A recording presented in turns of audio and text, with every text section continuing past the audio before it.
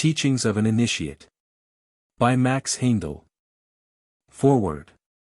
This volume of the writings of Max Heindel, the Western mystic, is the concluding number embodying the messages he sent out through monthly lessons to his students. These lessons, reprinted since this great soul was called to a greater work in the higher worlds on January 6, 1919, may be found in the following books in addition to the present volume: Freemasonry and Catholicism, The Web of Destiny, The Mystical Interpretation of Christmas, The Mysteries of the Great Operas, The Gleanings of a Mystic, and Letters to Students. These writings comprise the later investigations of this seer. The helpful messages and the spiritual encouragement that the readers have received from the inspired words in the earlier volumes we know have been far-reaching in their effects. We also feel that in years to come enlightened and advanced students and seekers along mystical and occult lines will realize more and more the true value of the works of Max Heindel. His words reach the very depths of the heart of the reader. Many who have read his first work, the Rosicrucian Conception, have been thrilled by their contact with it. Max Heindel, who was the authorized messenger of the true Rosicrucian Brotherhood, lived the teachings which he taught. Only one who has suffered as he suffered during his lifetime is able to touch the heartstrings of humanity. Only he who has felt the labor pains of spiritual birth which has admitted him to the realms of the soul can write with the power to thrill his readers. As the result of such a spiritual birth, the writings which Max Heindel has bequeathed to humanity will live and bear fruit. May the readers of this book feel the heart throbs of this great lover of humanity, who sacrificed his very physical existence in his desire to impart to man the wonderful truths which he had garnered through his contact with the elder brothers of the Rosicrucian order. August Foss Heindel. How do you find this book? Any thoughts about the book or the author? Any suggestion for improvement? Please take a moment to share your thoughts in a comment. If you like it, share it with your friends who might enjoy it as well. Subscribe to keep in touch. Visit CompleteAudiobooks.com for more quality content. 1. The Days of Noah and of Christ. When Nicodemus came to Christ and was told about the necessity of rebirth, he asked, "How can these things be?" And we also without inquiring minds are often anxious for more light upon the various teachings concerning our future. It helps us if we can feel that these teachings fit into physical facts as we know them. Then we seem to have firmer ground for our faith in other things which we have not yet proved. It has been the writer's work to investigate spiritual facts and correlate them with the physical in such a manner as would appeal to the reason and thus pave the way for belief. In this way it has been his privilege to give light to seeking souls on many of the mysteries of life. Recently a new discovery was made which, though it seemed as remote from connection with the coming of Christ as East is from West, throws considerable light on that event. Especially on the manner of our meeting with the Lord, in the twinkling of an eye, as the Bible has it. Our students well know how distasteful it is to the writer to relate personal experiences, but sometimes, as in the present case, it seems necessary, and we shall crave indulgence for using the personal pronoun while relating to the incident. One night some time ago while in transit to a place in a far country where I had a mission to perform, I heard a cry. Though the human voice can be heard only in air, there are overtones which are heard in the spiritual realms at distances exceeding those traversed by wireless messages. The cry was close by, however, and I was on the scene in an instant, but not soon enough to give the needed help. I found a man sliding down a slanting embankment, bare of vegetation, perhaps a dozen feet in width, and as it proved on subsequent examination, almost smooth, and without a fissure which would have afforded a hold for his fingers. To have saved him would have involved materialization of both arms and shoulders, but there was no time. In a moment he had slid over the overhanging precipice and was falling to the floor of the canyon below, probably several thousand feet, though I am not certain, being a poor judge of distance. Prompted by a natural spirit of fellow feeling I followed and on the way observed the phenomenon which is the basis of this article, namely, that when the body had attained a considerable velocity, the ethers composing the vital body commenced to ooze out, and when the body crashed into the rocks below, a mangled mass, there was very little of any ether left in it. Gradually, however, the ethers drifted together, took form, and hovered with the finer vehicles above the mangled corpse, but the man was in a stupor, unable to sense or realize the fact of his altered condition. As soon as I saw that he was beyond present help I went on, but on thinking the matter over it dawned on me that something unusual had happened and that it was my duty to find out if the ethers left that way in everyone who feel, and if so, why. Under old-time conditions this would have been difficult, but the advent of the flying machine claims many victims, especially in these unfortunate war times. It was therefore easy to ascertain the fact that when a falling body has attained a certain velocity, the higher ethers leave the dense body, and the falling man becomes insensible. As the body reaches the ground, it is mangled, but the poor man may regain consciousness when the ether has reorganized itself. He will then begin to suffer from the physical consequences of the fall. If the fall continues after the higher ethers have left, the increased velocity dislodges the lower ethers, and the silver cord is all that remains attached to the body. This is ruptured at the moment of impact with the ground, and the seed atom passes on to the breaking point, where it is held in the usual way. From these facts we came to the conclusion that it is the normal air pressure which holds the vital body within the dense. When we move with an abnormal velocity, the pressure is removed from some parts of the body and a partial vacuum formed, with the further result that the ethers leave the body and flow into this vacuum. The two higher ethers, which are most loosely bound, are the first to disappear and leave the man senseless after they have produced the panorama of life in a flash. Then if the fall continues to increase the air pressure in front of the body and the vacuum behind, the more closely bound lower ethers are also forced out, and the body is dead before it reaches the ground. It was found by examining a number of people in normal health that each of the prismatic atoms composing the lower ethers radiated from itself the lines of force which set spinning the physical atoms in which it is inserted, enduing the whole body with life. The united trend of all these units of force is toward the periphery of the body, where they constitute what has been called the odic fluid, also designated by other names. When the air pressure from without is lowered by residence in a high altitude, a tendency to nervousness becomes manifest because the etheric force from within ruses outward unchecked. And were the man not able to shut off the outflow of solar energy in part by an effort of will to overcome the difficulty, no one could live in such places. We had heard of shell shock, and we were aware that numbers of people who had not even the slightest wound were found dead on the battlefield. In fact, we had seen and spoken with people who had passed out in this manner but were at a loss to know why death has resulted. They all disclaimed fear and were unanimously in their assertion that they had suddenly become unconscious, and a moment later they had found themselves in that they had not a single scratch on their bodies. Our preconceived idea that it must have been a momentary fear at a particularly close call which, though unrealized, had caused their demise, prevented a full investigation. But the ascertained results of the consequences of a fall led us to believe that something similar might take place in this connection, and this surmise proved to be correct. When a large projectile passes through the air, it creates a vacuum behind it by the enormous velocity wherewith it moves, and if a person is within this vacuum zone while the shell is passing, he suffers in a measure determined by his own nature and his proximity to the center of suction. His position is in fact a reverse replica of the man who falls, for he stands still while a moving body removes the air pressure and allows the ethers to escape. If the amount of ether dislocated is comparatively slight and is composed only of the third and fourth ethers which govern sense perception and memory, he will probably suffer only a temporary loss of memory and inability to sense things or move. This disability will disappear when the extracted ethers are again fitted inside the dense body, a much more difficult achievement than where the physical body succumbs and the reorganization takes place without reference to that vehicle. Had the people thus hurt learned now to perform the exercises which separate the higher and lower ethers, they might have found themselves outside the body in full consciousness and perhaps ready for their first soul flight if they had had the courage to undertake it. However that may be, it is safe to say that on their return to the dense body they would have experienced very little if any inconvenience, and in case the vacuum had been strong enough to extract all four ethers and cause death, there would probably have been no unconsciousness such as overtakes the ordinary person. For it was discovered that the people who said that they felt unconscious for a moment only were wrong.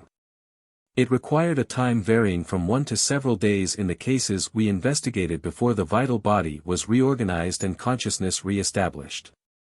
Let us now see what bearing these newly discovered facts have on the coming of Christ and our meeting with him. While we lived in ancient Atlantis in the basins of the earth, pressure of the moisture-laden mist was very heavy. This hardened the dense body, and as a further result the vibrations of the interpenetrating finer vehicles were considerably slowed down. This was especially true of the vital body, which is made of ether, a grade of matter belonging to the physical world and subject to some of the physical laws. The solar life did not penetrate the dense mist in the same abundance as is present in the clear atmosphere of today. Add to this the fact that the vital bodies of that day were almost entirely composed of the two lower ethers, which further assimilation and reproduction, and we shall understand that progress was very slow. Man led mainly a vegetative existence, and his main exertions were devoted to the purpose of obtaining food and reproducing his kind. Had such a man been removed to our atmosphere conditions, the lack of exterior pressure would have resulted in an outflowing of the vital body, which means death. Gradually the physical body grew less dense and the amount of the two higher ethers increased. So that man become fitted to live in a clear atmosphere under a decreased pressure such as we have enjoyed since the historical event known as the flood, when the mist condensed. Since that time we have also been able to specialize more of the solar life force. The larger proportion of the two higher ethers now found in our vital bodies enables us to express the higher human attributes appropriate to the development of this age. The vibrations of the vital body under the present atmospheric conditions have enabled the spirit to build that which we call civilization, consisting of industrial and artistic achievements and of moral and spiritual standards. The industrial and moral excellence being as closely connected and interdependent as the artistic achievement is dependent on a spiritual conception. Industry is designed to develop the moral side of man's nature, art to unfold the spiritual. Thus we are now being prepared for the next step in our unfoldment. Let it now be remembered that the qualifications necessary for our emancipation from the conditions prevailing in Atlantis were partly physiological. We had to evolve lungs to breathe the pure air in which we are now immersed and which allows the vital body to vibrate at a more rapid rate than did the heavy moisture of Atlantis. With this in mind we shall readily see that future advancement lies in freeing the vital body entirely from the trammels of the dense body and letting it vibrate in pure air. This is what happened in the lofty altitude exoterically known as the Mount of Transfiguration. Advanced men of various ages, Moses, Elijah, and Jesus, or rather the body of Jesus ensouled by Christ, appeared in the luminous garment of the liberated soul body, which all will wear in the New Galilee, the kingdom of Christ. Flesh and blood cannot inherit the kingdom, for it would interfere with the spiritual progress of the day. So when Christ appears we must be prepared with a soul body and thus be ready to part from out dense body to be caught up and meet him in the air. The results of the investigation which form the basis of the present article may give us an insight into the method of transition when compared with the information given in the Bible. It is said that the Lord will appear with a mighty sound like the voice of an archangel. We read of thunders and the blasts of trumpets in connection with the event. A sound is an atmospheric disturbance, and since the passage of a projectile made by man can lift the vital bodies of soldiers out of their dense bodies, it needs to argument to prove that the shout of a superhuman voice could accomplish similar results more efficiently in the twinkling of an eye. When shall these things be? Asked the disciples. They were told that as it was in the days of Noah, when the Aryan epoch was about to be ushered in, so should it be in the day of Christ. They ate and drank, they married and were given in marriage. But some who perhaps seemed not so different from the rest, had evolved the all-important lungs so that when the atmosphere cleared they were able to breathe pure air, while others who had only the gill clefts perished. In the day of Christ when his voice sounds the call, there will be some who will find themselves with a properly organized soul body, able to ascend above the discarded dense bodies. While others will be like the soldiers who meet death from shell shock on the battlefields today. May we prepare for that day by following in his steps. 2. The sign of the Master. There are at the present time many who, judging from the signs of the times, believe Christ to be at the door and are watching him in joyful anticipation. Though, in the opinion of the writer, the things which must first come to pass have not taken place in many important particulars, we must not forget that he gave warning that, as it was in the days of Noah, so shall be in the day of the Son of Man. Then they ate, drank, and made merry, they married and were given in marriage up to the very moment when the flood descended and engulfed them. Only a small remnant was saved. Therefore we who pray for his coming will do well to watch also lest our prayers be answered before we are ready, for he said, the day of the Lord will come as a thief in the night. But there is also another danger, a very great danger which he pointed out, namely, there shall be false Christs, and they shall deceive even the very elect, if that were possible. So we are warned that if people say, Christ is here in the city or there in the desert, we are not to go, or we shall certainly be deceived. But on the other hand, if we do not investigate, how shall we know? May we not run the risk of rejecting Christ by refusing to hear all claimants and judging each according to merits? When we examine the injunctions of the Bible upon this point, they seem bewildering and altogether subversive of the end they are supposed to help us attain, and the great question, how shall we know Christ at his coming, is still rife. We have issued a pamphlet on this subject but feel sure additional light will be welcome to all. Christ said that some of the false Christs would work signs and wonders.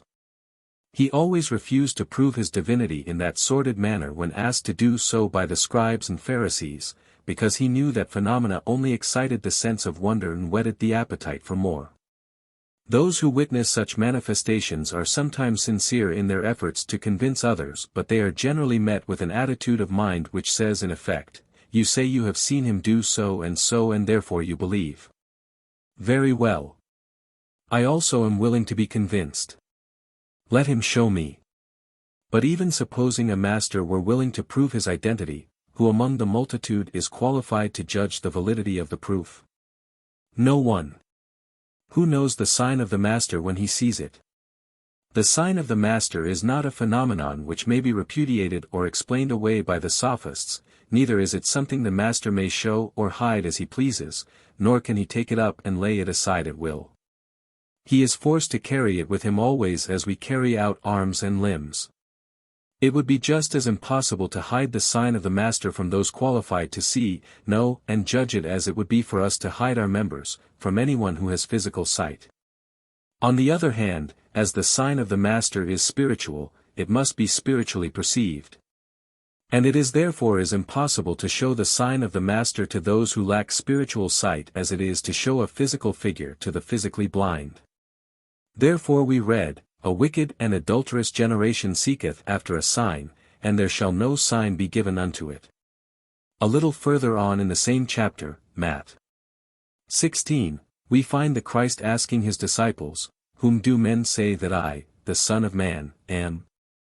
The answer developed that though the Jews saw in him a superior person, Moses, Elias, or one of the prophets, they were incapable of recognizing his true character. They could not see the sign of the Master, or they would have needed no other testimony. Christ then turned to his disciples and asked them, But whom say ye that I am? And from Peter came the answer weighted with conviction, quick and to the point, Thou art the Christ, the Son of the living God. He had seen the sign of the Master, and he knew whereof he spoke, independent of phenomena and exterior circumstances, as emphasized by Christ when he said, Blessed art thou, Simon, son of Jonah, for flesh and blood hath not revealed it unto thee, but my Father which is in heaven. In other words, the perception of this great truth depended upon an interior qualification. What this qualification was, and is, we learn from the next words of Christ, And I say also unto thee that thou art Peter, Petros, a rock, and upon this rock, Petra, I will build my church. Christ said concerning the multitude of materialistic Jews, A wicked and adulterous generation seeketh after a sign, and there shall no sign be given unto it but the sign of the prophet Jonah. And much speculation has been the consequence among equally materialistic Christians in latter times. Some have contended that an ordinary whale did swallow the prophet and later cast him ashore. Churches have divided on this as on many other foolish issues. But when we consult the occult records we find an interpretation which satisfies the heart without doing violence to the mind. This great allegory, like so many other myths, is pictured upon the film of the firmament, for it was first enacted in heaven before it was staged on the earth, and we still see in the starry sky, Jonah, the dove, and Cetus, the whale. But we will not concern ourselves so much with the celestial phase as with its terrestrial application. Jonah means dove, a well-recognized symbol of the Holy Spirit. During the 3 days, comprising the Saturn, Sun, and Moon revolutions of the Earth period, and the nights between, the Holy Spirit with all the creative hierarchies worked in the great deep, perfecting the inward parts of the earth and men, removing the dead weight of the moon. Then the earth emerged from its watery stage of development in the Middle Atlantean epoch, and so did Jonah, the spirit dove, accomplish the salvation of the greater part of mankind. Neither the earth nor its inhabitants were capable of maintaining their equilibrium in space, and the cosmic Christ therefore commenced to work with and on us. Finally at the baptism descending as a dove, not in the form of a dove but as a dove, upon the man Jesus. And as Jonah, the dove of the Holy Spirit, was 3 days and 3 nights in the great fish, the earth submerged in water, so at the end of our involutionary pilgrimage must the other dove, the Christ, enter the heart of the earth for the coming 3 revolutionary days and nights to give us the needed impulse on our evolutionary journey. He must help us to etherealize the earth in preparation for the Jupiter period. Thus Jesus became at his baptism, a son of the dove, and was recognized by another, Simon Bar Jonah, Simon, son of the dove. At that recognition, by the sign of the dove, the Master calls the other a rock, a foundation stone, and promises him the keys to heaven. These are not idle words nor haphazard promises. These are phases of soul development involved which each must undergo if he has not passed them. What then is the sign of Jonah which the Christ bore about with him, visible to all who could see, other than the house from heaven wherewith Paul longed to be clothed? The glorious treasure house wherein all the noble deeds of many lives glitter and glisten as precious pearls. Everybody has a little house from heaven. Jesus, holy and pure beyond the rest, probably was a splendid sight, but think how indescribably effulgent must have been the vehicle of splendor in which the Christ descended. Then we shall have some conception of the blindness of those who asked for a sign. Even among his other disciples he found the same spiritual cataract. "Show us the Father," said Philip, oblivious to the mystic Trinity in unity which ought to have been obvious to him. Simon, however, was quick to perceive, because he himself had by spiritual alchemy made this spiritual Petros or stone of the philosopher which entitled him to the keys of the kingdom.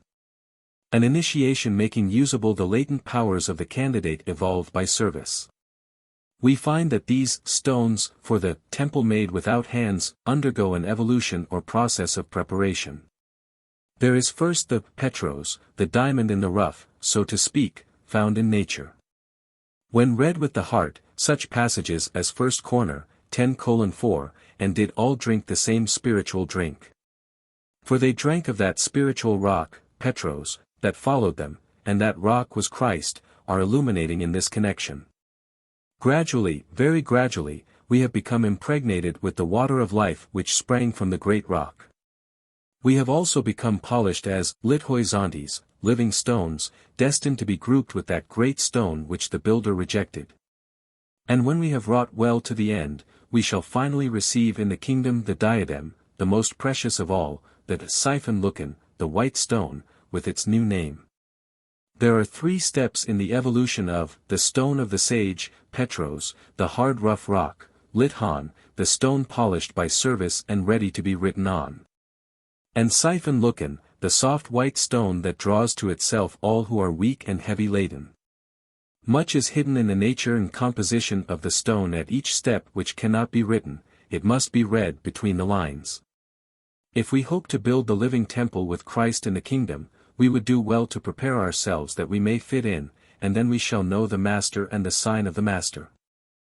3. What is spiritual work? In this connection we will give some extracts from the wonderful poem by Longfellow which is called The Legend Beautiful. In his chamber all alone, kneeling on the floor of stone, prayed the monk in deep contrition for his sins of indecision, prayed for greater self-denial in temptation and in trial. It was noonday by the dial, and the monk was all alone. Suddenly, as if it lightened, an unwonted splendor brightened all within him and without him, in that narrow cell of stone. And he saw the blessed vision of our Lord, with light Elysian, like a vesture wrapped about him, like a garment round him thrown. This was not the suffering Savior, however, but the Christ feeding the hungry and healing the sick. In an attitude imploring, hands upon his bosom crossed, wondering, worshipping, adoring, knelt the monk in rapture lost. Then amid his exaltation, loud the convent bell appalling, from its belfry calling, rang through court and corridor, with persistent iteration he had never heard before. This was his call to the duty of feeding the poor as Christ had done, for he was the almoner of the brotherhood. Deep distress and hesitation mingled with his adoration. Should he go, or should he stay? Should he leave the poor to wait, hungry at the convent gate, till the vision passed away? Should he slight his radiant guest, slight his visitant celestial, for a crowd or ragged, bestial beggars at the convent gate? Would the vision there remain? Would the vision come again? Then a voice within his breast whispered, audible and clear, as if to the outward ear, do they duty, that is best. Leave unto they Lord the rest. Straightway to his feet he started, and with longing look intent on the blessed vision bent, slowly from his cell departed, slowly on his errand went. At the gate the poor were waiting, looking through the iron grating, with that terror in the eye that is only seen in those who amid their wants and woes hear the sound of doors that close, and of feet that pass them by, grown familiar with disfavor, grown familiar with the savor of the broad by which men die. But today, they knew not why, like the gate of paradise, seemed the convent gate to rise, like a sacrament divine, seemed to them the bread and wine.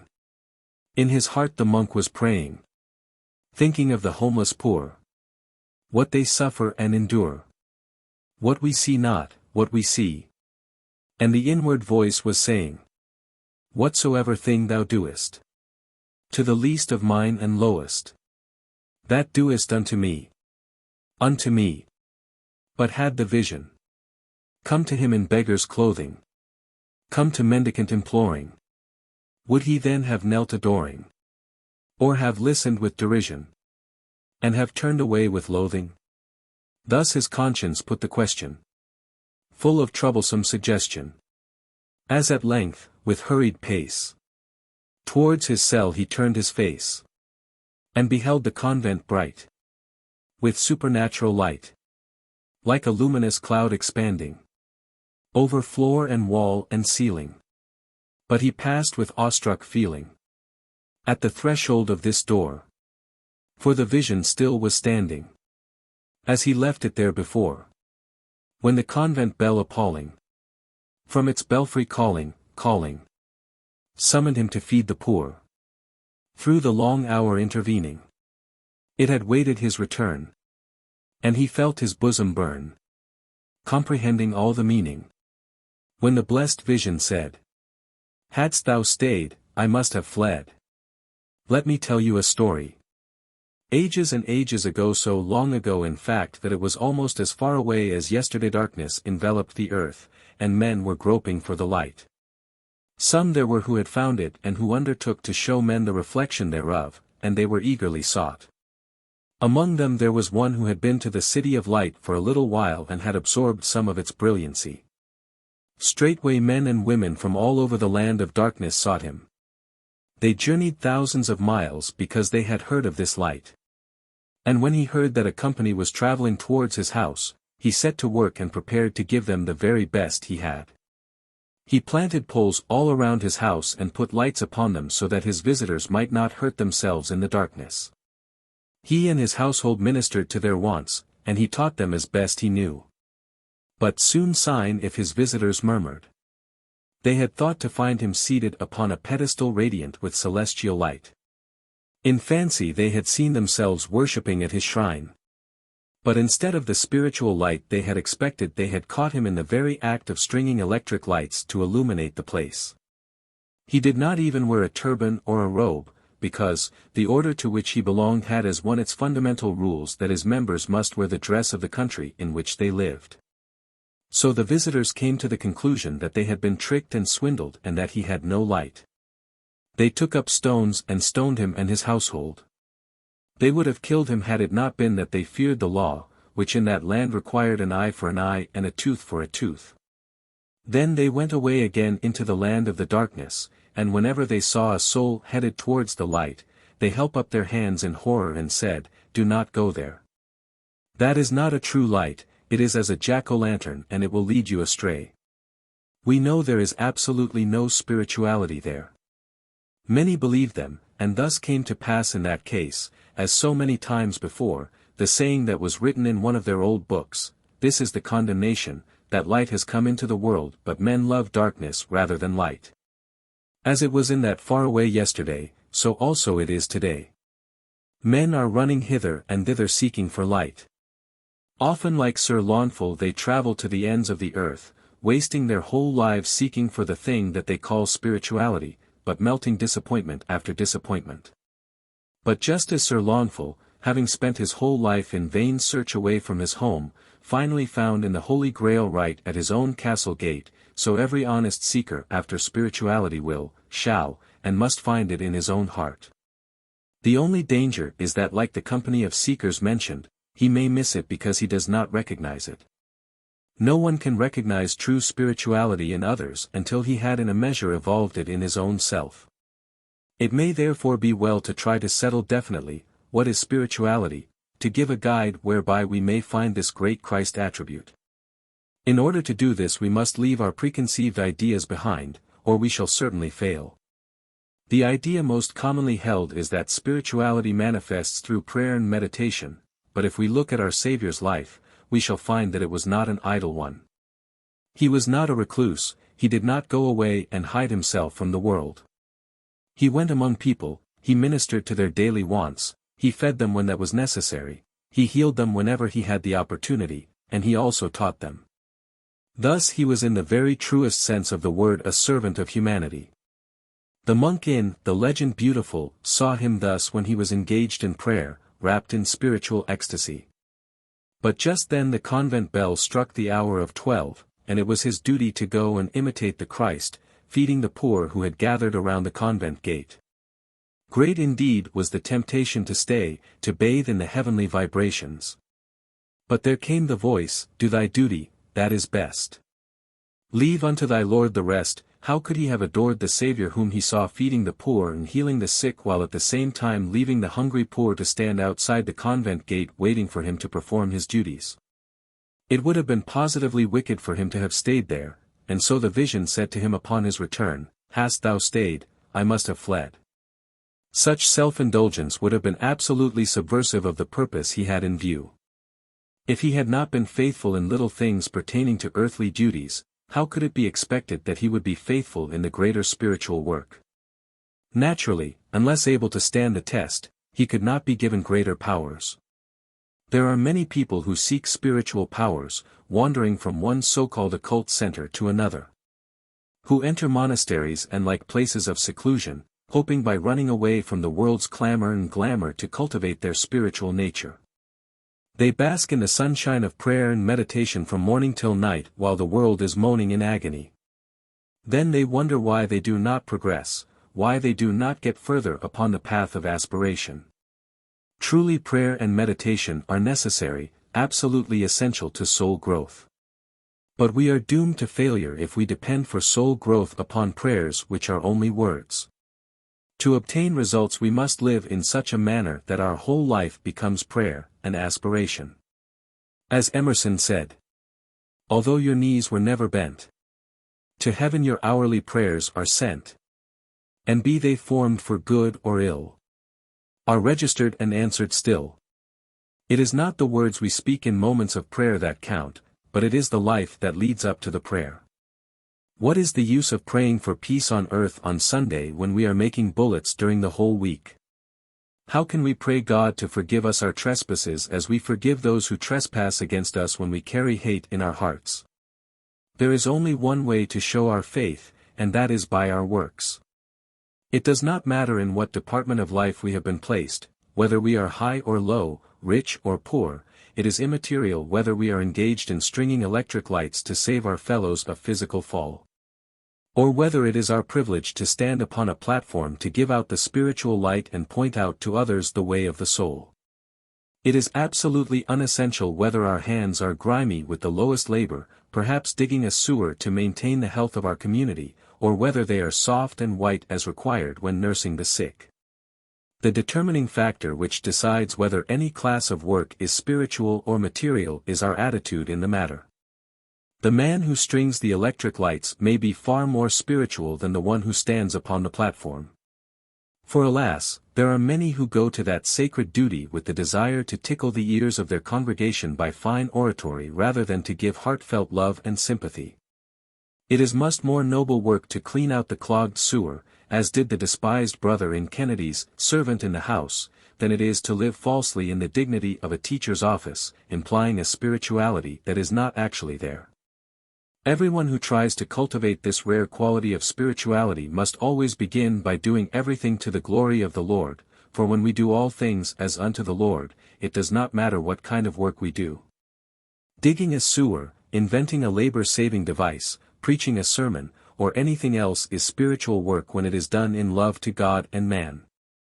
4. The Way of Wisdom.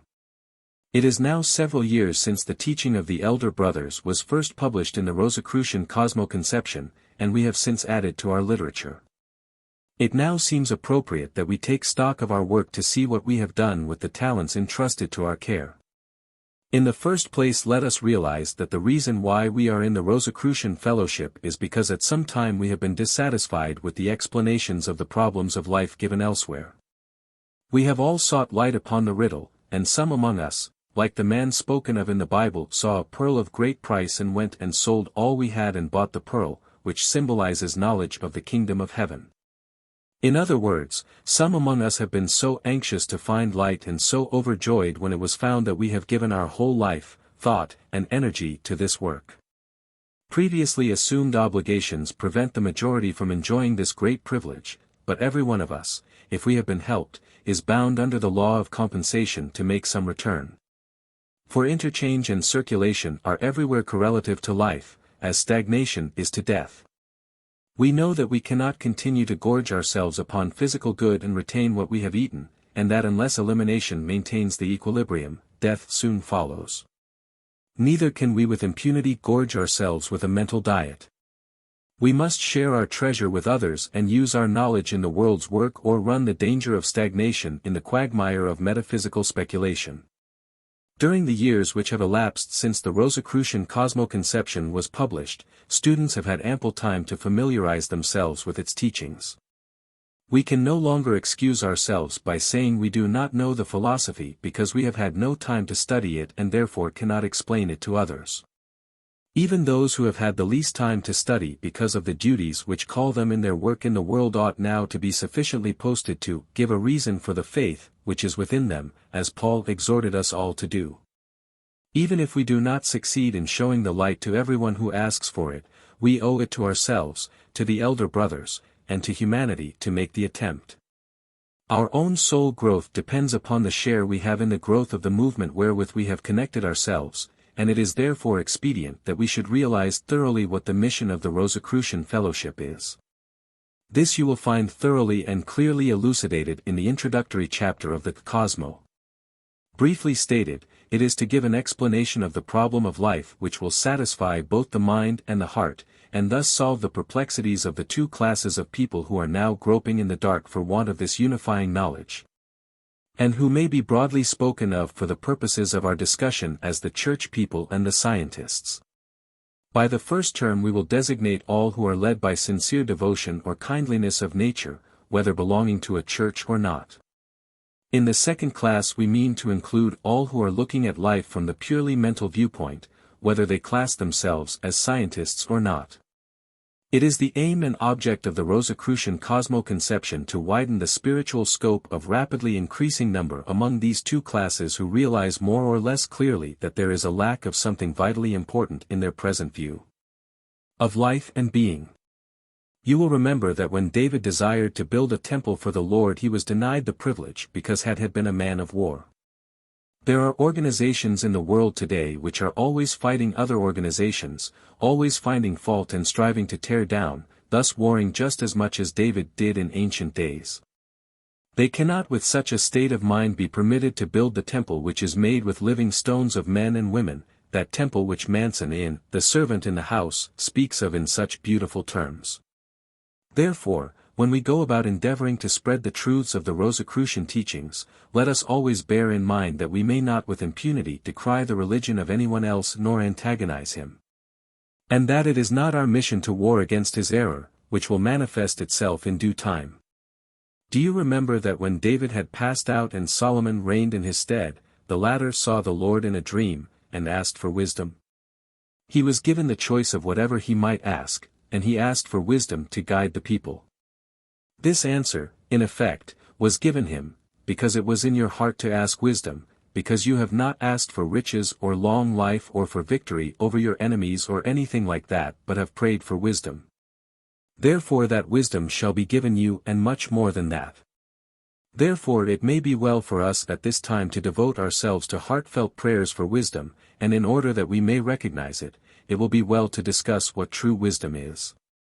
It is said, and truly, that knowledge is power. Knowledge, though in itself neither good nor evil, may be used either for one purpose or the other. Genius merely shows the bent of knowledge, but genius also may be good or evil. We speak of a military genius, one who has a wonderful knowledge of the tactics of war, but such a man cannot be truly good, for he is bound to be heartless and destructive in the expression of his genius.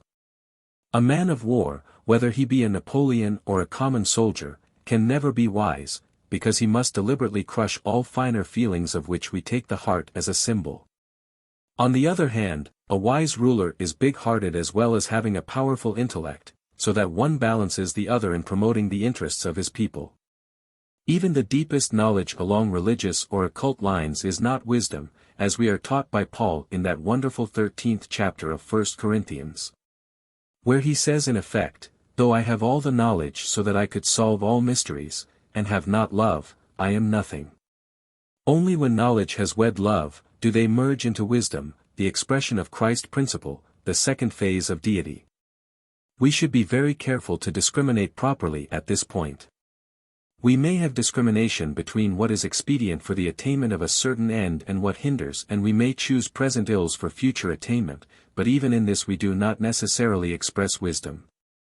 Knowledge, prudence, discretion, and discrimination are all born of the mind, all by themselves alone are snares of evil from which Christ in the Lord's Prayer taught us to pray that we might be delivered. Only when these mind-born faculties are tempered by the heart-born faculty of love does the blended product become wisdom. If we read the 13th chapter of 1 Corinthians, substituting the word wisdom for the word charity or love, we shall understand what this great faculty is that we ought so ardently to desire. It is, then, the mission of the Rosicrucian Fellowship to promulgate a combined doctrine of the head and the heart, which is the only true wisdom, for no teaching that lacks either of these complements can really be called wise. Any more than we can strike a chord of music on one string. For as the nature of man is complex, the teaching which is to assist him to cleanse, purify, and elevate this nature must be multiplex in aspect. Christ followed this principle when he gave us that wonderful prayer, which in its 7 stanzas touches the keynote of each of the 7 human vehicles and blends them into that master chord of perfection which we call the Lord's Prayer. But how shall we teach the world this wonderful doctrine received from the elder brothers?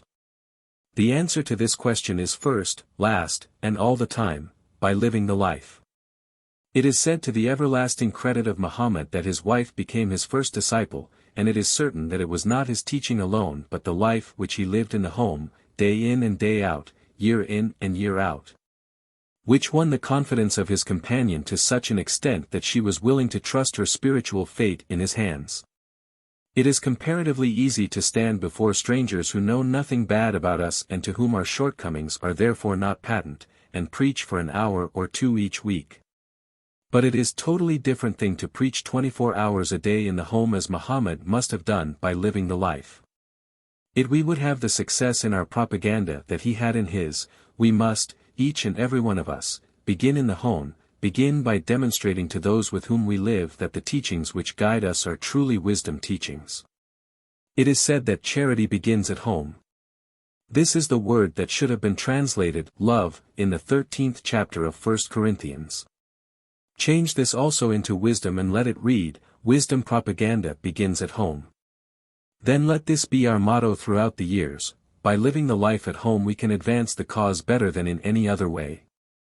Many skeptical families have been converted by husbands or wives in the Rosicrucian fellowship.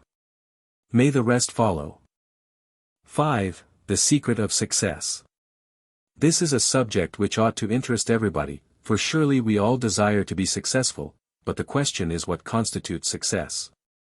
And to this question perhaps each individual would have a different answer. But a little thought will soon make it clear that whatever path we pursue in our desire to attain success, that path must be follow the evolutionary tread of mankind. Therefore there must be a general answer as to what constitutes success and what is the secret thereof.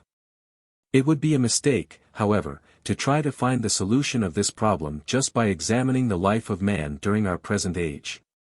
Paying regard to what he has been before and with an eye also to the future development of humanity is the only way to obtain the perspective which is necessary to arrive at the proper answer to this momentous question.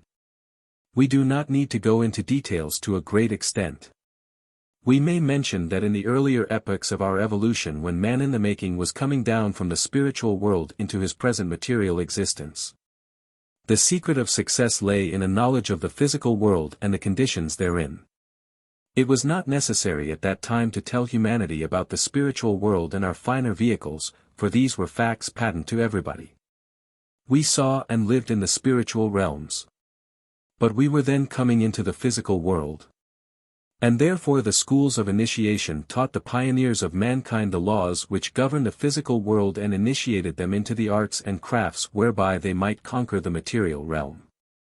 From that time until a comparatively recent date humanity has been working to perfect itself in these branches of knowledge, which reached their highest expression in the centuries just prior to the discovery of steam and are now in their decadence. At first thought this may seem an unwarranted statement, but a careful examination of the facts will very quickly develop the truth thereof.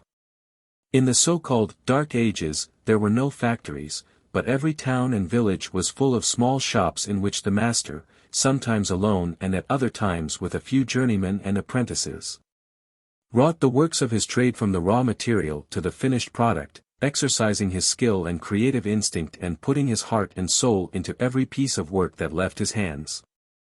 If he were a blacksmith, he knew how to produce ornamental ironwork fit for signs, gates, and other things which went to make up the quaint beauty of those medieval villages and towns. Nor did his handiwork ever leave him entirely. As he walked about the town he might look upon this, that, or the other ornament, and pride himself upon the beauty thereof. Pride himself also in the knowledge of how he had won the respect and admiration of his fellow townsmen by his artistic and conscientious work. The joiner who made the framework of the chairs, also upholstered them and made those artistic designs which we are today seeking to follow. The shoemaker, the weaver, and all other craftsmen without exception produced the finished article from the raw material, and each took pride in his handiwork. Also they toiled long hours, but there was no murmur or complaint, for each found a satisfaction in this exercise of his creative instinct. The song of the blacksmith to the accompaniment of the hammer on the anvil was a fact in every shop, and the journeymen and apprentices felt themselves not slaves but masters in the making. Then came the age of steam and machinery, and with it a new system of labor. Instead of the production of the finished article from the raw material by one man, which gave satisfaction to his creative instinct, the new plan was to make men tenders of machines which produced only parts of the finished articles. These parts were then assembled by others. While this plan decreased the cost of production and increased the output, it left no scope for the creative instinct of a man. He became merely a cog in some great machine. In the medieval shop money was indeed a minor consideration, the joy of production was everything, time mattered not. But under the new system men commenced to work for money and against time, with the result that the souls of both master and men are now starved. They have lost the substance and retained only the shadow of all that makes life worth living, for they are laboring for something which they can neither use nor enjoy. This applies to both master and men. What would we say of a young man who should set himself the goal of accumulating 1,000,000 handkerchiefs which he could never by any possible change use? Surely we should call him a fool. And why should we not place the man who spends all his energy and forgoes all the comforts of life to become a millionaire, in the same category? This system cannot continue, for it is giving man a stone when he asks for bread, and there must be some other development in store for him. New standards must be in the process of development, new ideals must be looming up to give us a wider vision. For hints as to the trend of evolution we must look to those among us who are most gifted with inspiration, the poets and seers. James Russell Lowell sounds perhaps the clearest note in his vision of Sir Launfal. A knight leaving his castle imbued with a desire to do great and valiant things for God, is going to join the Crusaders and seek the Holy Grail in far distant Palestine. He leaves his castle self-satisfied, proud, and arrogant, bent on his mission. At the castle gate he meets a poor beggar, a leper, who stretches out his hands asking for alms. Sir Launfal, however, has no compassion, but in order to be rid of the loathsome thing, he throws him a golden coin and endeavors to forget him. But the leper raised not the gold from the dust, better to me the poor man's crust, better the blessing of the poor, though I turn empty for his door. That is not true alms which the hand can hold. He gives only the worthless gold who gives from a sense of duty. But he who gives from a slender mite, and gives to that which is out of sight that thread of all-sustaining beauty which runs through all and doth all unite, the hand cannot clasp the whole of his aims, the heart outstretches its eager palms. For a God goes with it and makes it store to the soul that was starving in darkness before. But what of Sir Launfal? Could he be expected in such a frame of mind to attain success and find the Grail? Certainly not.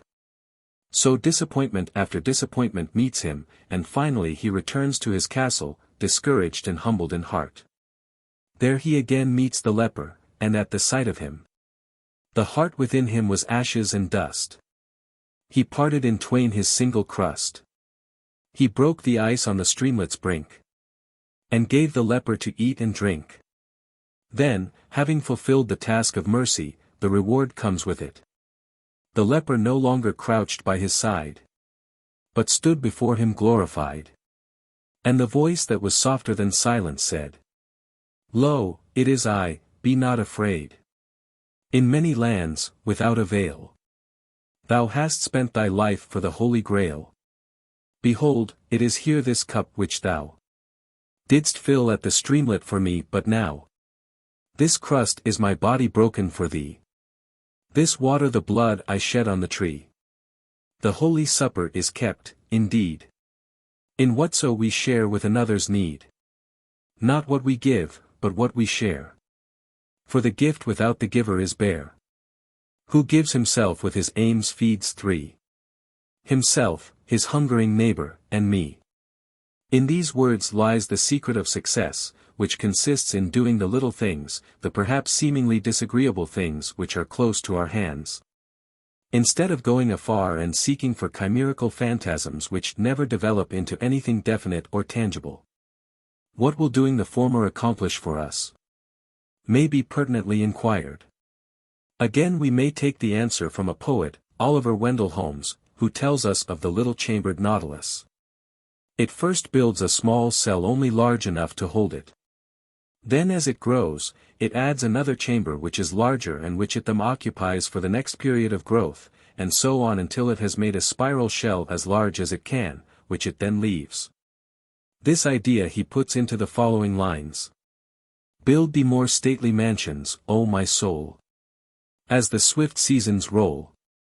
Leave thy low vaulted past. Let each new temple, nobler than the last.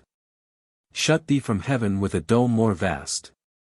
Till thou at length art free. Leaving thine outgrown shell by life's unresting sea. When we have come to this point, we have obtained success, all the success that we can get in our present world, and we are entering a new sphere of larger opportunities. 6. The death of the soul.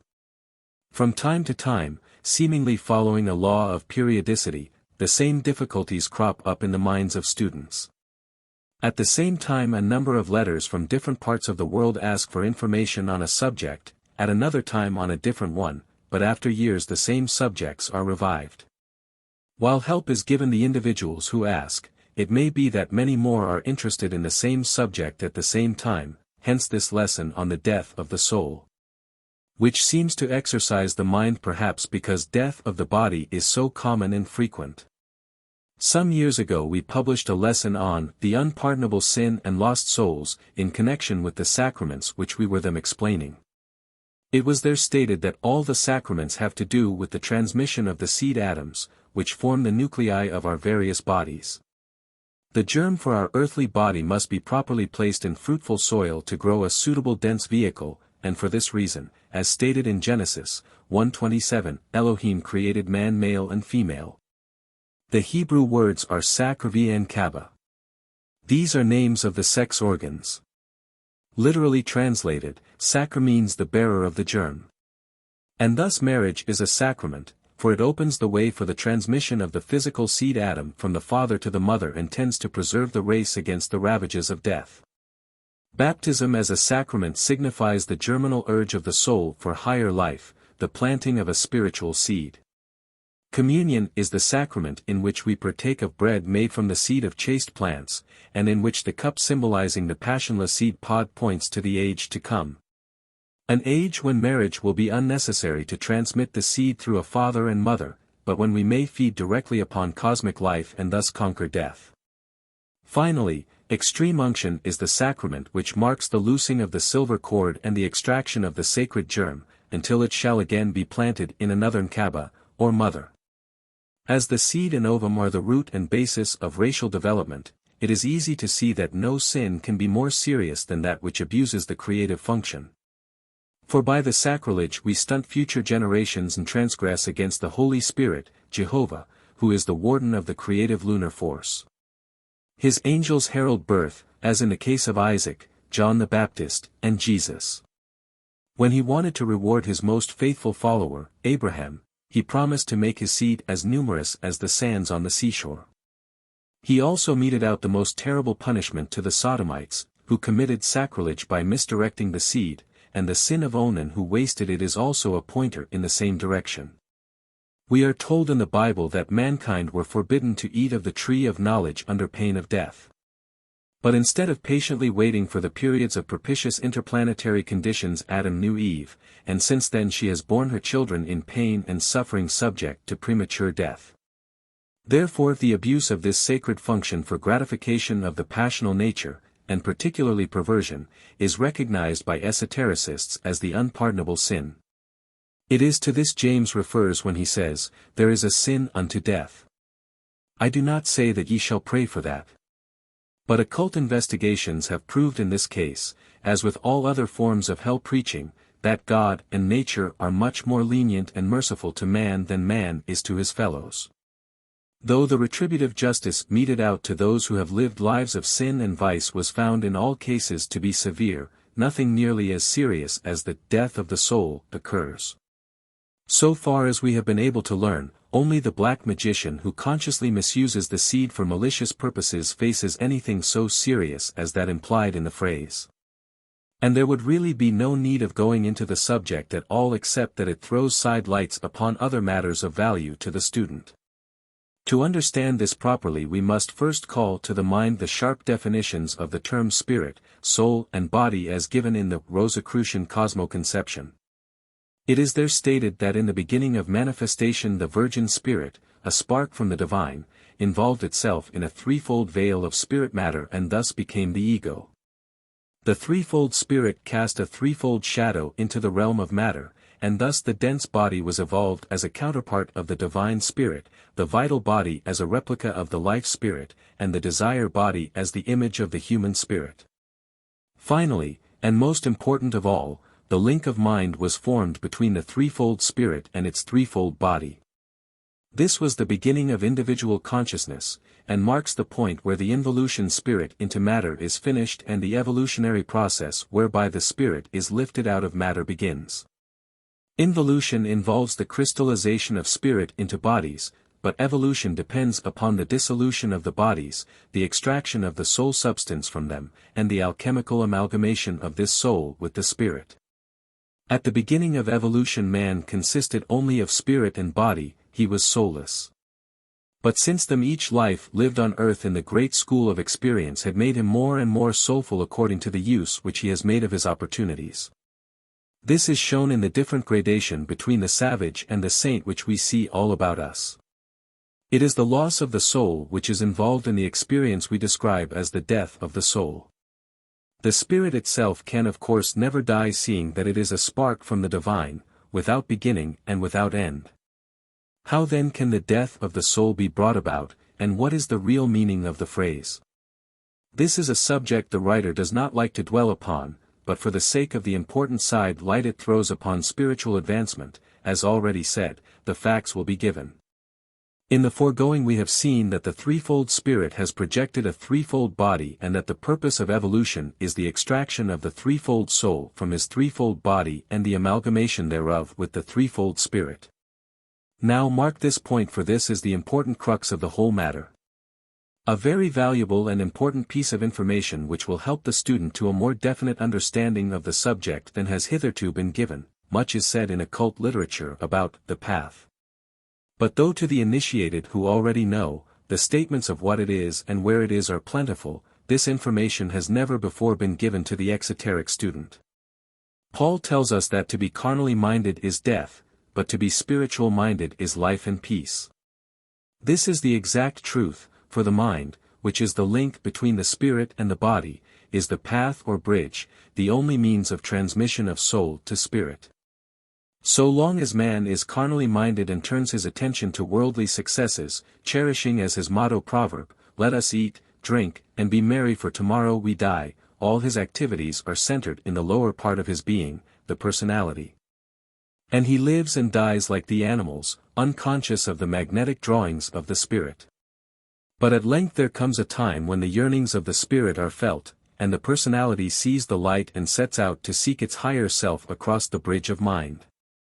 And as flesh and blood cannot inherit the kingdom of God, the body is crucified that the soul may be liberated and joined to its Father in heaven, the threefold spirit, the higher self. That at least is the general tendency, the higher elevates the lower.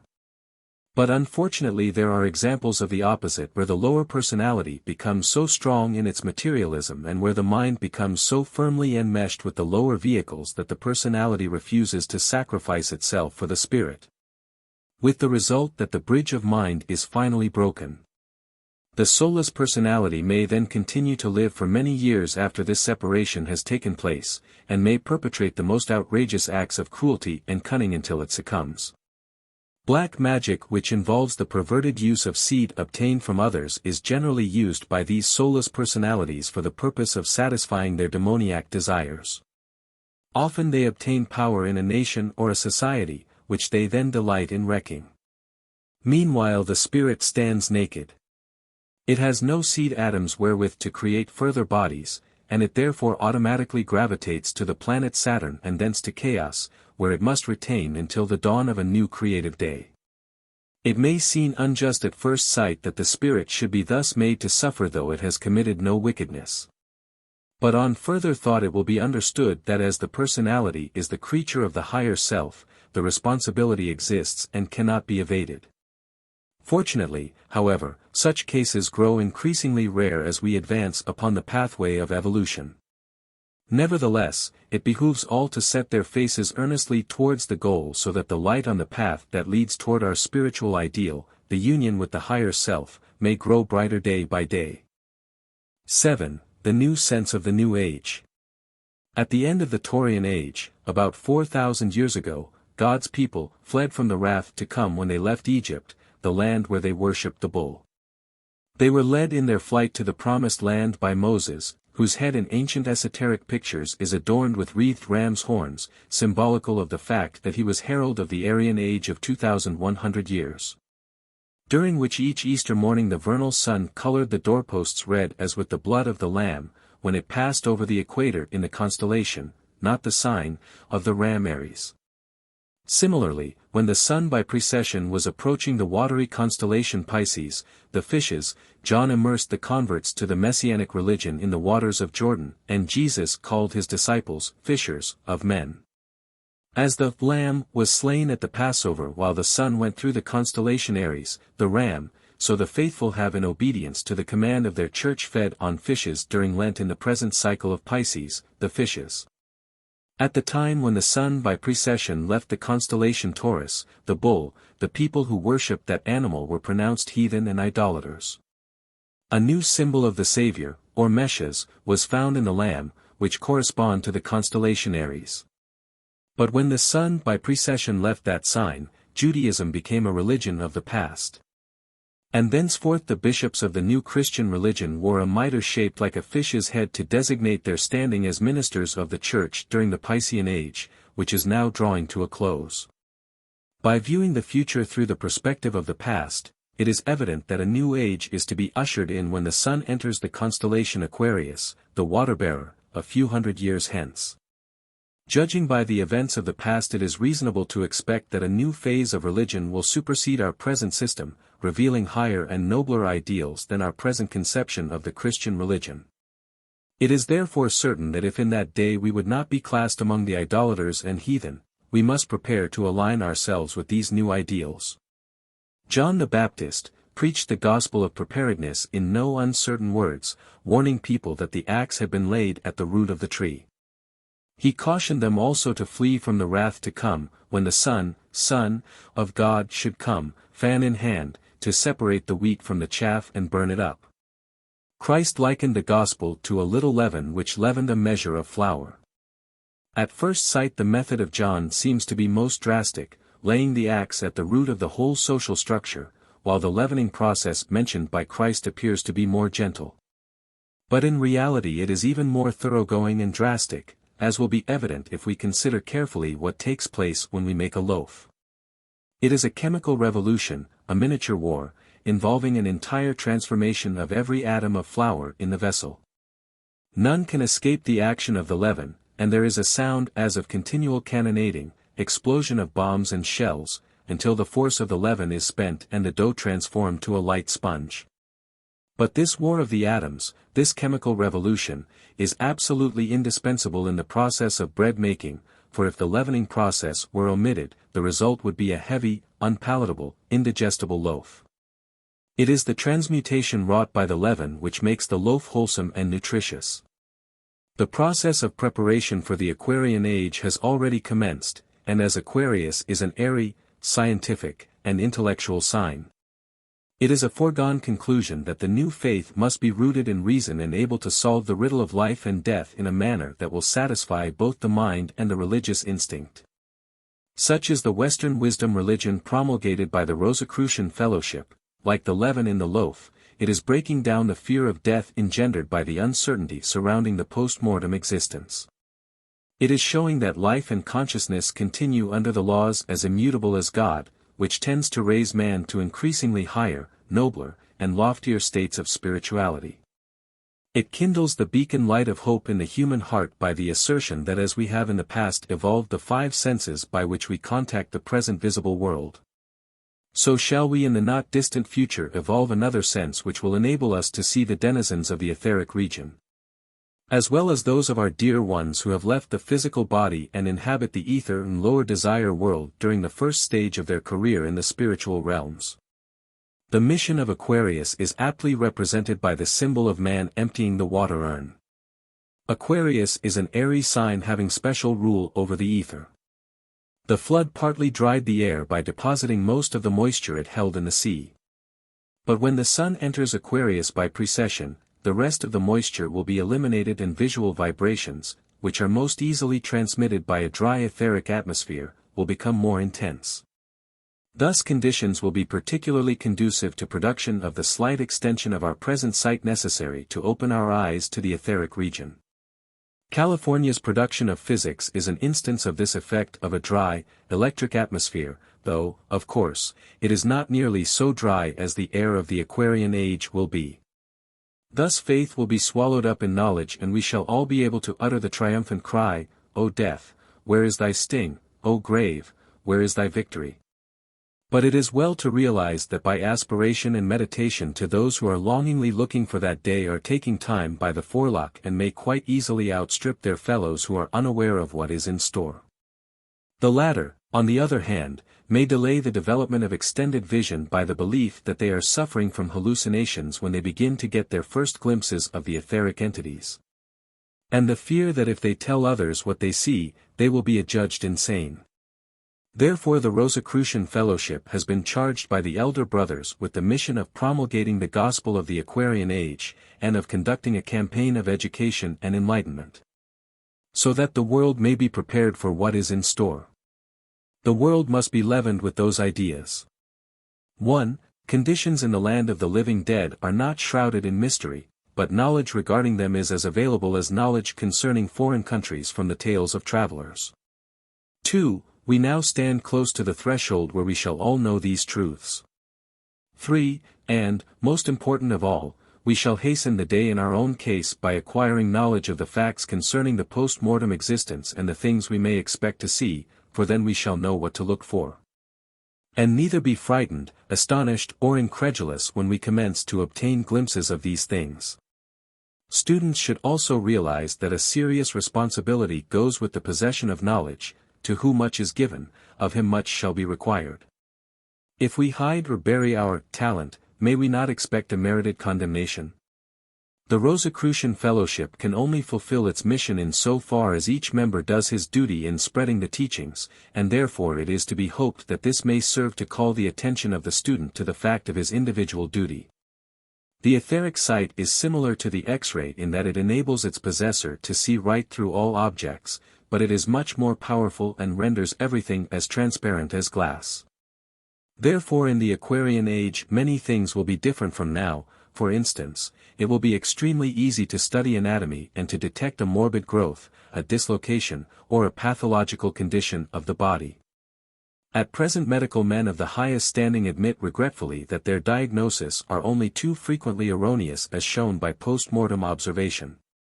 But when we have evolved the etheric sight, they will be able to study both anatomical structures and physiological processes without hindrance. The etheric vision will not enable us to see one another's thoughts, for they are formed in still finer stuff, but it will make it largely impossible for us to live double lives and to act differently in our homes than we do in public. If we were aware that invisible entities now throng our houses, we should often feel ashamed of the things we do, but in the Aquarian age there will be no privacy which may not be broken into by anyone who desires to see us. It will avail nothing that we send the office boy or maid out to tell an unwelcome visitor that we are not in. This means that in the new age honesty and straightforwardness will be the only policies worthwhile, for we cannot then do wrong and hope to escape detection. There will be people whose base characters will lead them into ways of wickedness then as now, but they will at least be marked so that they may be avoided. The student can easily conjecture a number of other conditions that will result from the extension of sight which will come with the Aquarian age, and by living as near to that state as possible. He will be placing himself in a position to become one of the pioneers of that age when there shall be no night, and when the tree of life shall bloom unceasingly by the transparent etheric sea of glass, which permeates all things. 8. God's chosen people.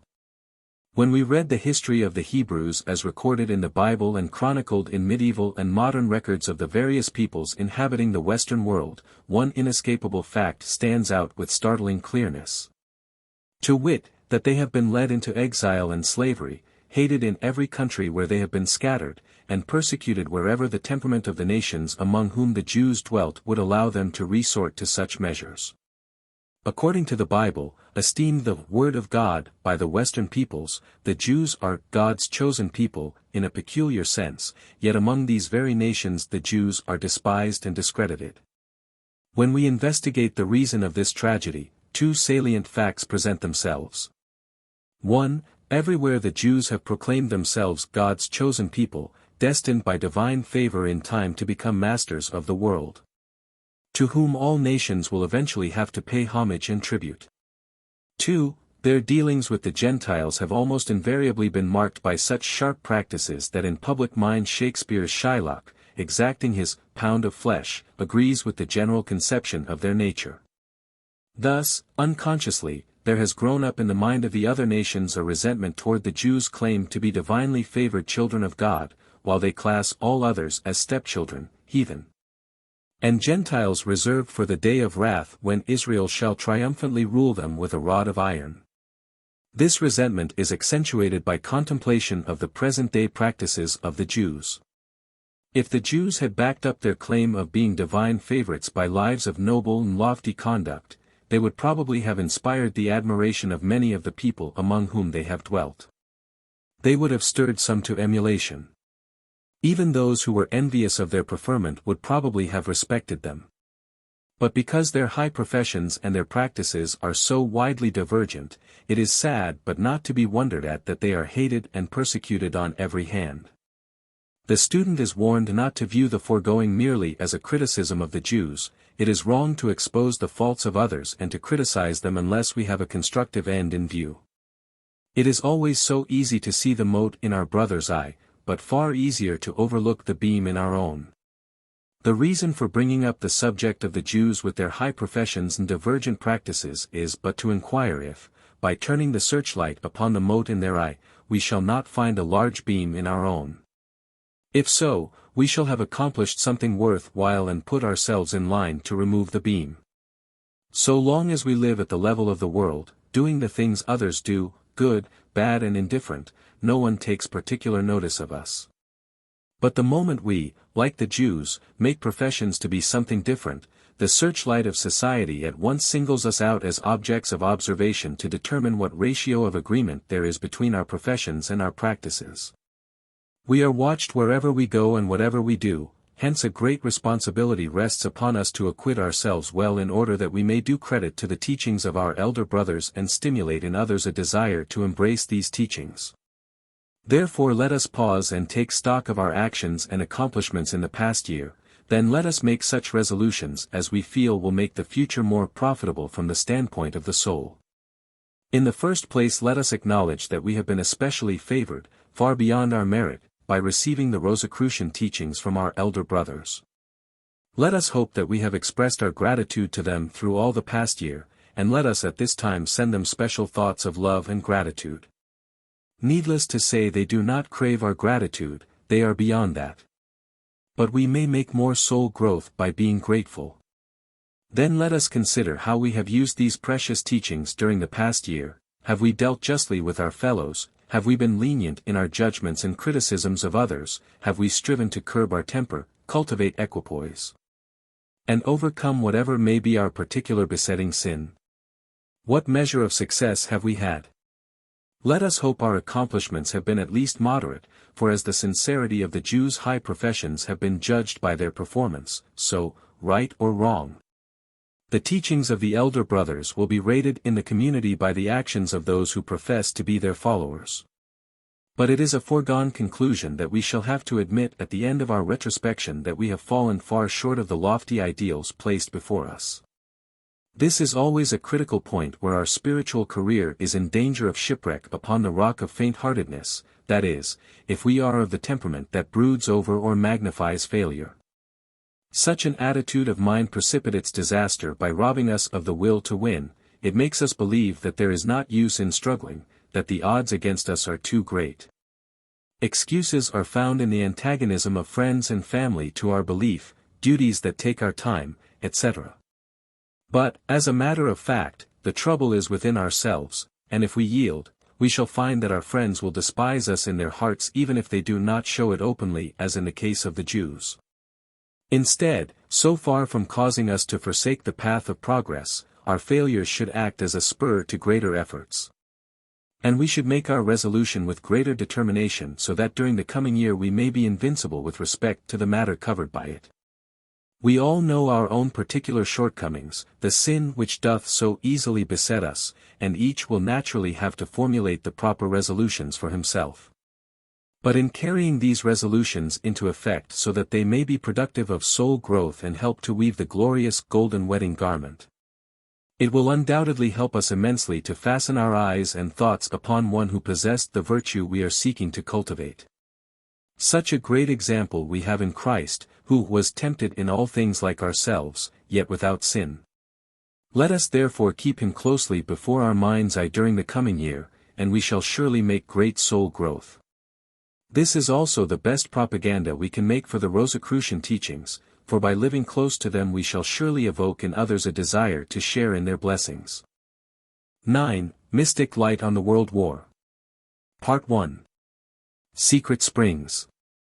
It is well known to students of the Rosicrucian teachings that we as spirits are immortal, without beginning and without end. That we have gone to the great school of experience many life days in the past, each time clad in a new child's body of finer texture, in which we lived for a time varying from a few hours to a lifetime. And when a day at life's school had been completed, we shuffled off this mortal coil, worn out and decrepit, to return to our heavenly home for rest and assimilation during the night of death of the lessons learned. Later to be reborn and take up our lessons where we left them when we were called home from the previous session of the School of Life. During each day at life's school we met other spirits and formed ties of love and hate. In later lives we met again so that the debts of destiny thus incurred might be liquidated. And so our friends of today are those we befriended yesterlife, and our enemies are those with whom we were at variance in the forgotten past. Thus we are continually weaving the web of destiny on the loom of time, and creating for ourselves a garment of glory or gloom according to whether we have worked well or ill. But we do not work out our individual destiny only, for as the proverb says, no man liveth unto himself. We are grouped in families, tribes, races, and nations. And in addition to our individual destiny we are tied by the family and national destinies because we are under the guardianship of the angels and archangels who act as family and race spirits respectively. It is these great spirits who imprint on our seed atoms the racial form and features of the physical body. They also implant the national loves and hates on the seed atoms of our finer vehicles, because the race spirit broods like a cloud over the land inhabited by its wards. And the latter draw all the materials for their finer bodies from this atmosphere. In this race spirit, as a matter of actual fact, they live and move and have their being. From it their vehicles are formed. Yea, with every breath in this race spirit, so that it is absolutely true that it is nearer than hands and feet.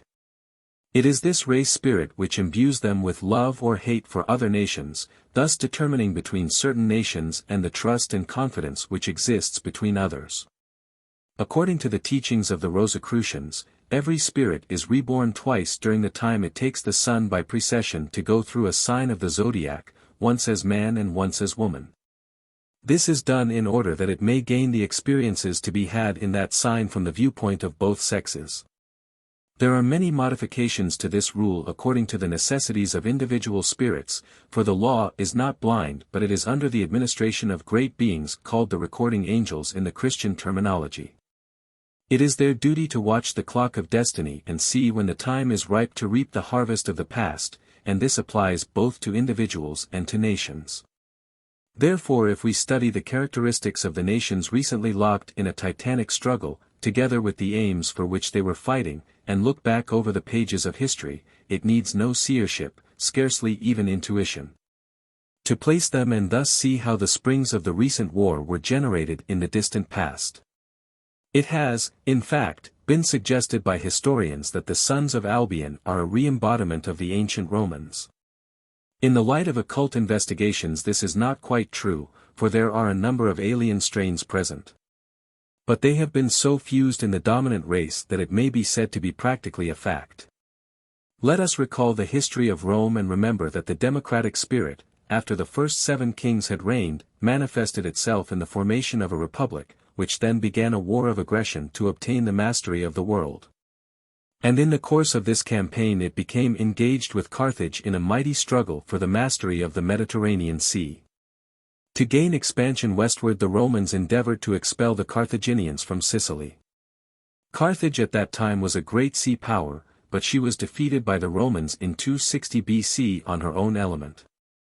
Following up this advantage, Rome transferred the war to Africa and was at first successful, but Regulus, the consul whom she left behind, was finally worsted and made prisoner. A series of naval disasters to Rome ensued, and Carthage was about to regain more than she had lost of Sicily when Tetius, the Roman consul, gained another decisive victory over the Carthaginians in 241 BC. Who thereupon undertook to evacuate Sicily and the adjacent islands. This ended in the First Punic War, which was 22 years in duration. But Carthage was not to be so easily conquered.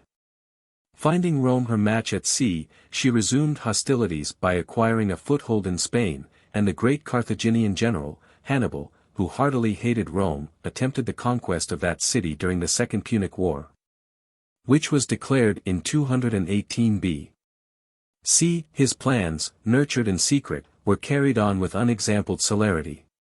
He crossed the Pyrenees from Spain to France, fought his way over the Alps against every obstacle, and descended upon Cisalpine Gaul with but 26,000 survivors of his army of 59,000 men. After several defeats of the Romans came the Great Battle of Cannae in 216 BC, where Hannibal's victory was complete.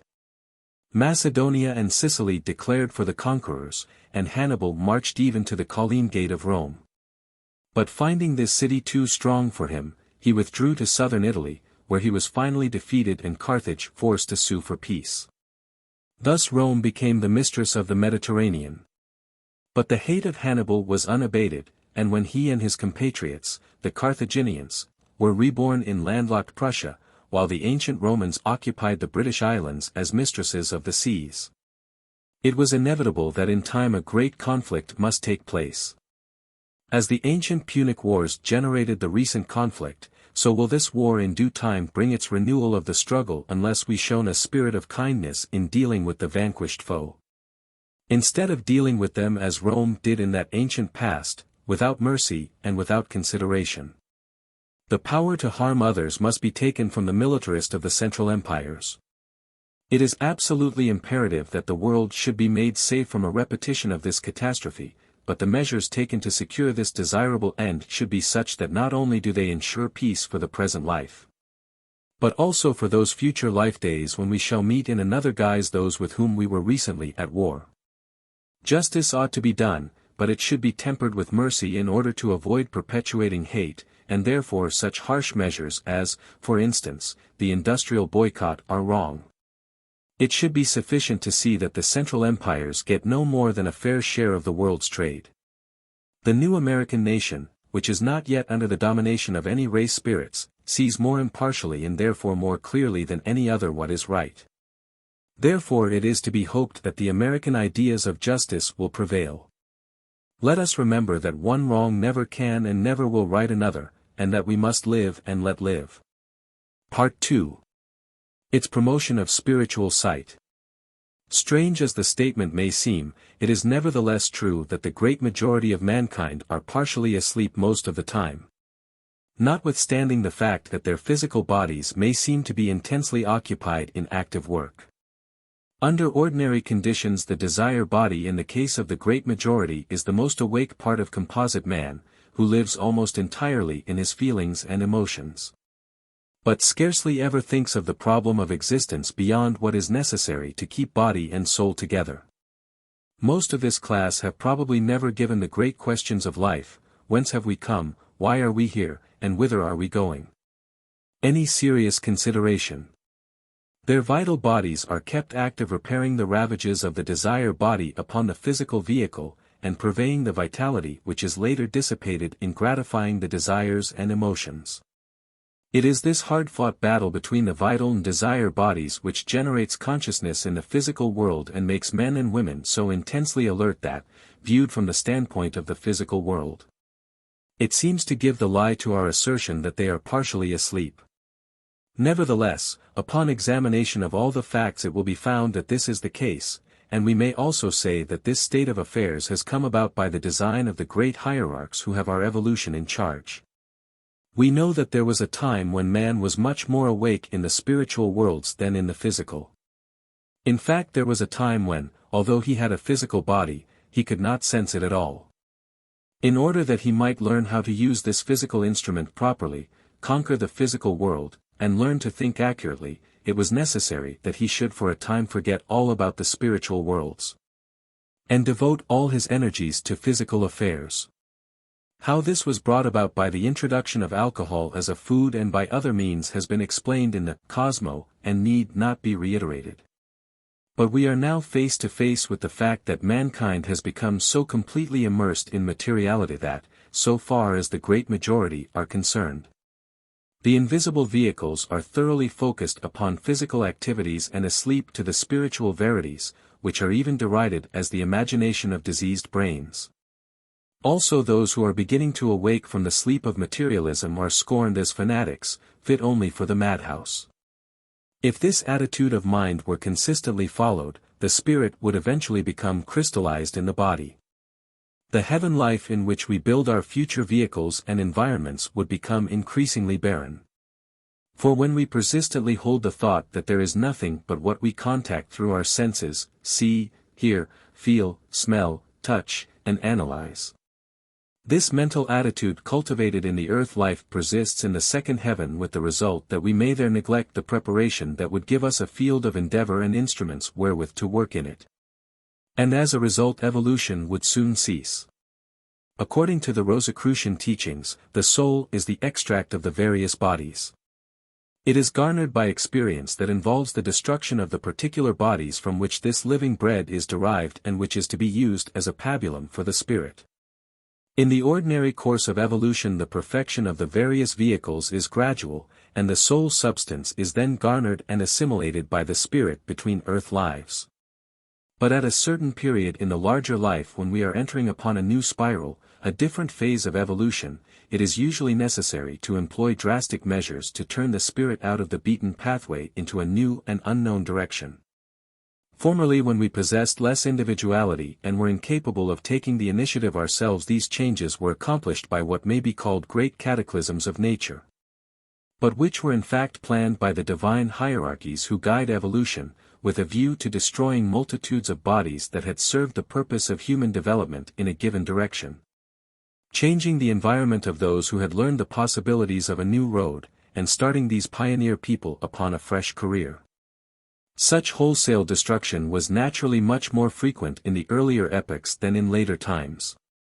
Lemuria had all the requisite conditions for numerous attempts at making a fresh start with one group when another had failed and had been destroyed. As a matter of fact, there was not merely one flood in Atlantis but three, and a period of about 750,000 years elapsed between the first and the last. We may not expect that the method of wholesale destruction and a new start can be abrogated until we as a whole awaken to the necessity of taking a new road when we have come to the end of the old. But a new method is being used by the invisible directors of evolution. They are not now making use of cataclysms of nature to change the old order for something new and better, but they are making use of the misdirected energies of humanity itself to further the ends they have in view. This was the genesis of the great war which recently raged among us. Its purpose was to turn our energies from seeking the bread whereof men die and to create in us the soul hunger that would cause us to turn from material things to spiritual. We are, as a matter of fact, commencing to work out our own salvation. We are beginning to do things for ourselves instead of having them done for us, and though unaware of the fact, we are learning how to turn evil to good. Some may think this war affected only those few million men actually engaged in it. But a little thought upon the matter will soon convince anyone that the welfare of the whole world was involved to a greater or lesser degree so far as economic conditions were concerned. There is no race nor country that escaped entirely, nor can any go on in the same tranquil manner as before the war broke out. Kinship and friendship were ties which reached from the trenches of Europe to every part of the globe. Many of us were related to individuals in one and perhaps both groups engaged in the strife, and we followed their fortunes with an interest commensurate with the strength of our feeling for them. But in the nighttime when our physical bodies were asleep and we entered the desire world, we could not escape living and feeling the whole tragedy with all the intensity whereof we were capable, for the desire currents swept the whole world. In the desire world there is neither time nor distance. The trenches of Europe were brought to our door no matter where we lived, and we could not escape the subconscious effect of the spectacle which we there saw. Furthermore, this titanic struggle produced effects which could never be equaled by a natural cataclysm, which is so much quicker in its action and so much shorter in its duration. Besides being localized and incapable of generating the same feelings of love and hate which were such important factors in the World War. During the previous career of man it has been the object of the divine hierarchs to teach him how to accomplish physical results by physical means. He has forgotten how to utilize the finer forces in nature such as, for instance, the energy liberated when grain is sprouting, which was used for purposes of propulsion and levitation in the Atlantean airships. He is unaware of the sanctity of fire and how to use it spiritually, therefore only about 15% of its power is utilized in the best steam engines. It is well of course that man is thus limited, for were he able to use the power at the command of one whose spiritual faculties are awakened, he could annihilate our world and all upon it. But while he is doing his best or his worst with the faculties at his command today, he is learning the lesson of how to hold his feelings in leash to fit himself for the use of the finer forces necessary for development in the Aquarian age. And pulling the scales from his eyes so that he may commence to see the new world which he is destined to conquer. Two separate and distinct processes are made use of to accomplish this result. One is the visit of death to millions of homes, tearing away from the family group the husband, father, or brother, and leaving the survivors to face a gray existence of economic privation. The sun existed previous to the eye and built that organ for its perception. The desire to see was naturally unconscious on the part of the individual who did not know and had no concept of the meaning or use of sight. But in the world soul, which created the sun, rested the knowledge and requisite desire that worked the miracle. Similarly in the case of death, when our consciousness had first become focused in the physical vehicles and the fact of death stared us in the face, there was no hope within. But in time religion supplied the knowledge of an invisible world whence the spirit had come to take birth and whither it returns after death. The hope of immortality gradually evolved in humanity the feeling that death is only a transition, but modern science has done its best to rob men of this consolation. Nevertheless, at every death the tears that are shed serve to dissolve the veil that hides the invisible world from our longing gaze. The deep-felt yearning and the sorrow at the parting of loved and loving ones on both sides of the veil are tearing this apart, and at some not far distant day the accumulated effect of all this will reveal the fact that there is no death. But that those who have passed beyond are as much alive as we. The potency of these tears, this sorrow, this yearning is not equal in all cases, however, and the effects differ wisely according to whether the vital body has been awakened in any given person by acts of unselfishness and service. According to the occult maxim that all development along spiritual lines begins with the vital body. His is the basis, and no superstructure can be built until this foundation has been laid. With regard to the second process of soul unfoldment which is carried on among those actually engaged in warfare, there are probably but few who have had as unique an opportunity to study actual conditions on the whole of the extended line of battle as the writer. Notwithstanding all the brutality and hellishness of the whole thing, he feels confident that this was the greatest school of soul unfoldment that has ever existed. For nowhere have there been so numerous opportunities for selfless service as on the battlefields of France, and nowhere have men been so ready to grasp the change of doing for someone else. Thus the vital bodies of a host of people have received a quickening such as they would probably not have otherwise attained for a number of lives, and these people have therefore become correspondingly sensitive to spiritual vibrations, and susceptible in a higher degree to the benefit which may be derived from the first process previously mentioned. As a result, we shall in due time see an army of sensitives among us who will be in such close touch with the invisible world that their concerted testimony cannot be crushed by the materialistic school. They will prove a great factor in helping us to prepare for the higher conditions of the Aquarian age. But, some may ask, will they not forget when the stress and strain of war are over? Will not a large percentage of these people go back into the same rut where they were before? To this we may answer that we feel confident it can never come to pass, for while the invisible vehicles, especially the vital body, are asleep, man may pursue a materialistic career. But once this vehicle has been awakened and has tasted the bread of life, it is like the physical body, subject to hunger, soul hunger, and its cravings will not be denied save after an exceedingly hard struggle. In the latter case, of course, the words of Peter are applicable. The last state of that man is worse than the first. However, it is good to feel that out of all the indescribable sorrow and trouble of the war good is being wrought in the crucible of the gods, and it will be a lasting good. May we all align our forces and help extract the good, so that we may be shining examples to help lead humanity to the new age. Part 3. Peace on Earth. A war-weary world, red with the blood of millions, the hope of its future, the flower of its young manhood, is groaning in agony, praying for peace, not an armistice, a temporary cessation of hostilities, but everlasting peace. And it is striving to solve the problem of how to accomplish this much-desired end. But it is striking at effects because ignorant of or blind to the one great underlying cause of the ferocity of the people, which was but barely hidden under a thin veneer of civilization before it burst into the volcano of destruction which we have recently witnessed and are now lamenting. Until the connection between the food of man and his nature is understood and the knowledge applied to tame the passions and eradicate ferocity, there can be no lasting peace. In the dim dawn of being, when man in the making wrought under the direct guidance of the divine hierarchs who led him along the path of evolution, food was given him of a nature that would develop various vehicles in an orderly, systematic manner. So that in time these different bodies would grow into a composite instrument usable as the temple of an indwelling spirit which might then enter and learn life's lessons by a series of embodiments in earthly bodies of an increasingly fine texture. 5 great stages or epochs are observable in the evolutionary journey of man upon Earth.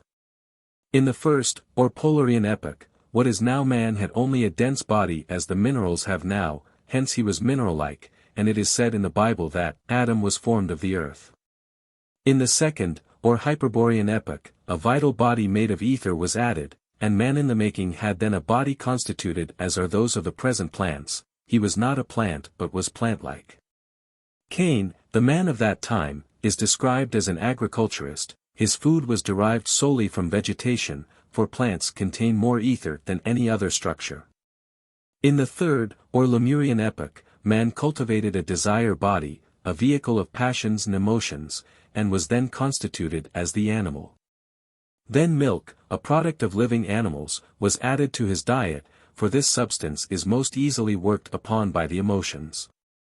Abel, the man of that time, is described as a shepherd. It is nowhere stated that he killed an animal for food. In the fourth, or Atlantean epoch, mind was unfolded, and the composite body became the temple of an indwelling spirit, a thinking being. But thought breaks down nerve cells. It kills, destroys, and causes decay, therefore the new food of the Atlantean was dead carcasses. He killed to eat, and so the Bible describes the man of that time as Nimrod, a mighty hunter. By partaking of these various foods man descended deeper and deeper into matter, his erstwhile ethereal body formed a skeleton within and became solid. At the same time he gradually lost his spiritual perception, but the memory of heaven was always with him, and he knew himself to be an exile from his true home, the heaven world. In order to enable him to forget this fact and apply himself with undivided attention to conquering the material world, a new article of diet, namely, wine, was added in the fifth or Aryan epoch.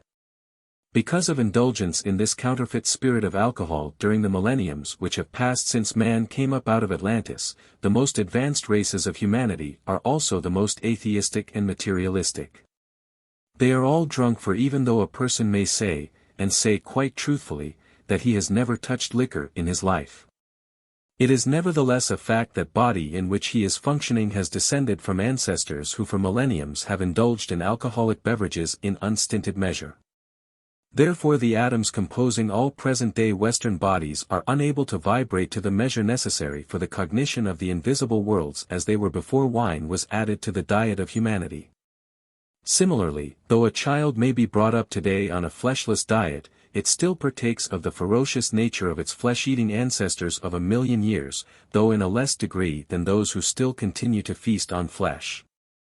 Thus the effect of the flesh food provided for man in the making is deep-seated and deep-rooted even in those who do not now indulge in it. What wonder then that those who still partake of flesh and wine return at times to godless savagery and exhibit a ferocity unrestrained by any of the finer feelings supposed to have been fostered by centuries of so-called civilization. So long as men continue to quench the immortal spirit within themselves by partaking of flesh and the counterfeit alcoholic spirit, there can never be lasting peace on earth. For the innate ferocity fostered by these articles will break through at intervals and sweep even the most altruistic conceptions and ideals into a maelstrom of savagery, a carnival of ruthless slaughter, which will grow correspondingly greater as the intellect of man evolves and enables him to conceive with his mastermind methods of destruction more diabolical than any we have yet witnessed. It needs no argument to prove that the recent war was much more destructive than any of the previous conflicts recorded in history, because it was fought by men of brain rather than by men of brawn.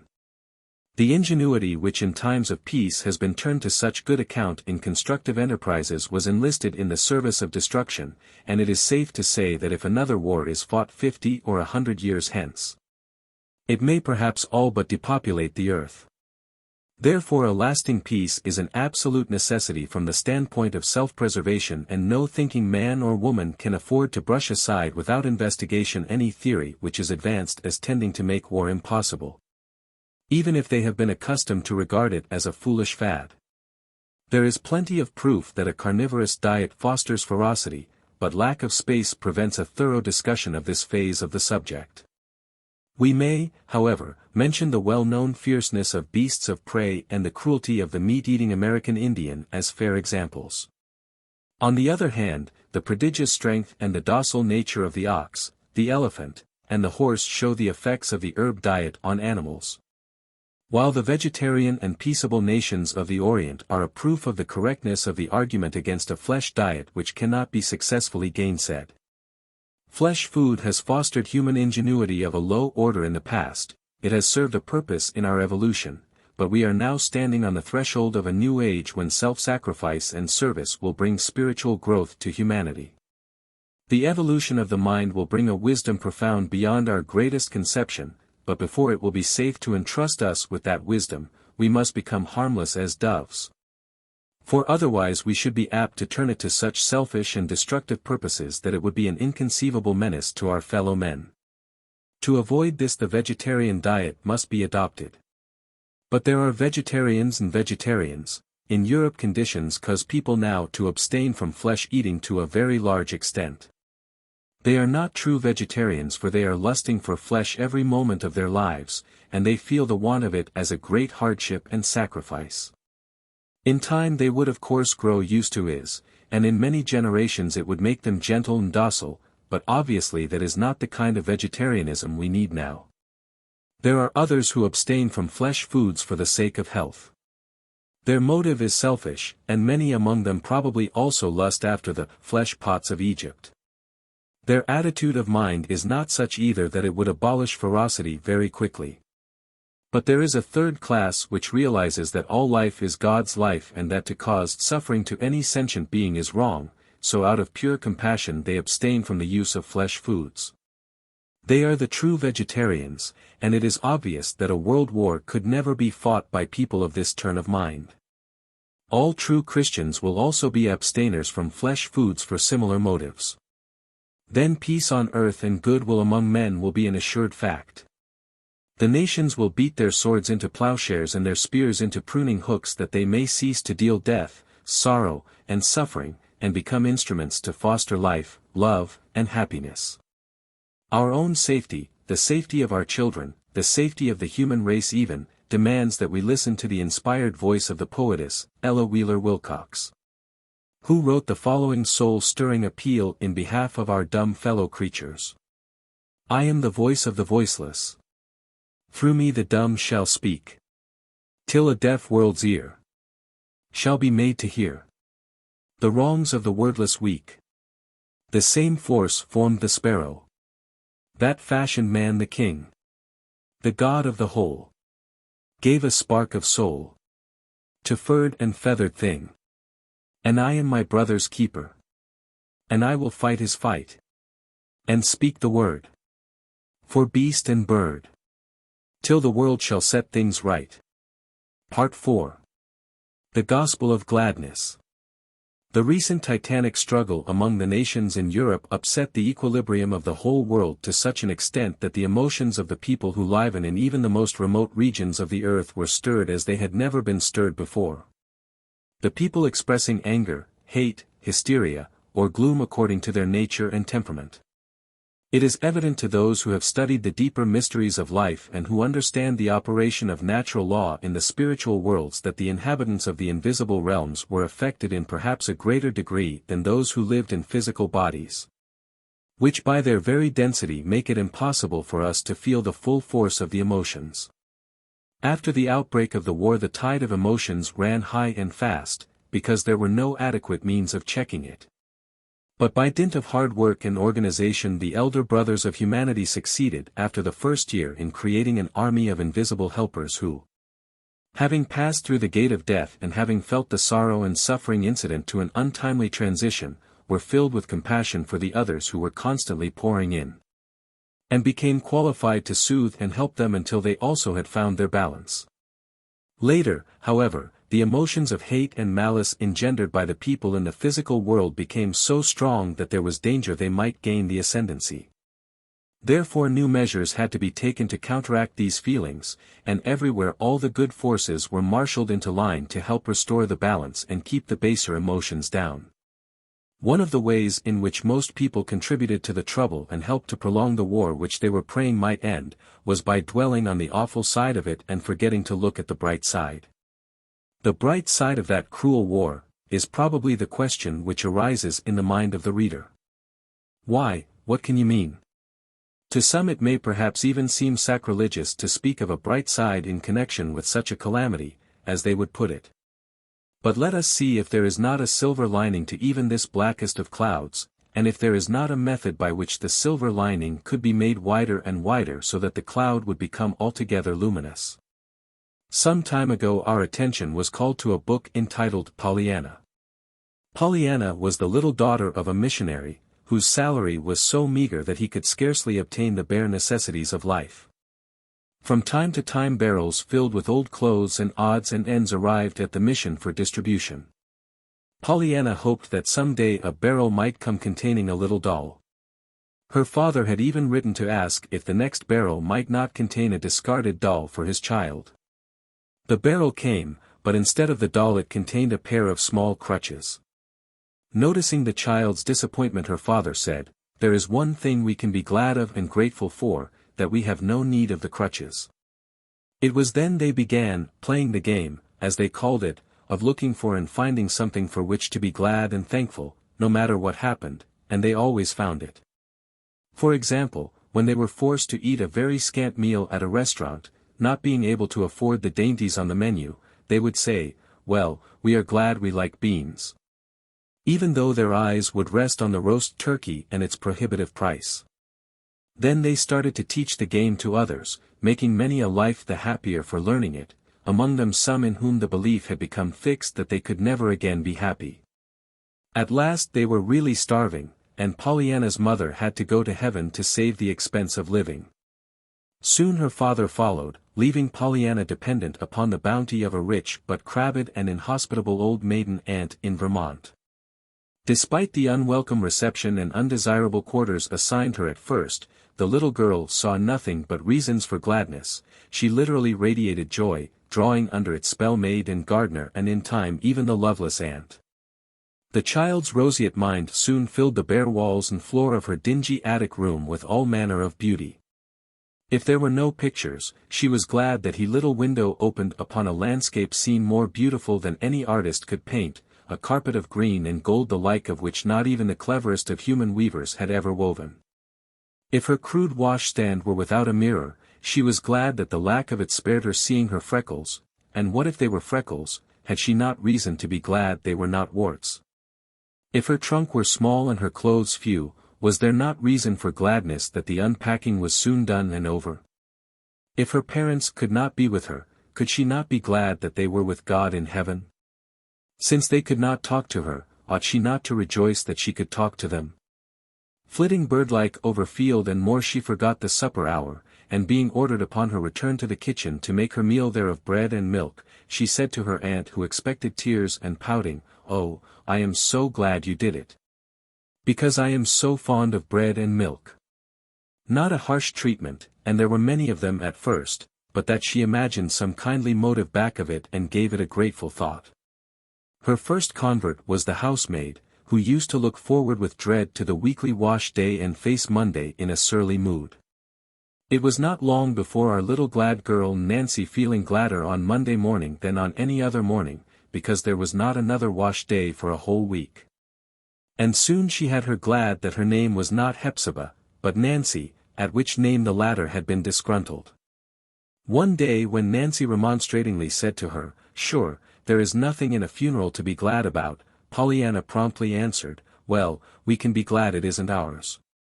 To the gardener, who complained to her that he was bent half over with rheumatism, she also taught the glad game by telling him that being bent half over he ought to be glad that he saved one half the stooping when he did his weeding.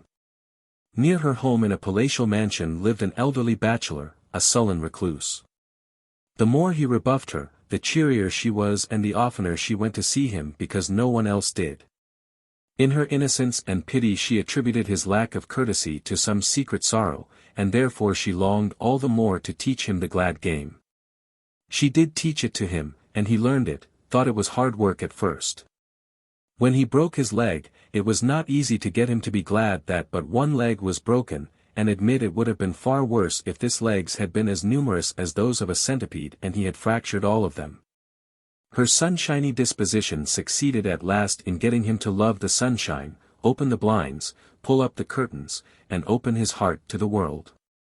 He wanted to adopt her, but failing in this, he adopted a little orphan boy whom she chanced to meet by the wayside. She made one lady wear bright colors, who had before worn only black. Another lady, rich and miserable because her mind was centered upon past troubles, had her attention directed by Pollyanna to the miseries of others, and being taught through the glad game how to bring gladness into their lives. This lady brought an abundance of it also into her own. All unknown to the little girl she reunited in happy home life a couple about to separate, by kindling within their hearts that had grown cold a strong love for their little ones. By and by the whole town began to play the glad game and teach it to others. Under its influence men and women became different beings, the unhappy became happy, the sick became well, those about to go wrong found again the right path, and the discouraged took heart again. Soon the leading physician in town found it necessary to prescribe her as he would some medicine. "That little girl," he said, "is better than a 6-quart bottle of tonic. If anyone can take a grouch out of a person it is she. A dose of Pollyanna is more curative than a store full of drugs." But the greatest miracle which the glad game worked was the transformation effected in the character of her prim, puritanical aunt. She who had accepted Pollyanna in her home as a matter of stern family duty, developed under her little niece's treatment a heart that fairly overran with affection. Soon Pollyanna was taken out of her bare attic room to a beautifully papered, pictured, carpeted, and furnished room on her aunt's floor. And so the good she did reacted upon herself. The story is fiction, but it is based upon facts rooted in cosmic law. What that little girl did with respect to the people in her environment, we as students of the Rosicrucian teachings can and ought to do in our own individual spheres. Both in regard to the matters which pertain to intercourse with our relatives and immediate associates and with respect to the world at large. As regards its application to war in general, instead of being gloomy at defeat or appalled at catastrophes recorded in sensational newspaper headlines, instead of adding our gloom, hate, and malice to the similar feelings engendered by others, Can we not find a bright side even in such a seemingly overwhelming calamity? Surely there is reason to rejoice exceedingly in the thoughts of self-sacrifice which prompted so many noble men to give up their work in the world, their large incomes, and their comfortable homes for the sake of what to them was an ideal to make the world better for those who came after them, for they could not help realizing that they might never come back to enjoy the fruits themselves. Can we not rejoice likewise that many noble women, nurtured in ease and comfort, left their homes and friends for the arduous work of nursing and caring for the wounded? Throughout all there was a spirit of altruism, shared by those who, though forced by circumstances to stay at home, still put in their time knitting and working for those who had to bear the brunt of battle. Great are the birth pangs by which altruism is being born in millions of human hearts, but through the superlative suffering of the later war humanity will become gentler, nobler, and better than ever before. If we can only take this view of the recent suffering and sorrow, if we can only teach others to look to the future blessings which must accrue through this pain and suffering, we shall ourselves be better able to recover from the strain, and be better qualified to help others do the same. In this manner we can imitate Pollyanna, and if we are only sufficiently sincere, our views will spread and take root in other hearts. Then, because thoughts are things and good thoughts are more powerful than evil since they are in harmony with the trend of evolution, the day will soon come when we shall be able to gain the ascendancy and help establish permanent peace. It is hoped that this suggestion may be taken very seriously and put into practice by every one of our students, for the need is great at the present time, greater than it has been before. 10. The esoteric significance of Easter and the inception of the Rosicrucian philosophy. Again the earth has reached the vernal equinox in its annual circle dance about the sun, and we have Easter. The spiritual ray sent out by the cosmic Christ each fall to replenish the smoldering vitality of the earth is about to ascend to the Father's throne. The spiritual activities of fecundation and germination which have been carried on during the winter and spring will be followed by material growth and a ripening process during the coming summer and autumn under the influence of the indwelling Earth Spirit. The cycle ends at harvest home. Thus the great world drama is acted and re-enacted from year to year, an eternal contest between life and death, each in turn becoming victor and being vanquished as the cycles roll on. This great cyclic influx and efflux are not confined in their effects to the earth and its flora and fauna. They exercise an equally compelling influence upon mankind, though the great majority are unaware of what impels them to action in one direction or another. The fact remains, nevertheless, independent of their cognition that the same earthy vibration which gaudily adorns bird and beast in the spring is responsible for the human desire to don gay colors and brighter raiment at that season. This is also the call of the wild, which in summer drives mankind to relaxation amid rural scenes where nature spirits have wrought their magic art in field and forest, in order to recuperate from the strain of artificial conditions in congested cities. On the other hand, it is the fall of the spiritual ray from the sun in autumn which causes resumption of the mental and spiritual activities in winter. The same germinative force which leavens the seed in the earth and prepares it to reproduce its kind and multiple, stirs also the human mind and fosters altruistic activities which make the world better.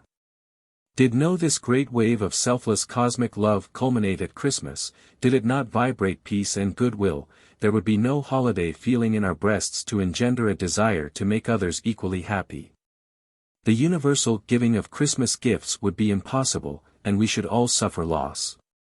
As the Christ walked day by day, hither and yon, over the hills and the valleys of Judea and Galilee, teaching the multitudes, all were benefited. But he communed most with his disciples, and they, of course, grew apace each day. The bond of love became closer as time went on, until one day ruthless hands took away the beloved teacher and put him to a shameful death. But though he had died after the flesh, he continued to commune with them in spirit for some time. At last, however, he ascended to higher spheres, direct touch with him was lost, and sadly these men looked into each other's faces as they asked, "Is this the end?" They had hoped so much, had entertained such high aspirations, and though the verdant glory was as fresh upon the sun-kissed landscape as before he went, the earth seemed cold and dreary, for black desolation gnawed at their hearts. Thus it is also with us who aim to walk after the Spirit and to strive with the flesh, though the analogy may not have been previously apparent. When the fall of the Christ ray commences in autumn and ushers in the season of spiritual supremacy, we sense it at once and commence to lave our should in the blessed tide with avidity. We experience a feeling akin to that of the apostles when they walked with Christ, and as the season wears on it becomes easier and easier to commune with him, face to face as it were. But in the annual course of events Easter and the ascension of the risen Christ ray to the Father leave us in the identical position of the apostles when their beloved teacher went away. We are desolate and sad. We look upon the world as a dreary waste and cannot comprehend the reason for our loss, which is as natural as the changes of ebb and flood and day and night phases of the present age of alternating cycles. There is a danger in this attitude of mind. If it is allowed to grow upon us, we are apt to cease our work in the world and become dreamers, lose our balance, and excite just criticism from our fellow men. Such a course of conduct is entirely wrong, for as the earth exerts itself in material endeavor to bring forth abundantly in summer after receiving the spiritual impetus in winter, so ought we also to exert ourselves to greater purpose in the world's work when it has been our privilege to commune with the Spirit. If we do thus we shall be more apt to excite emulation than reproach. We are wont to think of a miser as one who hoards gold, and such people are generally objects of contempt. But there are people who strive as assiduously to acquire knowledge as the miser struggles to accumulate gold, who will stoop to any subterfuge to obtain their desire, and will as jealously guard their knowledge as the miser guards his hoard. They do not understand that by such a method they are effectually closing the door to greater wisdom. The Old Norse theology contained a parable which symbolically elucidates the matter. It held that all who died fighting on the battlefield, the strong souls who fought the good fight unto the end, were carried to Valhalla to be with the gods. While those who died in bed or from disease, the souls who drifted weakly through life, went to the dismal Niflheim. The doughty warriors in Valhalla feasted daily upon the flesh of the boar called Skrimnir, which was so constituted that whenever a piece was cut from it the flesh at once grew again, so that it was never consumed no matter how much was carved.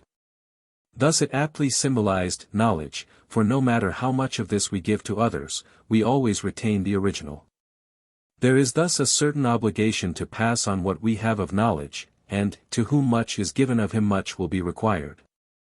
Perhaps it may not be out of place to recount an experience which will illustrate the point, for it was the final test applied to myself before I was entrusted with the teaching embodied in the Rosicrucian cosmo-conception, although I was, of course, at the time unaware that I was being weighed. It occurred at a time when I had gone to Europe in search of a teacher who, I believed, was able to aid me to advance on the path of attainment. But when I had probed his teaching to the bottom and forced him to admit certain inconsistencies in it which he could not explain, I was in a veritable slough of despond, ready to return to America. As I sat in my chair ruminating over my disappointment, the feeling that someone else was present came over me, and I looked up and beheld the one who has since become my teacher. With shame I remember how gruffly I asked who had sent him and what he wanted, for I was thoroughly disgruntled, and I hesitated considerably before accepting his help on the points that had caused me to come to Europe. During the next few days my new acquaintance appeared in my room a number of times, answering my questions and helping me to solve problems that had previously baffled me. But as my spiritual sight was then poorly developed and not always under control, I felt rather skeptical in the matter. Might it not be hallucination? I discussed the question with a friend. The answers to my queries as given by the apparition were clear, concise, and logical to a high degree. They were strictly to the point and altogether beyond anything I was capable of conceiving, so we concluded that the experience must be real. A few days later my new friend told me that the order to which he belonged had a complete solution to the riddle of the universe, much more far-reaching than any publicly known teaching. And that they would impart that teaching to me provided I agreed to keep it as an inviolable secret. The eye turned on him in anger. Ah! Do I see the cloven hoof at last? No, if you have what you say and if it is good for the world to know. The Bible expressly forbids us to hide the light, and I care not to feast at the source of knowledge while thousands of souls hunger for a solution to their problems as I do now. My visitor then left me and stayed away, and I concluded that he was an emissary from the Black Brothers. About a month later I decided that I could obtain no greater illumination in Europe and therefore made reservation on a steamer for New York. As travel was heavy, I had to wait a month for a berth. When I returned to my rooms after having purchased my ticket, there stood my slighted teacher and he again offered me instruction on condition that I keep it secret. This time my refusal was perhaps more emphatic and indignant than before, but he did not leave. Instead he said, "I am glad to hear you refuse, my brother, and I hope you will always be as zealous in disseminating our teachings without fear or favor as you have been in this refusal. That is the real condition of receiving the teachings." How directions were then given me to take a certain train at a certain depot and go to a place I had not heard of before, how I there met the brother in the flesh, was taken to the temple, and received the main instructions embodied in our literature, are matters of small interest. The point is that had I agreed to keep the instructions secret, I should naturally have been unfit to be a messenger of the brothers, and they would have had to seek another. Likewise with any of us, if we hoard the spiritual blessings we have received, evil is at our door, so let us imitate the earth at this Easter time. Let us bring forth in the physical world of action the fruits of the Spirit sown in our souls during the past wintry season. So shall we be more abundantly blessed from year to year. 11. The lesson of Easter. And again it is Easter. The dark, dreary days of winter are past. Mother Nature is taking the cold, snowy coverlets off the earth, and the millions and millions of seed sheltered in the soft soil are bursting its crust and clothing the earth in summer robes, a riot of gay and glorious colors, preparing the bridal bower for the mating of beasts and birds. Even in this war-torn year the song of life sounds loudly above the dirge of death. O death, where is thy sting? O grave, where is thy victory? Christ has risen the first fruits. He is the resurrection and the life.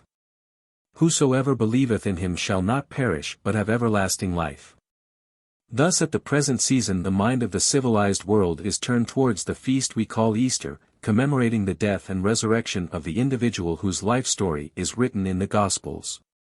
The noble individual known to the world by the name of Jesus. But a Christian mystic takes a deeper and more far-reaching view of this annually recurring cosmic event. For him there is an annual impregnation of the earth with the cosmic Christ life.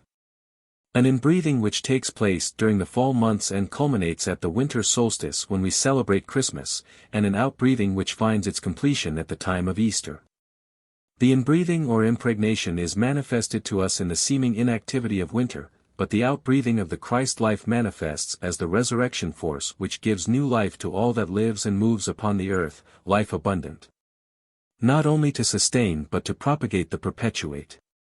Thus the cosmic drama of life and death is played annually among all evolving creatures and things from the highest to the lowest. For even the great and sublime cosmic Christ in his compassion becomes subject to death by entering the cramping conditions of our earth for a part of the year. It may therefore be appropriate to call to mind a few ideas concerning death and rebirth which we are sometimes prone to forget. Among the cosmic symbols which have been handed down to us from antiquity none is more common than the symbol of the egg. It is found in every religion. We find it in the elder Eddas of the Scandinavians, hoary with age, which tell of the mundane egg cooled by the icy blast of Nibelheim but heated by the fiery breath of Muspelheim until the various worlds and man had come into being. If we turn to the sunny south we find the Vedas of India the same story in the Kalahansa, the swan in time and space, which laid the egg that finally became the world. Among the Egyptians we find the winged globe and the oviparous serpent, symbolizing the wisdom manifest in this world of ours. Then the Greeks took this symbol and venerated it in their mysteries. It was preserved by the Druids. It was known to the builders of the Great Serpent Mound in Ohio, and it has kept its place in sacred symbology even to this day, though the great majority are blind to the mysterium magnum which it hides and reveals the mystery of life. When we break open the shell of an egg, we find inside only some varicolored viscous fluids of various consistencies. But placed in the requisite temperature a series of changes soon take place, and within a short time a living creature breaks open the shell and emerges therefrom, ready to take its place among its kin. It is possible for the wizards of the laboratory to duplicate the substances in the egg. They may be enclosed in a shell, and a perfect replica so far as most tests go may be made of the natural egg. But in one point it differs from the natural egg, namely, that no living thing can be hatched from the artificial product. Therefore it is evident that a certain intangible something must be present in one and absent in the other. This mystery of the ages which produces the living creature is what we call life. Seeing that it cannot be cognized among the elements of the egg by even the most powerful microscope, though it must be there to bring about the changes which we note, it must be able to exist independently of matter. Thus we are taught by the sacred symbol of the egg that though life is able to mold matter, it does not depend upon it for its existence. It is self-existent, and having no beginning it can have no end. This is symbolized by the ovoid shape of the egg. We are appalled at the carnage on the European battlefields, and rightly so because of the manner in which the victims are being taken out of physical life. But when we consider that the average human life is only 50 years or less, so that death reaps a harvest of 1,500 millions in half a century, or 30 millions per annum, or 2.5 millions every month, we see that the total has not been so greatly increased after all. And when we have the true knowledge conveyed by the egg symbol that life is uncreate, without beginning and without end, it enables us to take heart and realize that those who are now being taken out of physical existence are only passing through a cyclic journey similar to that of the cosmic Christ life which enters the earth in the fall and leaves it at Easter. Those who are killed are only going into the invisible realms, whence they will later take a new dip into physical matter, entering as all living things do the egg of the mother. After a period of gestation they will re-emerge into physical life to learn new lessons in the great school. Thus we see how the great law of analogy works in all phases and under all circumstances of life. What happens in the great world to a cosmic Christ will show itself also in the lives of those who are Christs in the making, and this will enable us to look more cheerfully upon the present struggle than would otherwise be the case. Furthermore, we must realize that death is a cosmic necessity under the present circumstances, for if we were imprisoned in a body of the kind we now use and placed in an environment such as we find today, there to live forever, the infirmities of the body and the unsatisfactory nature of the environment would very soon make us so tired of life that we would cry for release. It would block all progress and make it impossible for us to evolve to greater heights such as we may evolve to by re-embodiment in new vehicles and placement in new environments which give us new possibilities of growth. Thus we may thank God that so long as birth into a concrete body is necessary for our further development, release by death has been provided to free us from the outgrown instrument. While resurrection and a new birth under the smiling skies of a new environment furnish another chance to begin life with a clean slate and learn the lessons which we failed to master before. By this method we shall sometime become perfect as is the risen Christ. He commanded it, and he will aid us to achieve it. 12. The Scientific Method of Spiritual Unfoldment. Part 1. Material Analogies. While we were coming down by involution into concrete existence, our line of progress lay entirely in material development. But since we have rounded the nadir of materiality and are beginning to rise above the concrete, spiritual unfoldment is becoming increasingly important as a necessary factor in our development. Although we still have many great and important lessons to learn from the material phase of our existence. This applies to humanity in general, but particularly, of course, to those who are already consciously beginning to aspire to live the higher life. It may therefore be expedient to review from another angle the Rosicrucian teachings as to the scientific method of acquiring this spiritual unfoldment. People of the older generation, particularly in Europe and the eastern states of America, will undoubtedly remember with pleasure their travels along quiet country lanes. And how time and again they have passed by a rippling stream with an old rustic mill, its creaking water wheel laboriously turning the crude machinery within, using but a small fraction of the power stored in the running water, which was going uselessly to waste save for such partial use. But later on a new generation came and perceived the possibilities to be realized by a scientific use of this enormous energy. Engineers began to construct dams to keep the water from flowing in the former wasteful manner. They diverted the water from the storage reservoirs through pipes or flumes to the water wheels constructed upon scientific principles. And they husbanded the great energy which they had stored by letting in only enough water to turn the water wheels at a given speed and with a given load. But while the scientifically constructed water wheel was a giant compared with its crude predecessor, it was subject to some of the same limitations. Its enormous energy could only be used at the place where the power was located, and such places are usually many miles from the centers of civilization where power is most needed. By working with the laws of nature, man had secured a servant of inexhaustible energy, but how to make it available where most needed, that was the question. To solve that problem, again the laws of nature were invoked.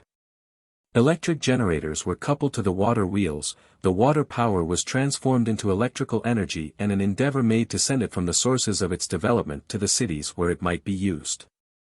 But this again required scientific methods of working with the laws of nature, for it was found that different metals transmit electricity with varying facility, the best of them being copper and silver. Copper was therefore chosen as the less expensive of the two. Let the student observe that we cannot compel these forces to do anything. Whenever we use them it is by working with the laws that govern their manifestation, by choosing the line of least resistance to obtain the maximum of energy. If wires of iron or German silver, which have a comparatively high resistance, had been chosen as transmitters, a great deal of energy would have been thus lost. Besides, other complications would have resulted which we need not enter into for our purpose. But by working with the laws of nature and choosing the line of least resistance, we obtain the best result in the easiest manner. There were other problems which confronted these experimenters in their transformation of the water power used in the old water wheels, to electricity usable many miles from the source of power. It was found that an electric current would always seek the ground by the nearest path if there were any possibility of so doing. Hence it became necessary that the wire carrying the electric current be separated from the earth by some material that would prevent it from thus escaping, exactly as a high wall keeps a prisoner behind it. Something had to be found for which electricity had a natural aversion, and his was discovered in glass, porcelain, and certain fibrous substances, thus solving by scientific means and ingenuity, working always with the laws of nature, the problem of how to use the best advantage in distant places, the great energy which the old crude mill wheel had wasted at its source. The same application of scientific methods to other problems of life, such as gardening, has also secured wonderful results for the benefit and comfort of humanity. Making 200 blades of grass grow where formerly by the crude old methods not one even could find sustenance. Wizards like Luther Burbank have improved upon the wild varieties of fruit and vegetables, making them larger, more luscious and palatable, as well as more prolific. And wherever, haphazard practices of former days, the same beneficial results have been achieved. But as said before, and this is very important for our consideration, everything that has been done has been accomplished by working with the laws of nature. The Hermetic axiom, as above so below, enunciates the law and analogy, the master key to all mysteries, spiritual or material. And we may safely infer that what holds good in the application of scientific methods to material problems will have equal force when applied to the solution of spiritual mysteries. The most cursory review of religious development in the past will be sufficient to show that it has been anything but scientific and systematic, and that the most haphazard methods have prevailed. On account of their capacity for devotion, a few have risen to sublime heights of spirituality and are known through the ages as saints, shining lights upon the pathway, showing what may be done. But how to achieve that sublime spirituality has been and is a mystery to all, even to those who most ardently desire such development, and these are, alas, comparatively few at the present time. The elder brothers of the Rosicrucians have, however, originated a scientific method, which, if persistently and consistently followed, will develop the sleeping soul powers in any individual. Just as surely as constant practice will make a person proficient in any material line of endeavor. To understand this matter it is necessary to realize that facts in the case, it was the old crude mill wheel that gave water power in an efficient manner and to much greater advantage. If we first study the natural development of soul power by evolution, we shall then be in a position to understand the great and beneficial results to be derived from an application of scientific methods to this important matter. Students of the Rosicrucian teachings are of course familiar with the main points in this process of humanity's development by evolution, but there may be a number who are not so informed. And so for their sake we will give a little fuller outline than might otherwise be necessary. Science says, and correctly so, that an invisible, intangible substance called ether permeates everything from the densest solids to the air which we breathe. This ether has never been seen, measured, or analyzed by science, but it is necessary to postulate its existence in order to account for various phenomena such as, for instance, the transmission of light through a vacuum. There, science says, ether is the medium of transmission of the light ray. Thus the ether carries to us a picture of our vision, and impresses it upon the retina of our eyes. Similarly, when a motion picture operator photographs a number of scenes in a play, the ether carries pictures of all objects, the motions they make, etc., to the minutest details, through the lens of his camera to the sensitized plate, leaving a complete record of all the scenery and every act of the actors in that play. And if there were in our eyes a similar sensitized film of sufficient length to hold the pictures, we should at the end of our life have a complete record of every event that had taken place in it, that is, provided we could see. But there are a number of people who are deficient in various senses. One thing however, they must all do to live, they must breathe. And nature, which is only another name for God, has thus rightly decreed that the record be kept by this universally used means. Every moment of our action in the drama of life from the first breath to the last dying gasp, the ether which is drawn into our lungs carries with it a complete picture of our outside environment, of our actions and the actions of other people who are with us, the record being impressed upon one single little atom placed in the left ventricle at the apex of the heart where the newly oxygenated blood, thus carrying with it a different picture for every moment of our life, passes by in a continual stream. Therefore all that we say or do from the least to the greatest, from the best to the worst, is written in our heart in indelible characters. This record is the basis of the natural slow method of soul growth by evolution, corresponding to the crude and ancient water wheel. In the next chapter we shall see how it is thus used and how by scientific means soul growth may be accomplished and soul power unfolded by an improvement on this process. Part 2. Retrospection, a means of avoiding purgatory. We saw in the last chapter that a record resembling a picture film of our life from the cradle to the grave is inscribed upon a little atom in the heart by the action of the ether which we inhale with every breath, and which carries with it a picture of the outside world in which we are living and moving at the time. This forms the basis of our post-mortem existence, the record of deeds of wrongdoing being eradicated in a painful purgatorial experience caused by the fire of remorse, which sears the soul as the pictures of its misdeeds unroll before its gaze, thus making it less prone to repeat the same wrongdoing and mistakes in future lives. The reaction from the pictures where good was done is a heavenly joy, the subconscious remembrance of which will in later lives prompt the soul to do more good. But this process is necessarily so and may be likened to the action and operation of the old mill wheel. However, it is the way designed by nature to teach humanity how to walk circumspectly and obey her laws.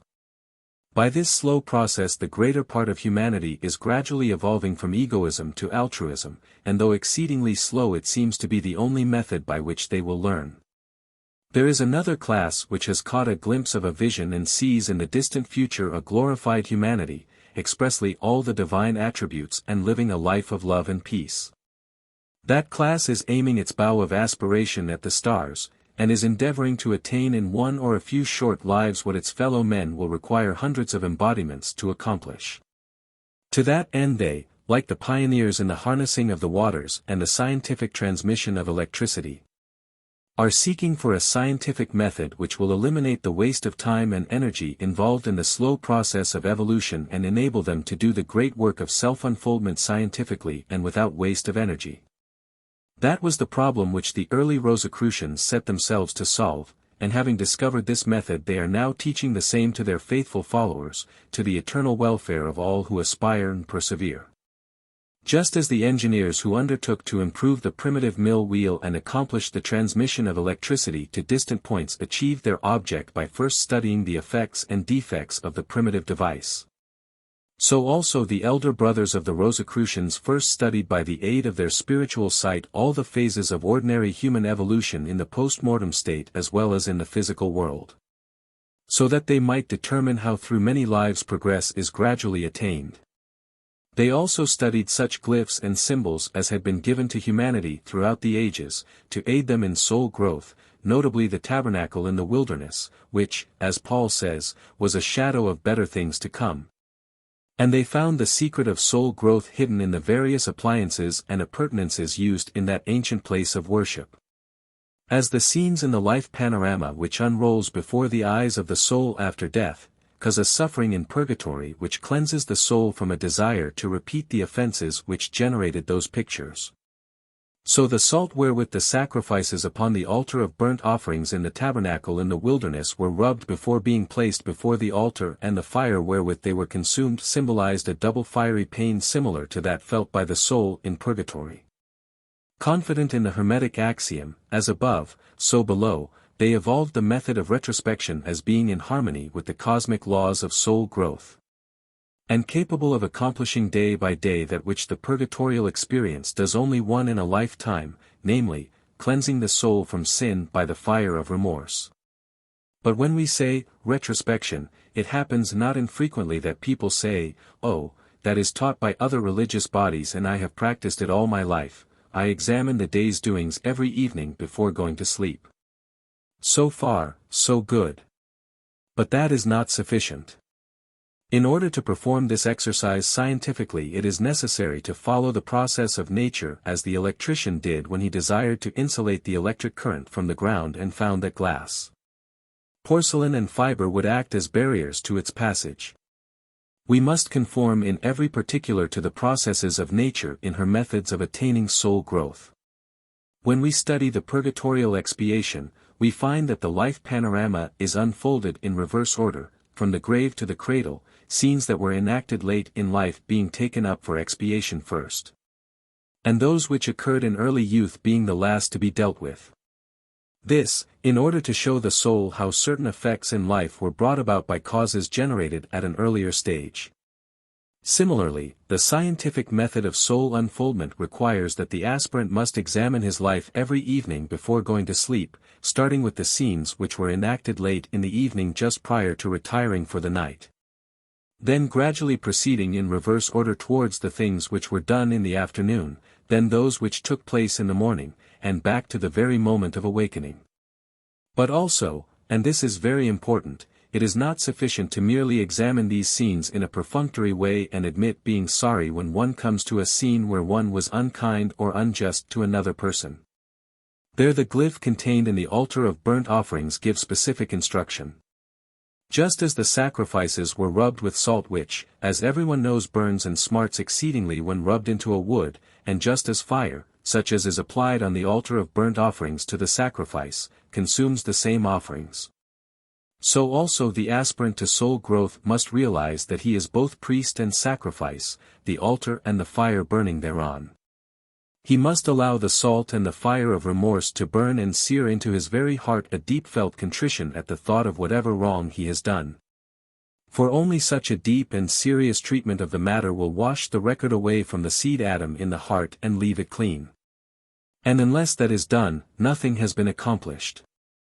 But if the aspirant to scientific soul unfoldment succeed in making this fire of remorse and contrition sufficiently intense, then the seed atom will be cleansed of the sin committed day by day throughout the life. And even the things that have taken place before such exercises were taken up will gradually disappear before that cleansing fire.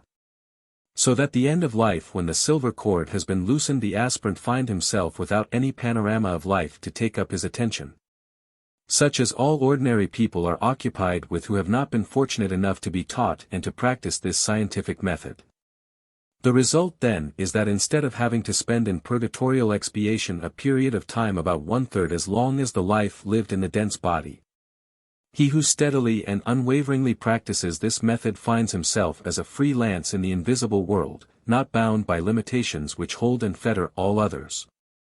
and therefore free to use his entire time while in the lower regions in the service of suffering humanity. But there is a great difference between the opportunities there and here. Here 1/3 of our life is taken up with rest and recuperation, another third is taken up in work so that we may obtain the wherewithal to keep this physical body fed, clothed, and housed. And only the other third is at all available for the purposes of rest, recreation, or soul growth. It is different in the desire world where the spirit finds itself after death. The bodies in which we function there do not require food or raiment, neither do they need shelter. They are not subject to fatigue either, so that instead of spending 2/3 of the time as here in providing the necessaries of the body, the spirit is there free to use its instruments the whole 24 hours, day after day. Therefore the time saved in the invisible world by having lived our purgatory day by day is the equivalent of that portion of an entire earth life which one spends in work. Also during all that time thus saved no thought or care need be given to anything else but how we may help to further the scheme of evolution and aid our younger and less fortunate brothers. Thus we reap a rich harvest and make more soul growth in that post-mortem existence than would be possible in several ordinary lives. When we are reborn we then find ourselves with all the soul powers thus acquired and must further along upon the path of evolution than we could possibly have been under ordinary circumstances. It is also noteworthy that while other methods of soul unfoldment evolved and taught by other schools carry with them danger which sometimes may bring those who practice them into the insane asylum, the scientific method of soul unfoldment advocated by the elder brothers of the Rosicrucian order is always bound to benefit everyone who practices it and can never under any circumstances cause any harm to anyone. We may also say that there are other helps that have not been mentioned here which are communicated to those who have proved their worth by their persistence, and while they do not directly aim at the evolution of spiritual sight, this will be evolved by all who practice them with the necessary faithful perseverance.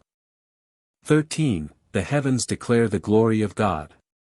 The heavens declare the glory of God, and the firmament showeth his handiwork. Day unto day uttereth speech, and night unto night showeth knowledge. There is no speech nor language where their voice is not heard. Their line is gone out through all the earth, and their words to the end of the world. In them hath he set a tabernacle for the sun, which is as a bridegroom coming out of his chamber, and rejoiceth as a strong man to run a race. Everywhere for miles around us we see the glorious sunrise, bringing light and life to all. Then the day star mounts high in the heavens, later to decline towards the western horizon in a glorious burst of flame as it sinks into the sea, leaving an afterglow of indescribable variegated tints coloring the heavens as with liquid fire of the softest and most beautiful hues, which the brush of the painter can never paint to perfection.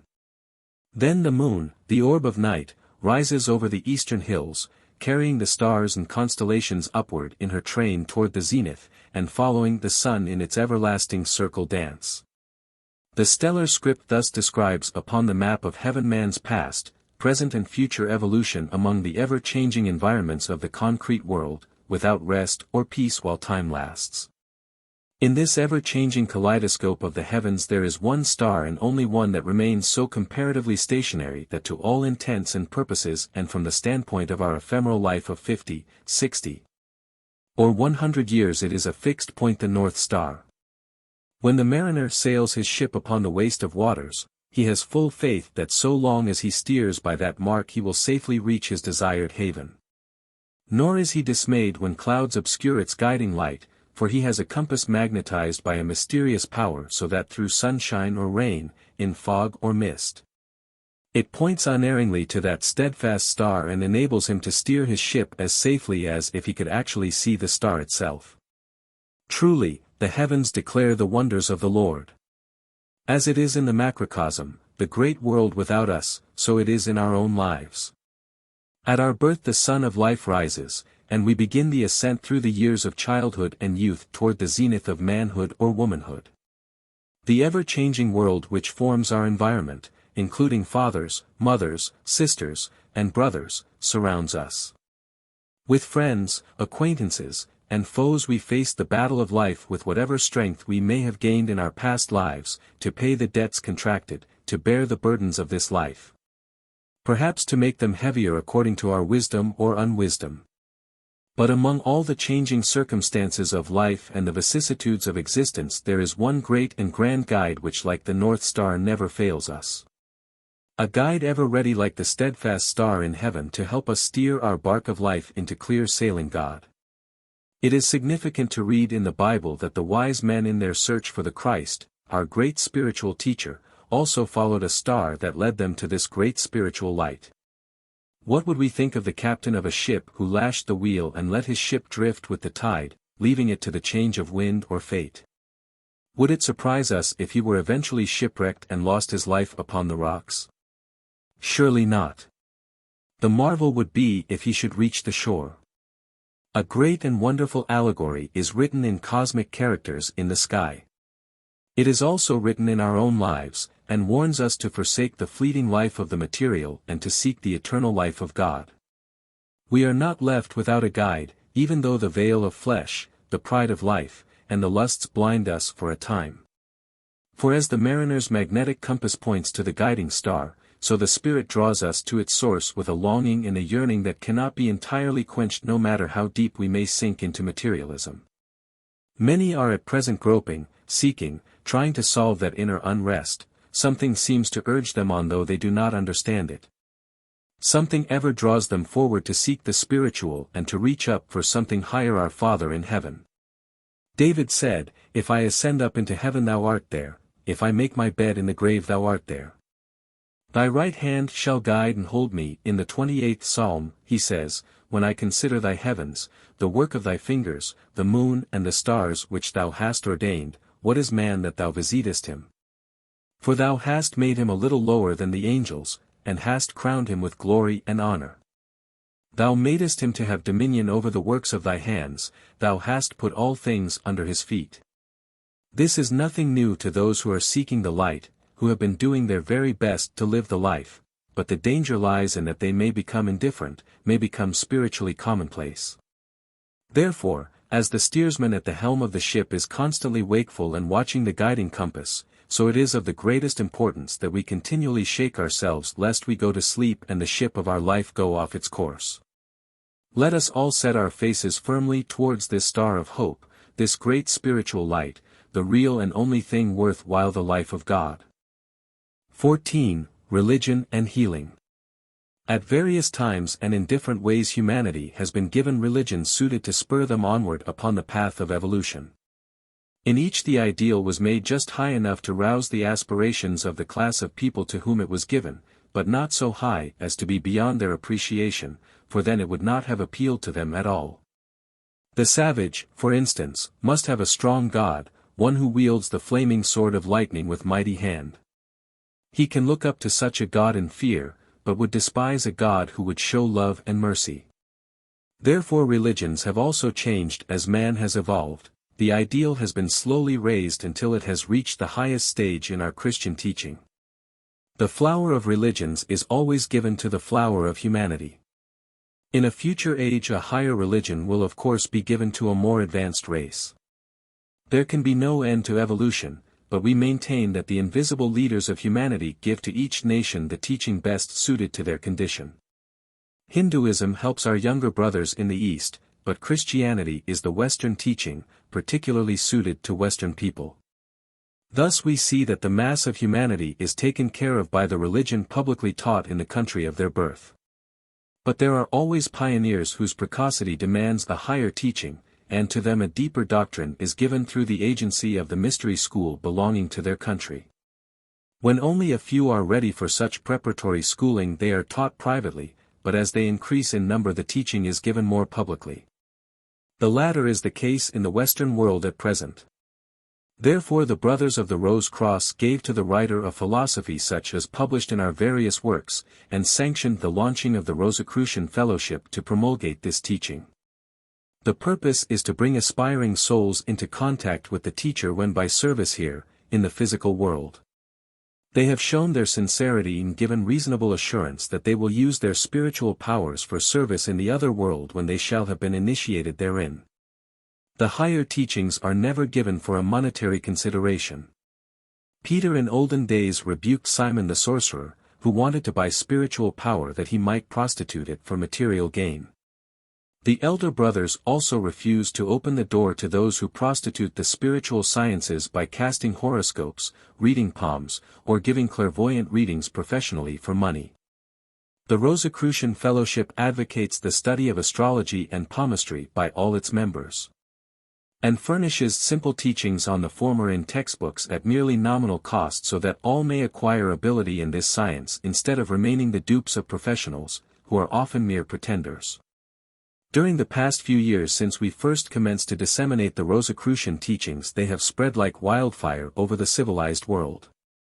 They are studied with avidity from the Cape of Good Hope to the Arctic Circle and beyond. They have found response in the hearts of all classes of people, in the snow-clad huts of Alaskan miners, in government houses where a tropical wind unfurls the British lion, and in the capitals of Turkish autocracy and American democracy alike. Our adherents may be found in government institutions as well as in the humblest walks of life, all in lively correspondence and close touch with our movement and working for the promulgation of the deeper truths concerning life and being which are helping them. The Rosicrucian Principles of Healing. It is a trite saying that man is a few days and full of trouble.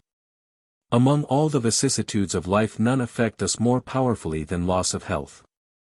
We may lose fortune or friends with comparative equanimity, but when health fails and death threatens, the strongest falter. Realizing human impotence, we are more ready to turn to divine power for succor then than at other times. Therefore the office of spiritual advisor has always been closely associated with healing. Among savages the priest was also medicine man. In ancient Greece Aesculapius was particularly sought by those in need of healing. The Church followed in his steps. Certain Catholic orders have continued the endeavor to assuage pain during the centuries which have intervened between that day and the present. In times of sickness the Good Father came as a representative of our Father in heaven. And what he lacked in skill was made up by love and sympathy if he was indeed a true and holy priest, and by the faith engendered in the patient by the priestly office. His care of the patient did not commence at the sickbed, nor was it terminated at recovery. The gratitude of the patient toward the physician was added to the veneration felt for the spiritual advisor, and as a consequence the power of the priest to help and uplift his erstwhile patient was enormously increased. And the tie between them was closer than possible where the offices of spiritual and medical advisor are divorced. It is not denied that the double office gave the incumbents a most dangerous power over the people, and that power was at times abused. It is also patent that the art of medicine has reached a stage of efficiency which could not have been attained save by devotion to that one particular end and aim. The safeguards of sanitary laws, the extinction of insect carriers of disease, and the consequent immunity from disease are monumental testimonies to the value of modern scientific methods. Thus it may seem as if all were well and there were no need of further effort. But in reality, until humanity as a whole enjoys perfect health, there is no issue more important than the question, how may we attain and maintain health? In addition to the regular school of surgery and medicine, which depends exclusively upon physical means for the care of disease, other systems have sprung up which depend entirely on mental healings. It is the custom of organizations which advocate mind cure, nature cure, and other like methods to hold experience meetings and publish journals with testimonials from grateful supporters who have benefited by their treatments. And if physicians of the regular school did likewise, there would be no lack of similar testimonies to their efficiency. The opinion of thousands is of great value, but does not prove anything, for thousands may hold an opposite view. Occasionally a single man may be right and the rest of the world wrong, as when Galileo maintained that the earth moves. Today the whole world has been converted to the opinion for which he was persecuted as a heretic. We assert that as man is a composite being, cures are successful in proportion as they remedy defects on the physical, moral, and mental planes of being. We also maintain that results may be obtained more easily at certain times when the stellar rays are propitious for the healing of a particular disease or for treatment with remedies previously prepared under auspicious conditions. It is well known to the modern physician that the condition of the blood, and therefore the condition of the whole body, changes in sympathy with the state of mind of the patient. And the more the physician uses suggestion as an adjunct to medicine, the more successful he is.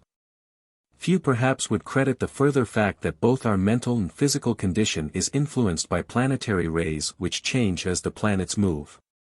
In these days, since the principle of radioactivity has been established, we know that everybody projects into space numberless little particles.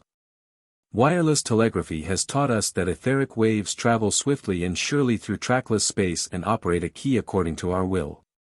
We also know that the rays of the sun affect us differently in the morning when they strike us horizontally than at noon when they are perpendicular. If the light rays from the swift-moving sun produce physical and mental changes, may not the persistent ray of slower planets also have an effect? If they have, they are factors in health not to be overlooked by a thoroughly scientific healer. Disease is a manifestation of ignorance, the only sin, and healing is a demonstration of applied knowledge, which is the only salvation. Christ is an embodiment of the wisdom principle, and in proportion as the Christ is formed in us we attain to health. Therefore the healer should be spiritual and endeavor to imbue his patient with high ideals so that he may eventually learn to conform to God's laws which govern the universe, and thus attain permanent health in future lives as well as now. However, faith without works is dead. If we persist in living under unsanitary conditions, faith will not save us from typhoid. When we apply preventives of proper kind, or remedies in sickness, we are really showing our faith by works. Like other mystery orders, the Rosicrucian order has also aimed to help humanity in the attainment of bodily health. It has been written in various works that the members of the order took a vow to heal others free of charge. This statement is somewhat garbled. The lay brothers take a vow to minister to all according to the best of their ability free of charge. That vow included healing, of course, in the case of such men as Paracelsus, who had ability in that direction. By the combination method of physical remedies applied under favorable stars and spiritual counsel he was highly successful. Others were not suited to be healers but labored in other directions, but all were alike in one particular: they never charged for their services, and they labored in secret without flourish of trumpet or sound of drum. 15. Address at the ground-breaking for empty Ecclesia. The Christ said, "Where 2 or 3 are gathered together in my name, there will I be among them." And as always when he spoke, this utterance was an expression of the most profound divine wisdom. It rests upon a law of nature which is as immutable as God himself. When the thoughts of 2 or 3 are centered upon any certain object or being, a powerful thought form is generated as a definite expression of their minds, and is instantly projected towards its goal. Its further effects depend upon the affinity between the thought and whosoever is to receive it. As to generate a vibratory response to a note sounded by a tuning fork, it requires another fork of identical pitch. If thoughts and prayers of a low, selfish nature are projected, only low and selfish creatures respond. That kind of prayer can never reach the Christ any more than water can run up a hill. It gravitates toward demons and elementals, which remain totally unresponsive to the lofty aspirations engendered by such as congregate in the name of Christ. As we are today gathered upon this spot to break ground for the headquarters of a Christian association, we may rest assured that as surely as gravity draws a stone toward the center of the earth, the fervor of our united aspirations will provide attention from the founder of our faith, Christ, who will thus be with us. As certainly as forks of identical pitch vibrate in sympathy, so must the august head of the Rosicrucian order, Christian Rosecross, lend his presence upon this occasion when the home of Rosicrucian fellowship is being started. The elder brother who has been the inspiration of this movement is present and visible to some among us at least. There are present upon this momentous occasion and directly interested in the proceedings the perfect number 12. That is to say, there are 3 invisible leaders who are beyond the stage of ordinary humanity, and 9 members of the Rosicrucian fellowship. 9 is the number of Adam, or man. Of these, 5, an odd, masculine number, are men, and 4, an even feminine number, are women, while the number of invisible leaders, 3, aptly represents the sexless divine. Neither has the number attending been arranged for by the speaker. Invitation to take part in these exercises was extended to many individuals, but only 9 responded. And as we cannot believe in chance, the attendance must have been regulated in accordance with the design of our invisible leaders, and may be taken as an expression of the spiritual power behind this movement. If further proof were needed, then the phenomenal spread of the Rosicrucian teachings, which have penetrated to every country on earth in the last few years and provoked assent, admiration, and love in the hearts of all classes and conditions of people, particularly among men. We emphasize this as a noteworthy fact, for while all other religious organizations are composed largely of women, men are in the majority among the members of the Rosicrucian Fellowship. It is also significant that our doctor members outnumber those from all other professions, and that the ministers come next. It proves that those whose privilege it is to care for the ailing body are alive to the fact that spiritual causes generate physical weaknesses, and that they are seeking to understand so that they may give more efficient aid to the infirm. It demonstrates also that those whose office it is to minister to the ailing spirit are endeavoring to meet inquiring minds with a reasonable explanation of the spiritual mysteries, thus strengthening their flagging faith and cementing their tie to the Church, instead of responding with dictum and dogma not supported by reason, which would open wide the floodgates to the seething sea of skepticism and sweep the searcher for light away from the haven of the Church into the darkness of materialistic despair. It has already been the blessed privilege of the Rosicrucian Fellowship to rescue many a sincere seeker, anxious but unable to believe what seemed contrary to reason. Given reasonable explanation of the underlying harmony between the dogmas and doctrines propounded by the Church and the laws of nature, such ones have been sent back into the Church fold, rejoicing in the fellowship there, stronger and better members than before they left. Any movement that is to endure must possess three divine qualities: wisdom, beauty, and strength. Science, art and religion each possesses one of these attributes in a measure. It is the purpose of the Rosicrucian Fellowship to unite and harmonize each with the others by teaching a religion that is both scientific and artistic, and to gather all churches into one great Christian brotherhood. Just now the clock of destiny marks an auspicious moment for the commencement of building activities to erect a visible center whence the Rosicrucian teachings may radiate their beneficent influence to further the well-being of all who are physically, mentally, or morally infirm. Therefore we now lift one shovelful of earth from the corner of the building site with a prayer for wisdom to guide this great school along the right lines.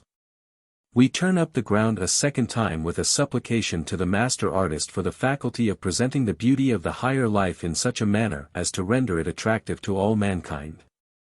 We break the ground for the third and last time in connection with these exercises as we breathe a prayer for strength patiently and diligently to continue the good work so that it may endure and become a greater factor for upliftment than any of its predecessors. Having thus broken ground for the site of the first building, we will now proceed to plant the wonderful symbol of life and being, the composite emblem of the Western Mystery School. This consists of the cross, representing matter, and the climbing rose that twines around its stem, representing the verdant evolving life climbing to greater and greater heights by this crucifixion. Each of us 9 members will take part in excavating for this the first and greatest ornament to empty Ecclesia. We will plant it in such a position that the arms point east and west, while the meridian sun projects it bodily towards the north. Thus it will be directly in the path of the spiritual currents that vitalize the forms of the 4 kingdoms of life: mineral, plant, animal, and man. Upon the arms and upper limb of this cross you notice 3 golden letters, CRC. The initials of our august head, Christian Rosenkreuz or Christian Rosecross. The symbolism of this cross is partly explained here and there in our literature, but volumes would be required to give a full explanation. Let us look a little further into the meaning of this wonderful object lesson. When we lived in the dense water-laden atmosphere of early Atlantis, we were under entirely different laws than govern us today. When we shed the body we felt it not, for our consciousness was focused more in the spiritual world than in the denser conditions of matter. Our life was an unbroken existence, we felt neither birth nor death. With our emergence into the aerial conditions of Ariana, the world of today, our consciousness of the spirit world waned, and form became most prominent. Then a dual existence commenced, each phase sharply differentiated from the other by the events of birth and death. One of these phases is a free spirit life in celestial realms. The other an imprisonment in a terrestrial body, which is virtually death to the spirit, as symbolized in the Greek myth of Castor and Pollux, the heavenly twins. It has been elucidated in various places in our literature how the free spirit became enmeshed in matter through the machinations of the Lucifer spirits, which Christ referred to as false lights. That was in fiery Lemuria. Lucifer may therefore be called the genius of Lemuria. The full effect of his misguidance did not become fully apparent until the Noachian age, comprising the periods of later Atlantis and our present Ariana. The rainbow, which could not have existed under previous atmospheric conditions, stood painted upon the cloud as a mystic scroll when mankind entered the Noachian age, where the law of alternating cycles brings ebb and flow, summer and winter, birth and death. During this age the spirit cannot permanently escape from the body of death generated by the satanic passion first inculcated by Lucifer. Its repeated attempts to escape to its celestial home are frustrated by the law of periodicity, for when it has freed itself from one body by death, it is brought to rebirth when the cycle has been run. Deceit and illusion cannot be allowed to endure forever, and so the Redeemer appeared to cleanse the passion-filled blood, to preach the truth which shall set us free from this body of death. To inaugurate the Immaculate Conception along lines most crudely indicated in the science of eugenics, to prophesy a new age, a new heaven, and a new earth, of which he, the true lights, will be the genius. An age wherein will dwell the righteousness and love for which all the world is sighing and seeking. All of this and the way of attainment are symbolized in the rose cross before us. The rose, in which the sap of life is dormant in winter and active in summer, illustrates aptly the effect of the law of alternating cycles. The color of the flower, its generative organ, resembles our blood, yet the sap which courses within is pure, and the seed is generated in an immaculate, passionless manner. When we attain to the purity of life there symbolized, we shall have freed ourselves from the cross of matter, and the ethereal conditions of the millennium will be here. It is the aim of the Rosicrucian fellowship to hasten that glad day when sorrow, pain, sin, and death shall have ceased, and we shall have been redeemed from the fascinating, enthralling illusions of matter and awakened to the supreme truth of the reality of spirit. May God speed and prosper our efforts. 16. Our work in the world.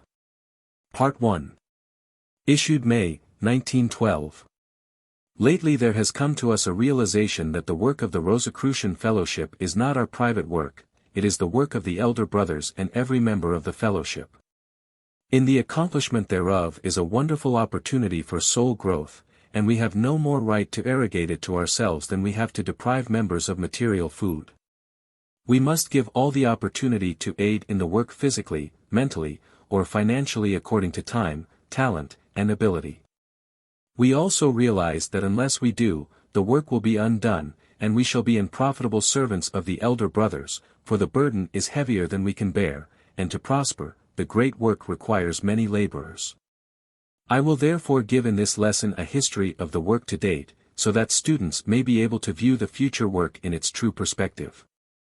This will necessitate a liberal use of the capital I, and students will kindly bear with me in this matter, for no one dislikes introduction of the personal element more than the writer, but in the present case it seems unavoidable.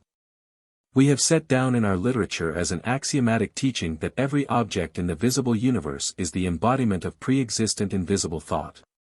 That Fulton built a steamboat and Bell a telephone in thought before these things were manufactured in wood and metal. Likewise, an author plans a book in his mind before writing. A mystery order must also frame its spiritual philosophy to meet the necessities of the people it is deputized to serve. That work may require centuries. As the work of scientific investigators is carried out in the seclusion of their laboratories. As their tentative conclusions calculated to foster the intellectual advancement of the race are withheld from the masses until proven to the best of the scientist's ability. So also the spiritual teachings intended to foster soul growth among a class of people are kept from the many until their efficacy has been demonstrated in the case of the few. As inventions, theories, or projects sometime pass the experimental stage and are rejected unless fitted for general use. So also a spiritual teaching must either reach a point of completion where it may be launched for general service in the world's work, or else die. Thus it has been with the Western wisdom teachings formulated by the Rosicrucian order to blend with the ultra-intellectual mind of Europe and America.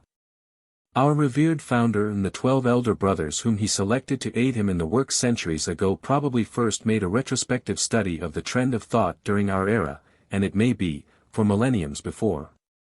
And thus they were able to obtain a fairly accurate conception of the direction likely to be taken by the minds of future generations and determine their spiritual requirements. Be their method what it may have been, their conclusions were light when they judged that pride of intellect, intolerance, and impatience of restraint would be the besetting sins of our day. And they formulated their philosophy so that it satisfies the heart at the same time that it appeals to the intellect and teaches man how to escape restraint by mastering self. The thousands of appreciate letters from people all over the world, in the highest ranks and in the lowliest walks of life, attest the great should hunger and the satisfaction that all classes of people find in this teaching. But as time goes on, 50 years, a century or two hence, when scientific discoveries have given color to more of the things stated in the cosmo-conception, when intellects have become yet broader, the Rosicrucian teachings will give satisfaction of soul to millions of enlightened spirits. This being the case, you will appreciate the care which the elder brothers must take ere confiding so important a message to anyone, particularly as such a teaching may only be given out at certain times. As the seed of plants is planted at the beginning of the yearly cycle, so also must a philosophical seed such as that of the Rosicrucian teachings be planted and the book published in the first decade of the century, which commences a new cycle. Or the opportunity is lost till the next cycle rolls around. One messenger had proven faithless by 1905. Then the brothers turned to myself, and entrusted the teachings to me after I have passed a certain test in 1908. The Rosicrucian Cosmo-Conception was published in November, 1909, a little more than a year before the end of the first decade. Friends had edited the original manuscript and did splendid work, but I had of course to revise it before giving it to the printer. Then I read the printer's proof, corrected and returned it, reread it after mistakes had been rectified, read it again after the type had been divided into pages. Gave instructions to engravers about the drawings and to the printer about placing them in the book, etc. I was up at 6 and toiled on till 12, 1, 2, or 3 in the morning for weeks amid endless confusion with tradesmen and the roar of Chicago about my ears, sometimes almost reaching the limit of nervous endurance. Still I kept my faculties together and wrote many new points into the r.cc. Had it not been for the support of the brothers I must have gone under. It was their work, however, and they saw me through. All that I was expected to do was to work to the limit of my endurance and ability and leave the rest to them, yet I was almost a wreck when the strain was past. Now, perhaps you will understand my attitude towards the Rosicrucian Cosmo-Conception. I admire and marvel at its wonderful teaching more than anyone else, and can do so without violating proper modesty, for the book is not mine, it belongs to humanity. It does not even seem as if I have written it, I feel so absolutely impersonal in the matter. My office is only to see that it is properly published, and the copyright is simply to protect it from being garbled. But as soon as it is possible to find dependable and qualified trustees, the Rosicrucian Fellowship will be incorporated and all my copyrights turned over to them together with all else that belongs to me. For it was a part of the agreement with the brothers that all profit accruing from the work must be put right into it again, a condition to which I willingly assented, for I care not for money save as needed to further the work. And neither does Mrs. Heindel. The blessed work is the greatest recompense to us, more precious than any material reward. Among all the foolish nonsense which has been published about the Rosicrucian order there is one great truth, that they aimed to heal the sick. Earlier religious orders have sought to advance spirituality by castigating and abusing the body, but the Rosicrucians exhibit the tenderest care for this instrument. There are two reasons for their healing activities. Like all other earnest followers of Christ, they are longingly looking for the day of the Lord. They know that abuse of sex prompted by the Lucifer spirits has caused and is responsible for disease and debility, and that a sound body is indispensable to the expression of a sound mind. They have therefore aimed to heal the body that it may express a sane mind, and pure love instead of perverted love.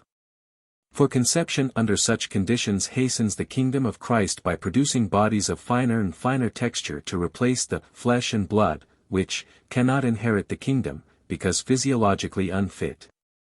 Christ gave two commands to his messengers: preach the gospel of the coming age, and heal the sick. One is as binding as the other and, for the foregoing reasons, as necessary. To comply with the second command, the elder brothers have evolved a system of healing which combines the best points in the various schools of today with a method of diagnosis and treatment as certain as it is simple.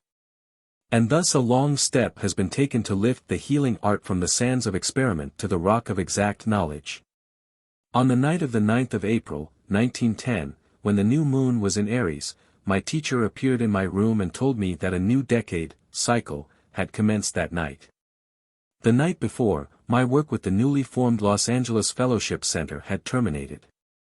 I had traveled and lectured 6 out of 7 nights a week and several afternoons besides. Since my Chicago publishing experience I had been sick and was withdrawing from public work to recuperate. I knew it was very dangerous to leave the body consciously when ill, for the ether is then usually attenuated and the silver cord breaks easily. Death under such conditions would cause the same sufferings as suicide, so the invisible helper is always cautioned to stay by his body when it is suffering. But at my teacher's request I was ready for the soul flight to the temple, and a guard was left to watch the sick body. Part 2. As we have stated previously in our literature, there are 9 degrees of the lesser mysteries, of whatever school, and the Rosicrucian order is no exception. The first of these corresponds to the Saturn period, and the exercises having to do with it are held on Saturn's day at midnight. The second degree corresponds to the Sun period, and that particular rite is celebrated every Sunday. The third degree corresponds to the Moon period and is held on Monday at midnight, and so on with the remainder of the first 7 degrees. Each corresponds to a period and is held on the day appropriate thereto. The 8th degree is celebrated at the new moon and the full, and the 9th degree at the summer and winter solstices. When a disciple first becomes a lay brother or sister, he or she is introduced to the rite held upon Saturday nights. The next initiation entitles him also to attend the midnight services at the temple on Sunday nights, and so on. It is to be noted, however, that while all lay brothers and sisters have free access in their spiritual bodies to the temple during all days, they are barred from the midnight services of the degrees which they have not yet taken. Nor is there a visible guard who stands at the door and demands a password of each as he desires to enter, but a wall is around the temple, invisible yet impenetrable to those who have not received the open sesame. Every night it is differently constituted so that should a pupil by mistake or through forgetfulness seek to enter the temple when the exercises are above his status, he would learn that it is possible to bump one's head against a spiritual wall and that the experience is by no means pleasant. As already said, the 8th degree meets at the new and full moon, and all who have not attained are debarred from that midnight service, the writer among them. For this degree is no mere mummery to be obtained by the payment of a few paltry coins but requires a measure of spirituality far beyond my present attainment, a stage to which I may not attain in several lives, though not wanting in effort or aspiration.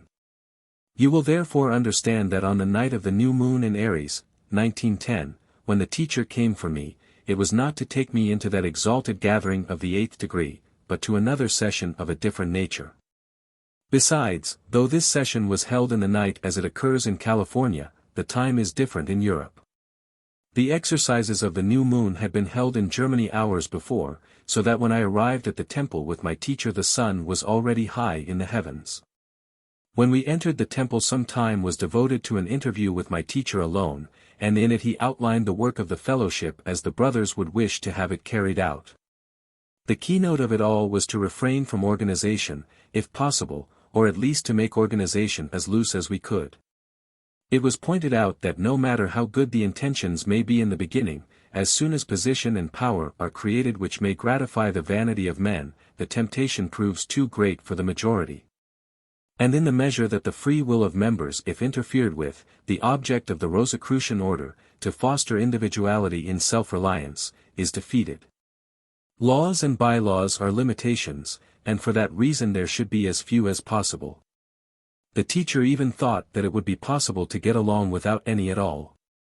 It is in line with this policy that I had printed upon our letterheads, an International Association of Christian Mystics. For there is a vast difference between an association that is entirely voluntary and an organization which binds its members by oaths, pledges, etc. Those who have taken the obligation as probationers in the Rosicrucian Fellowship know that that obligation is a promise to themselves and not to the Rosicrucian order. The same tender regard for the maintenance of the fullest of individual liberty is in evidence throughout the whole range of the Western Mystery School. We have no masters. They are our friends and our teachers, and they never under any condition demand obedience to any mandate of theirs nor command us to do this or that. At most, they advise, leaving us free to follow or not. I may say here that this policy of not organizing had already been adopted in starting the study centers at Columbus, Ohio, Seattle, Washington, and Los Angeles. But since then I have gone further along this line in trying to spread the teachings to individuals from a world center rather than to establish more centers in different cities. In some places bands of students have desired to unite for study and spiritual elevation. To this end all assistance has been given them, but as said, I have made no effort to bring about formation of study centers but leave students to do as they feel prompted. The new work of healing, of which I shall presently speak, necessitated permanent headquarters. As we are living in a concrete world under material conditions, it seems to be necessary that headquarters should be incorporated under the laws of the land in which we live. So that that which belongs to the work may remain available for the use of humanity after the present leaders have been released from life. Thus far we cannot escape hard and fast conditions of organization at headquarters, but the association at large must remain free so that the highest spiritual growth and the longest life may be attained. It is sad to contemplate, however, that though such are our intentions, the day must come when the Rosicrucian Fellowship will go the way of all other movements. It will bind itself by laws, and usurpation of power will cause it to crystallize and disintegrate. But then we have the consolation that upon its ruins will rise something greater and better, as it has risen above other structures that have served their purpose and are now on the way to dissolution. After the before-mentioned discussion we entered the temple, where the 12 brothers were present. It was arranged differently from what I had seen it before, but lack of space forbids a detailed description. I shall only mention 3 spheres suspended one above the other in the center of the temple, the middle sphere being about halfway between floor and ceiling, also that it was much larger than the 2 others, which hung one above and one below. The various modes of vision above the physical are, etheric or X-ray sight, color vision, which opens up the desire world, and tonal vision which discloses the region of concrete thought, as explained very fully in the Rosicrucian Mysteries. My development of the latter phase of spiritual sight had been most indifferent up to the time mentioned, for it is a fact that the more robust our health, the closer we are enmeshed in the physical and the less able to contact the spiritual realms. People who can say, "I never had a day's sickness in my life," at the same time reveal the fact that they are perfectly attuned to the physical world and totally incapable of contacting the spiritual realm. This was nearly my case up to 1905. I had suffered excruciating pain all my life, the after effects of a surgical operation on the left limb in childhood. The wound never healed until I changed to a meatless diet. Then the pain ceased. My endurance during all the previous years was such that the pain never showed by a line on the face, and in every other respect I had perfect health. It was noticeable, however, that when blood flowed as the result of an accidental cut, it would not coagulate, and a great quantity was always lost. Whereas after 2 years on a lean diet the accidental loss of an entire nail in the morning resulted in the loss of a few drops of blood only. I was able to use the typewriter the same afternoon. There was no festering as the new nail grew. Upbuilding of the spiritual side of the nature, however, brought disharmony to the physical body. It became more sensitive to conditions around. The result was a breakdown. This was all the more complete because of the before-mentioned endurance that kept me on my feet for months after I should have given in, with the result that I came very close to death's door. As death is the permanent dissolution of the tie between the physical and spiritual bodies, those who are near death approach the condition existing when severance is about to take place. Goethe, the great German poet, received his first initiation while his body was prostrated nearly unto death. I had not progressed so high, but my studies, aspirations, and an exercise practiced for a long time which I thought then I had devised but which I now know was carried over from the past. All combined to make it possible for me during that first sickness to slip out of the body for a short while and then return. I did not know how I did it, and was unable to do it at will. A year later I did it again by accident. That, however, is beside the case. The point I wish to bring out is that the rupture of physically robust health is necessary before it is possible to attain poise in the spiritual world, and the stronger and more vigorous the instrument, the more drastic must be the method of breaking it down. Then come years when there is an unbalanced fluctuating condition of health, until finally we are able to adjust ourselves so as to maintain health in the physical world while we retain the ability to function also in the higher realms. Thus it has been with me. Strenuous work both physical and mental, even to the present day, has kept the physical instrument in anything but an enjoyable condition. Friends have cautioned me, and I have tried to heed their warnings, but the work must be done, and until help comes I am forced to continue regardless of health, and Mrs. Heindel is with me in this as in all else. Out of this precarious condition, however, has come an increasing ability to function in the spiritual world. While, as said, at the time of the experience here related my tonal vision and the ability to function in the region of concrete thought was indifferent and chiefly confined to the lowest subdivision thereof.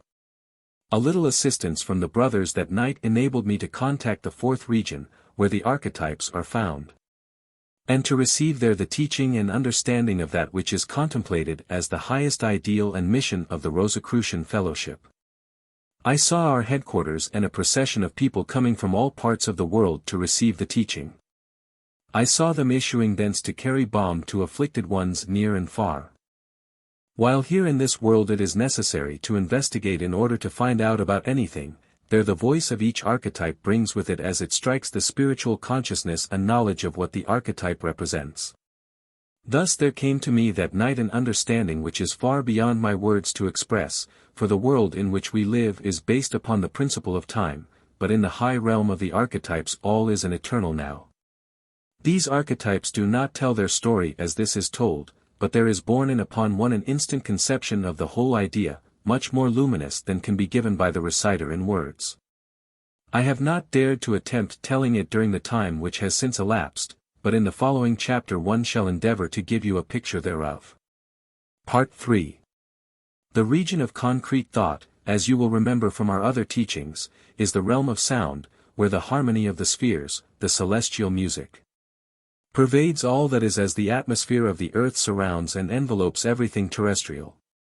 Everything there may be said to be wrapped in and permeated by music. It lives by music and grows by music.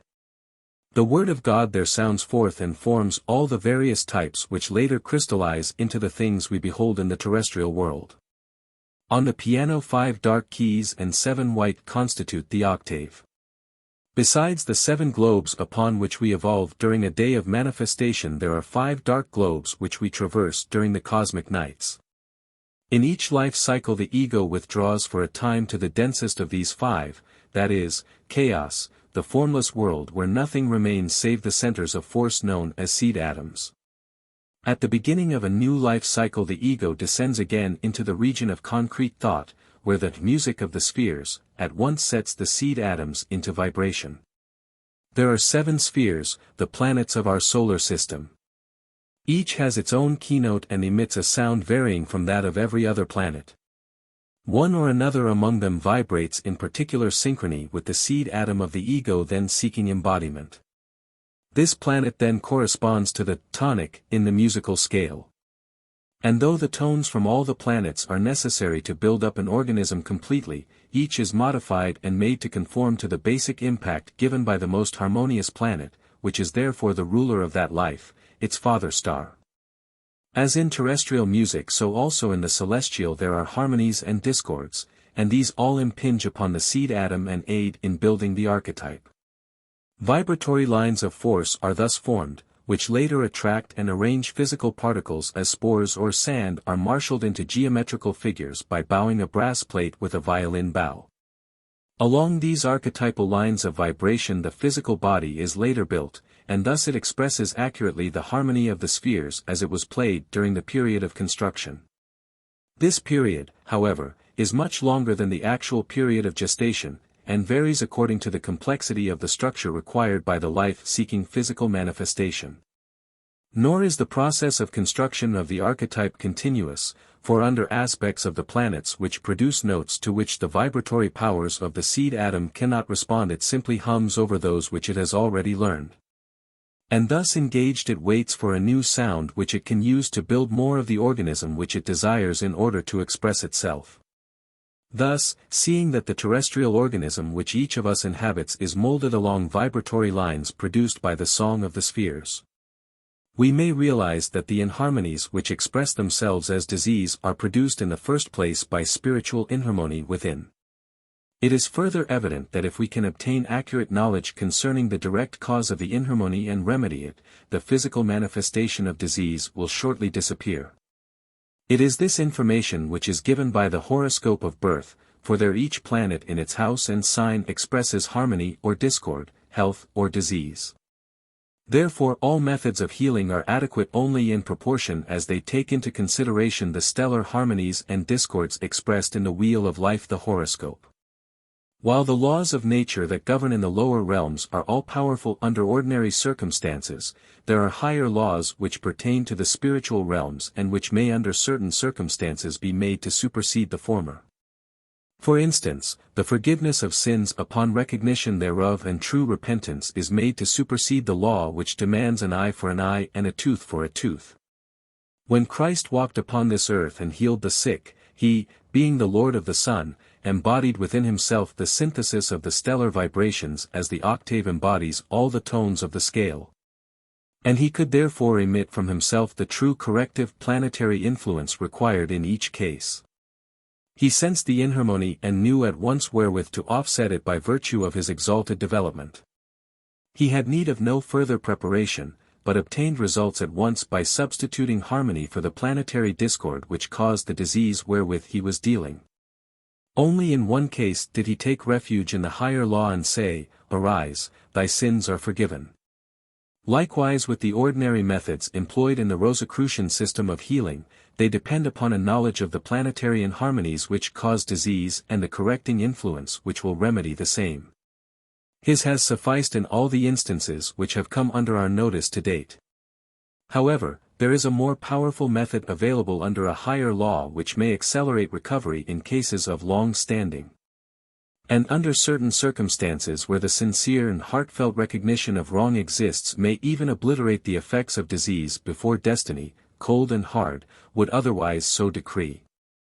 When we look with spiritual vision upon one who is diseased, whether the physical body be emaciated or not, it is plainly evident to the seer that the finer vehicles are much more tenuous than during health. Thus they do not transmit to the physical body a proper quota of vitality, and as a consequence that instrument becomes more or less disrupted. But whatever may be the state of emaciation of the rest of the physical body, certain centers which are tenuous during health in a degree varying with the spiritual development of the man, become clogged in an increasing degree according to the seriousness of the disease. This is particularly true of the main center between the eyebrows. Therein the spirit is immured, sometimes to such an extent that it loses touch with the outer world and its progress and becomes so thoroughly centered upon its own condition that only complete rupture of the physical body can set it free.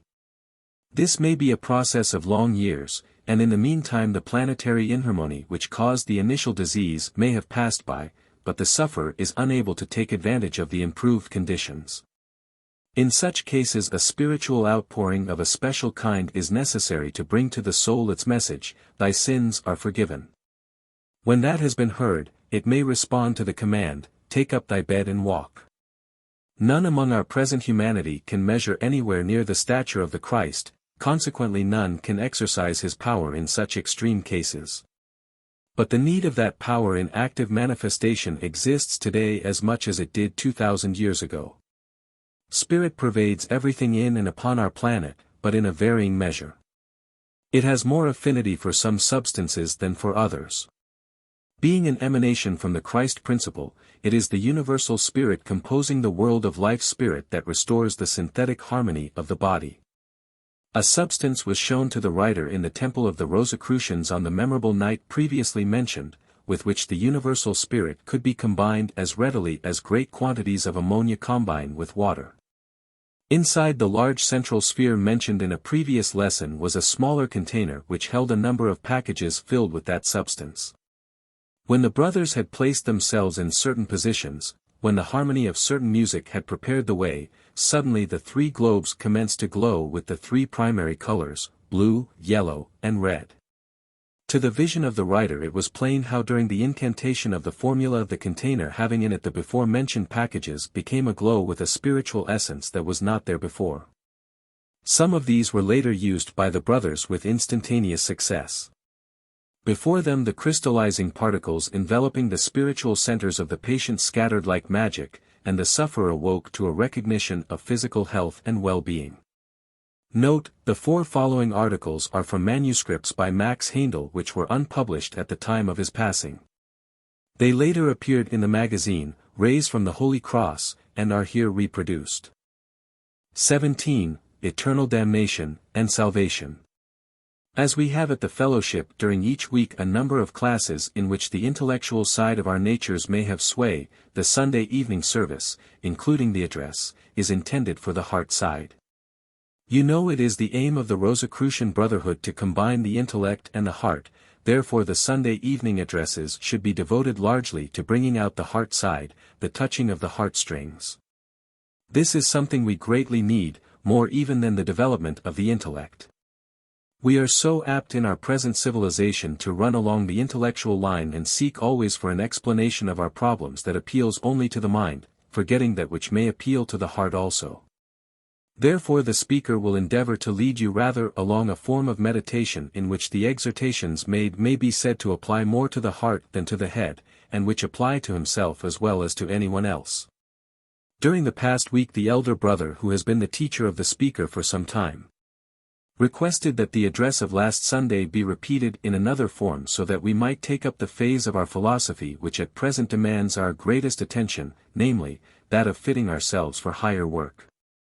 If we look at man as he is now, we obtain only a partial view of him, for man as well as everything else is ever becoming, but unless we prepare for that becoming we cannot attain. It is therefore necessary that we continually have our mind's eye directed toward the future in order to know what is before us. Also it is necessary to endeavor to live up to our ideals, for only as we live up to them can we in time attain to them. When we have attained to an ideal, it is no longer an ideal. There was a time when some of us partook of the flesh of animals. Such food was obtained by a tragedy, a taking of life. Therefore we got the idea we would like to discontinue that practice, and after a while we attained to that ideal and became what are called vegetarians. Vegetarian food was no longer an ideal to us, because we had attained to it. So in the spiritual life there are ideals that are farther and farther ahead, and which we must always strive to keep for ideals in order that we may in time attain to and live up to the highest that is within us. We will now touch upon the subject known in the churches as eternal damnation and salvation. This is something we may have thought we could get away from.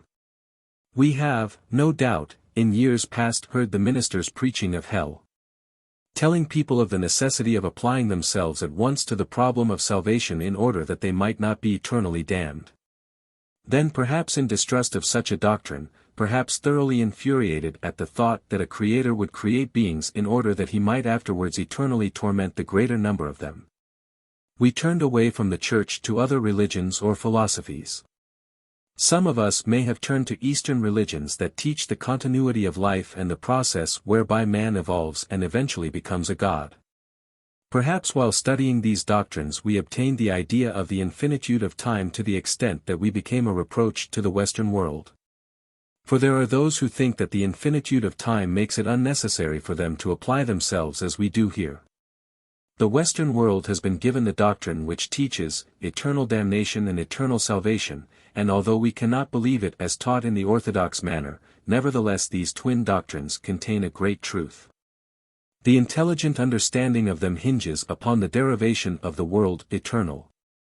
If we turn to the Greek Bible, we shall find the word Ionian.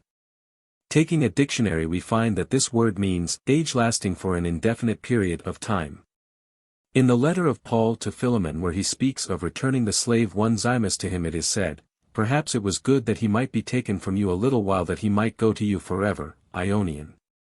Neither Onesimus nor Philemon was immortal, so their Ionian can only mean for a part of a lifetime and not for eternity, so we see that the latter is not the sense in which we are to take it. But in what sense are we to take it? When we look about us in the world and contemplate the process of evolution, we may learn that throughout the whole pilgrimage of the spirit from the clod to the god there is eternal progression. That there are many stages, and many points at which the spirit rests for a time, then takes a step forward. We who have studied in our philosophy the various epochs and the periods that were back of the epochs, remember that it was stated that the first real separation of people took place in the latter part of the Lemurian epoch. There was then what may be called a chosen people.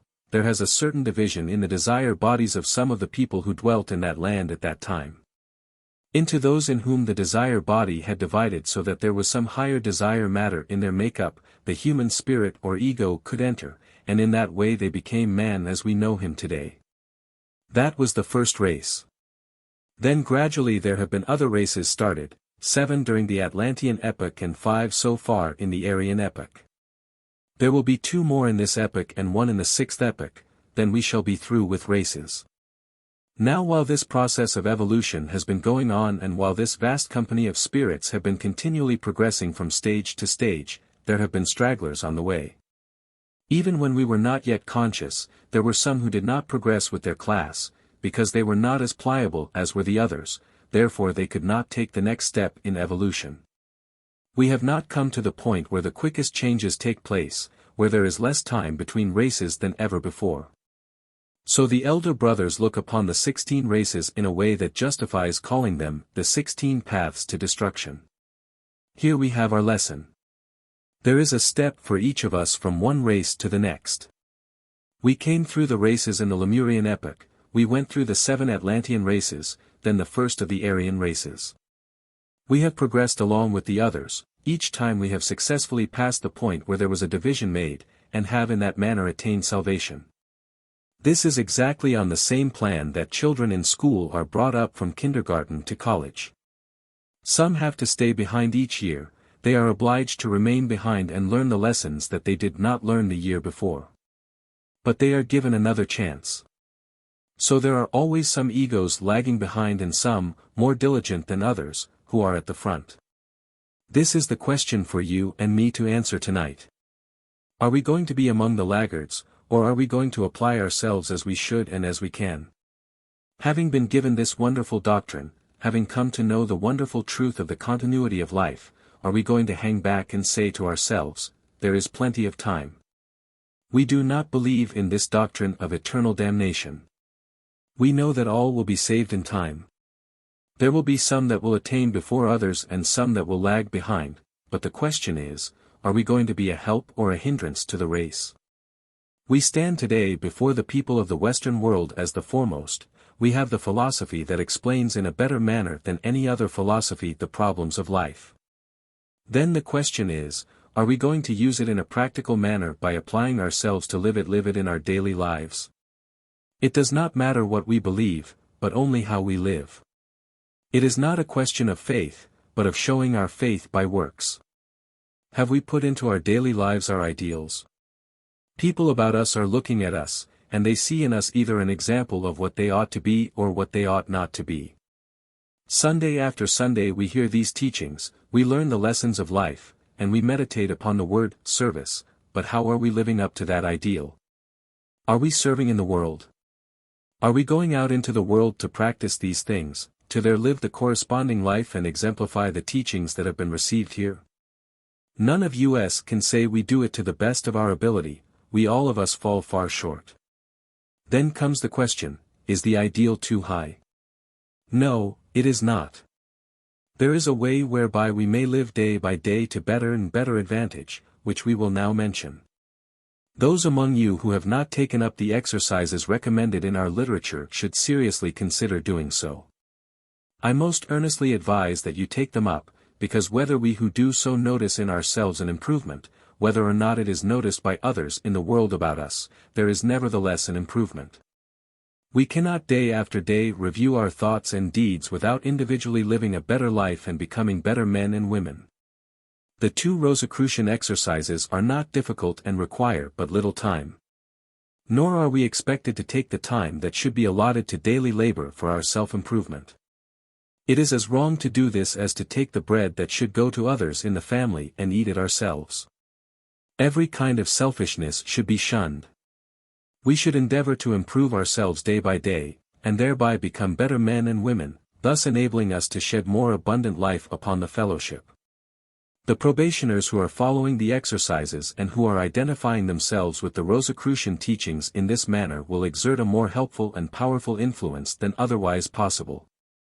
Therefore I would urge again, and I would not repeat it were it not by special request, that as many of you as can take up these exercises and endeavor to live accordingly.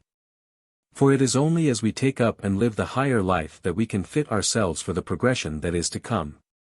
At the time when the sun passes through a new sign of the zodiac, there is always given to humanity a new spiritual impulse. That impulse must have a channel to flow through, and that channel must be ready and able to vibrate to the impulse. Unless there are some people ready who can receive its vibration and give it out, the teaching connected with that spiritual impulse cannot come. We have read how throughout the past 1900 years the second coming of the Christ has been looked forward to, how some in the time of the apostles looked for his coming and thought that he was to establish a worldly kingdom on earth. As in the past, so down to the present time we find people looking for his coming as a person. But as Angelus Silesius says, though Christ 1,000 times in Bethlehem be born, and not within thyself, thy soul will be forlorn. The cross on Golgotha thou lookest to in vain, unless within thyself it be set up again. As a tuning fork that is pitched to a certain vibration will start to sing when another of the same key is struck, so also will it be with us. When we have been attuned to the vibrations of the Christ, we shall be able to express the love that he came to teach mankind, and which we are inculcating by our service every Sunday evening. Until we live up to that love and perceive the Christ within, we cannot see the Christ without. Therefore let us remember the little poem. Let us not waste our time in longing for bright and impossible things. Let us not sit supinely waiting for the sprouting of angel wings. Let us not scorn to be rushlights. Every one can't be a star. But let us brighten the darkness by shining just where we are. 18. The bow in the cloud. I have a few preliminary explanations to make, a few reasons why the subject of the bow in the cloud is taken up. I recently dictated the manuscript for a book which I have since been editing.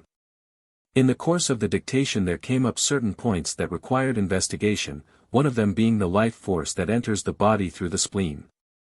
Upon investigating it was seen that this force manifests in different colors, and that in different kingdoms of life it works differently, therefore much was to be looked up before making the information public. A friend, upon reading some of the manuscript, sent to his library in Seattle for a book published about 40 years ago called Babbitt's Principles of Light and Color. I referred to this book and found it most interesting, written by a man who was clairvoyant. After spending an hour studying the book, I turned to investigation myself, with the result that a great deal of new light was shed upon the subject. And it is a deep and profound subject, for the very life of God seems to be embodied in these colors.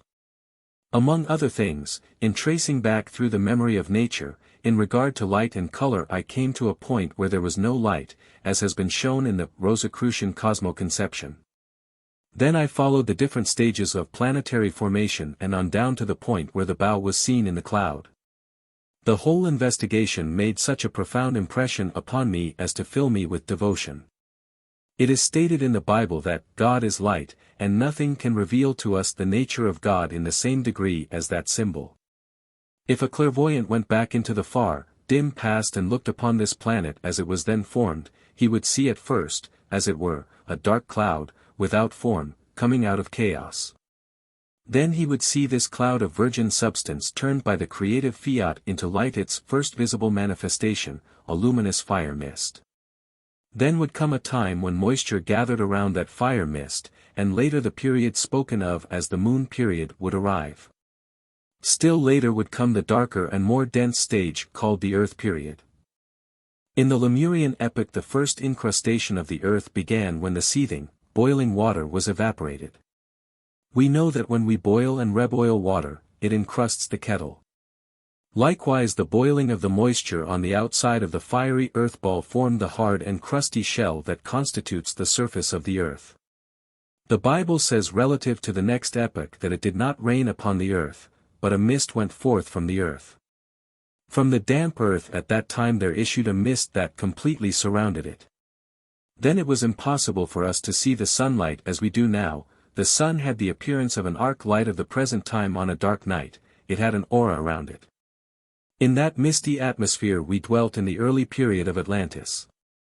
Later there came a time when the atmosphere cooled more and more and the moisture was condensed into water, finally driving the Atlanteans from their land by a flood such as is recorded in the various religions.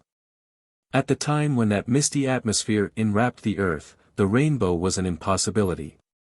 This phenomenon usually occurs when there is a clear atmosphere in some places and a cloud in others. There came a time when humanity saw the rainbow for the first time. When I looked upon that scene in the memory of nature, it was most wonderful. There were refugees who were driven from Atlantis, which is now partly under the Atlantic Ocean. It also included parts of what are now known as Europe and America. These refugees were driven eastward till they came at last to a place where the land was high, where the atmosphere had partially cleared, and where they saw the clear sky above. Of a sudden there came up a cloud, and from that cloud came lightning. They heard the roll of thunder, and they who had escaped peril by water and had fled under the guidance of a leader whom they revered as God, turned to him to ask, "What have we come to now? Shall we be destroyed at last?" He pointed to the rainbow that stood in the cloud and said, "No, for so long as that bow stands in the cloud, so long shall the seasons come one after another in unbroken succession." And the people with great admiration and relief looked upon that bow of promise. When we consider the bow as one of the manifestations of deity, we may learn some wonderful lessons of devotion, for while we look upon the lightning with awe and hear the thunder with fear, the rainbow in the sky must always provoke in the human heart an admiration for the beauty of its sevenfold path of color. There is nothing to compare with that wonderful bow, and I wish to call your attention to a few physical facts concerning it. In the first place, the rainbow never appears at noon. It is always after the sun has passed downward and has traversed more than half the distance from the meridian to the horizon that the rainbow appears, and the closer the sun is to the horizon, the larger, clearer, and more beautiful it is. It never appears in a clear sky. It usually has for its background the dark and dreary cloud, and it is always seen when we turn our face from the sun. We cannot look towards the sun and at the same time see a rainbow. When we look upon the bow from below, it appears as a half circle above the earth and us. But the higher we get, the more of the circle we see, and in the mountains, when we reach a sufficient height above the rainbow, we see it as a sevenfold circle, sevenfold like the deity of whom it is a manifestation. Now, with these physical facts before us, let us go into the mystic interpretation of the subject. In ordinary life, when we are at the height of our physical activity, when prosperity is the greatest, when everything looks bright and clear to us, then we do not need the manifestation of the divine light and life. We do not need that covenant, as it were, that God made with man upon his entry into the Aryan epoch. We do not care about the higher life, our bark is sailing upon summer seas, and we care for nothing else. Everything is so good to us here that there seems no reason why we should look beyond. But suddenly there comes the tempest, a time in every life when sorrows and troubles come upon us. The storm of disaster tears away from us every physical foundation, and we stand, perhaps, alone in the world in sorrow.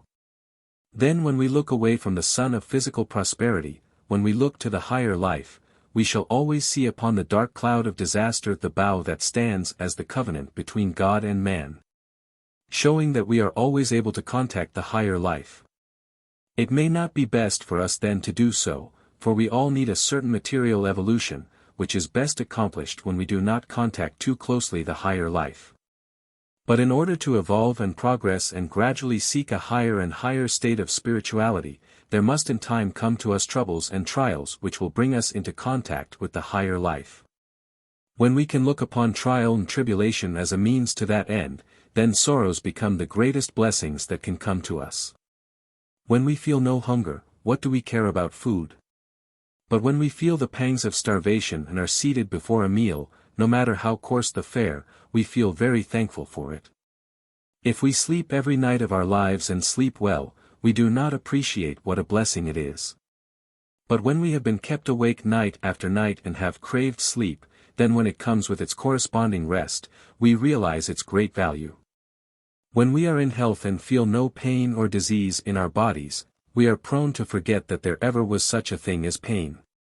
But just after recovering from an illness or after we have suffered much, we realize what a great blessing health is. So in the contrast between the rays of the sun and the darkness of the cloud, we see in the latter the bow that beckons us on to a higher life. And if we will only look up to that, we shall be much better off than if we continue in the paths of the lower life. Many of us are prone to worry over little things.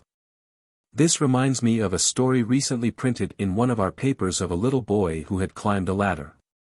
He had been looking up as he was climbing, and had gone so far up that a fall would have meant death. Then he stopped and looked down, instantly becoming dizzy. When we look down from a height, we become dizzy and afraid. But someone above called to him and said, "Look up, little boy.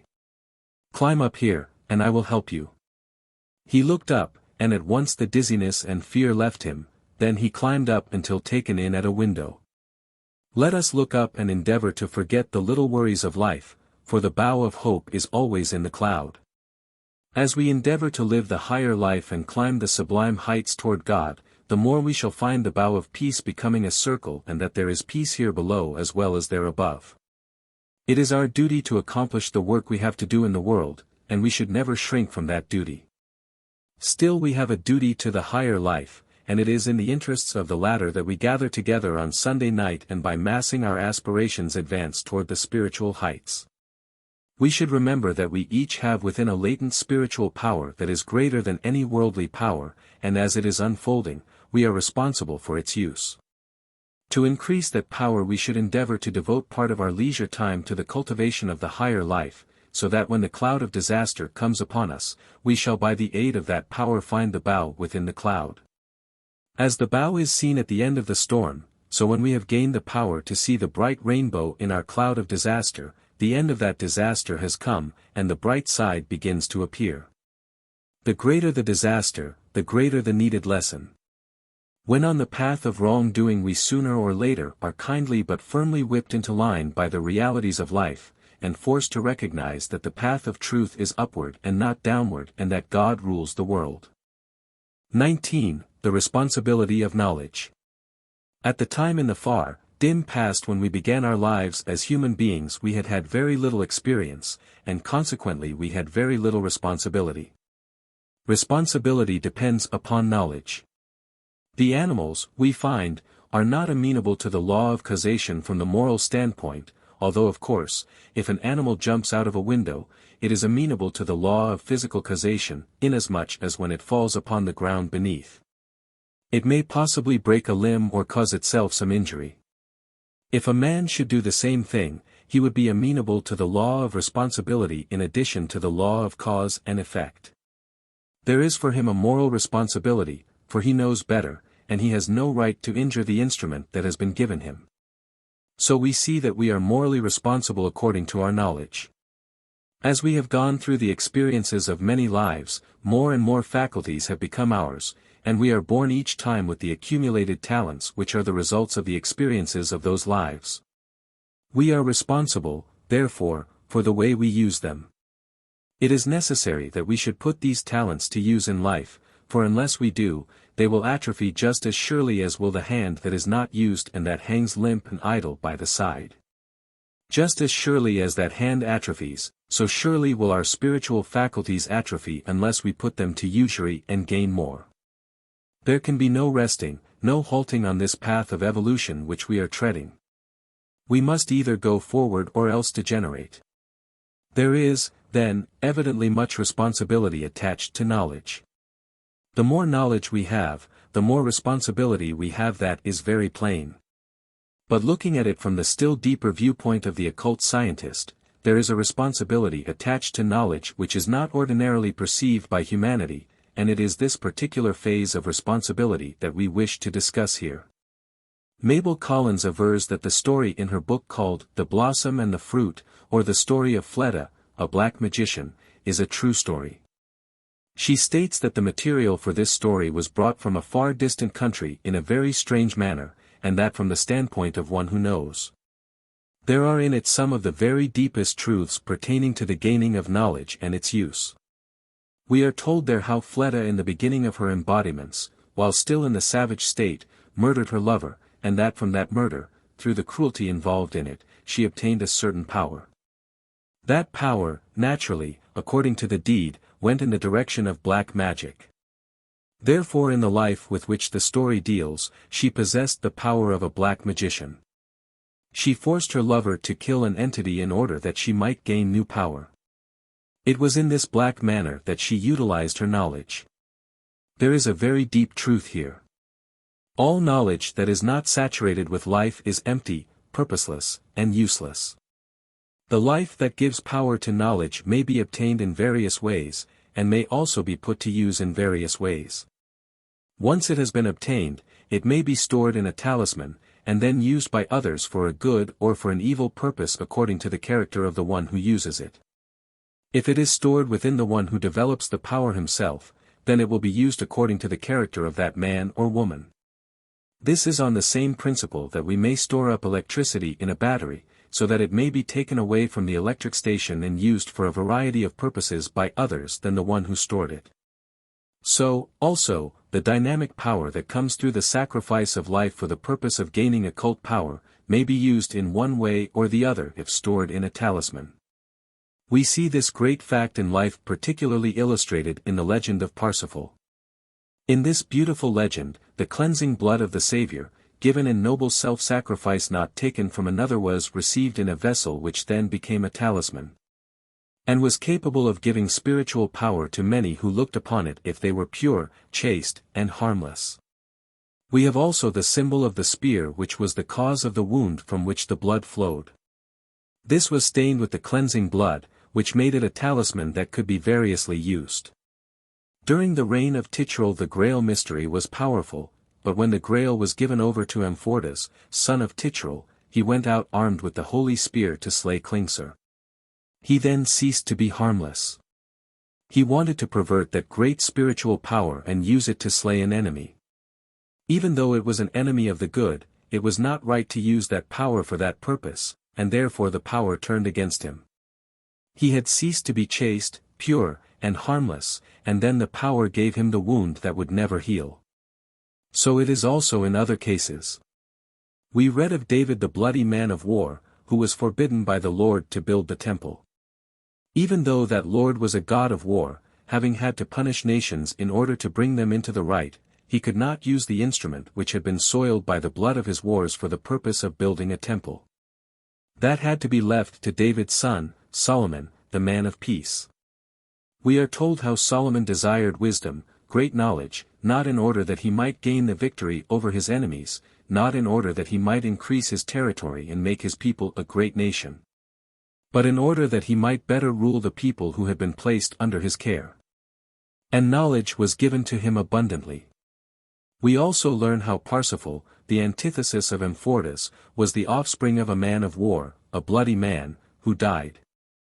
Through Herzlide, heart affliction, the posthumous child Parsifal came into the world. In the first part of his career he used the bow, but at a certain stage he broke it, became chaste, pure, and harmless, and by the power of these qualities stood firm in the day of temptation, and wrested the spear from Klingsor, who had had it since the day when Amfortas lost it. Parsifal, in his wanderings between the time when he received the speak and the time when he returned to the Grail Castle, was beset by many temptations and much sorrow, trouble, and tribulation. Men had sought his life, and many times he realized that he might have saved himself by the use of the holy spear if he would have turned it against his enemies. But he knew that the spear was to be used not for hurt but for healing. He realized the sacredness of the power which the sacrificial blood had given to the talisman, and that it must only be used for the very highest purpose. So we find everywhere that those who come into possession of spiritual power will never make use of it for any selfish purpose.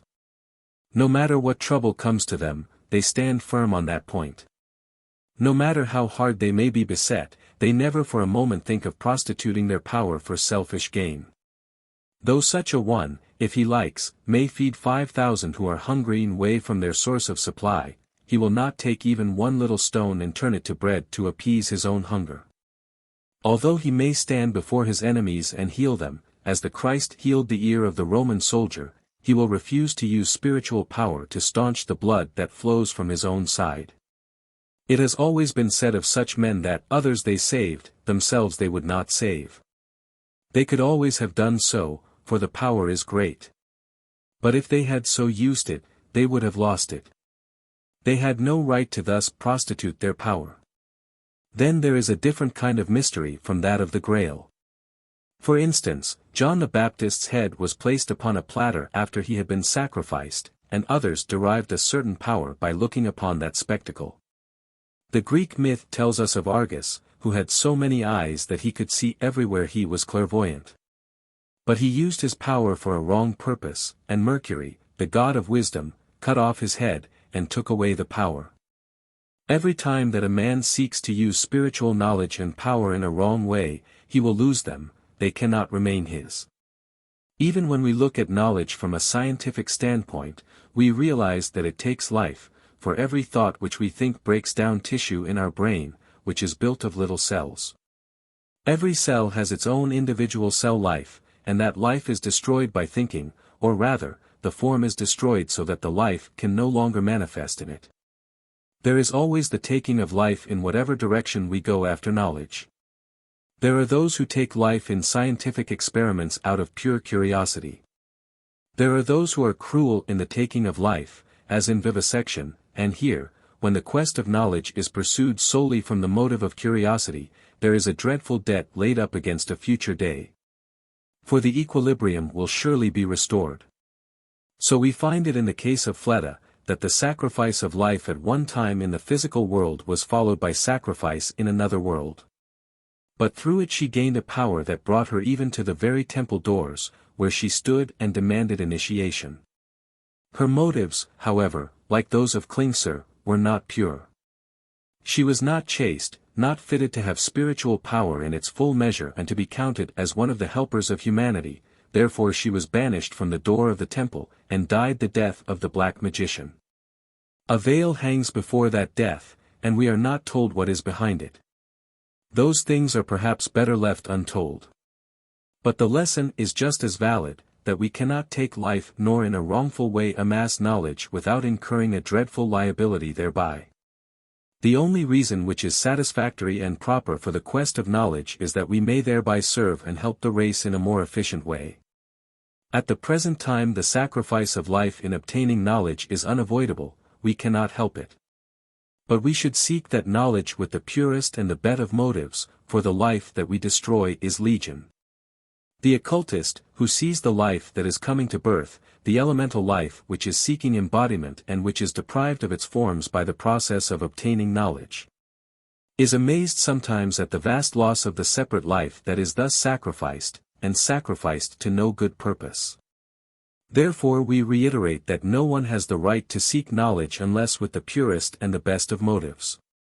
If, on the other hand, we walk the path of duty, if we seek to do those things well and thoroughly which come to our hands, and if we have spiritual aspirations without aiming to force spiritual growth, then we shall be comparatively easily fitted for having higher powers. It is a beautiful feature of the Rosicrucian exercises that they not only give us spiritual knowledge, but they fit us for having that knowledge. We must learn to walk the path of duty, to live the good life. Never mind a long life. So many people, as Thomas à Kempis says, are concerned with living a long life. But never mind this.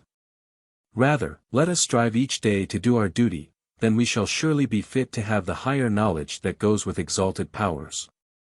No matter what our sphere, there is always a place where we may make use of our knowledge, not to preach sermons, not to talk to people from morning till night about the things we know that they may admire our knowledge. But that we may live the spiritual life among them, that we may stand to them as living examples of our teachings. There is for every one of us this opportunity. We need no look very far for it, it is right here. Thomas à Kempis has expressed this in a manner which only a mystic can do. He has given the idea in such beautiful words that it would pay us well to read and ponder a few of them in his Imitation of Christ. He says, "Every man naturally desireth to know, but what does knowledge avail without the fear of God? Surely, an humble husbandman that serveth God is better than a proud philosopher who studies the course of the heavens, and neglecteth himself. The more thou knowest, the heavier will be thy judgment unless thy life be also the more holy. Be, therefore, not puffed up, but rather fear for the knowledge that is given thee. If it seem to thee that thou knowest much, remember that there are many things which thou knowest not. Thou knowest not how long thou mayest prosper in well-doing. Therefore let us remember that we should not seek after knowledge simply for the sake of knowledge, but only as a means to the living of a better and a purer life, for that alone justifies it." 20. The Journey Through the Wilderness. Our subject is taken from the Bible story of the Temple in the Wilderness, and we shall endeavor to interpret it from the standpoint of the Rosicrucian teachings. It may seem to those who have not studied these teachings that one interpretation is as valid and as worthy of belief as another, but further consideration of the subject may give a somewhat different opinion. Peter, in his second epistle, 1st chapter and 20th verse says, "Knowing this first, that no prophecy of the Scriptures is of any private interpretation." In our daily life we understand that if our opinion on any subject is to be considered valuable, that opinion must be based upon a certain amount of knowledge of the subject. The testimony of witnesses in a court is based upon this principle.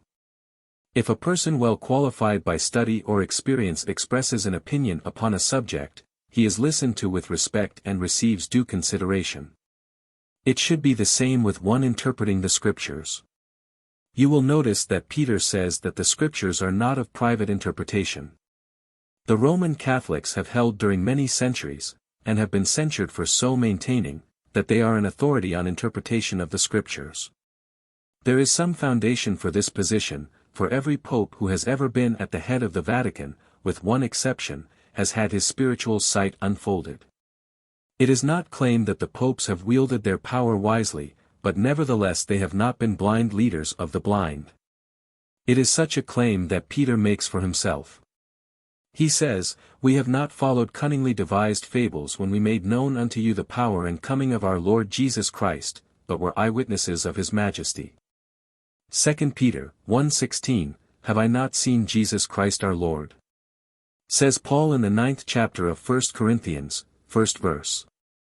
There is thus a foundation for their writings and their teaching, and this foundation is that they have seen and heard.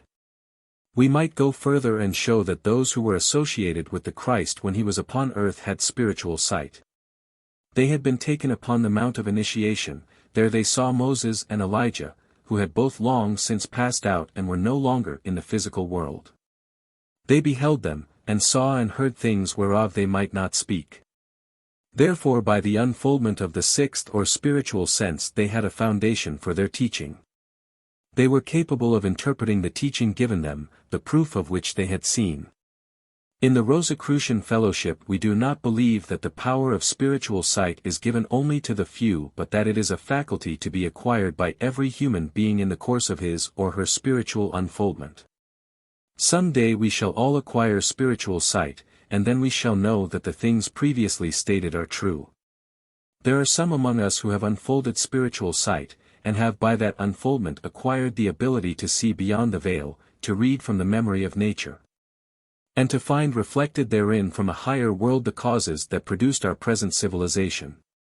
Some can also see into the future, and thus know of the future work of evolution.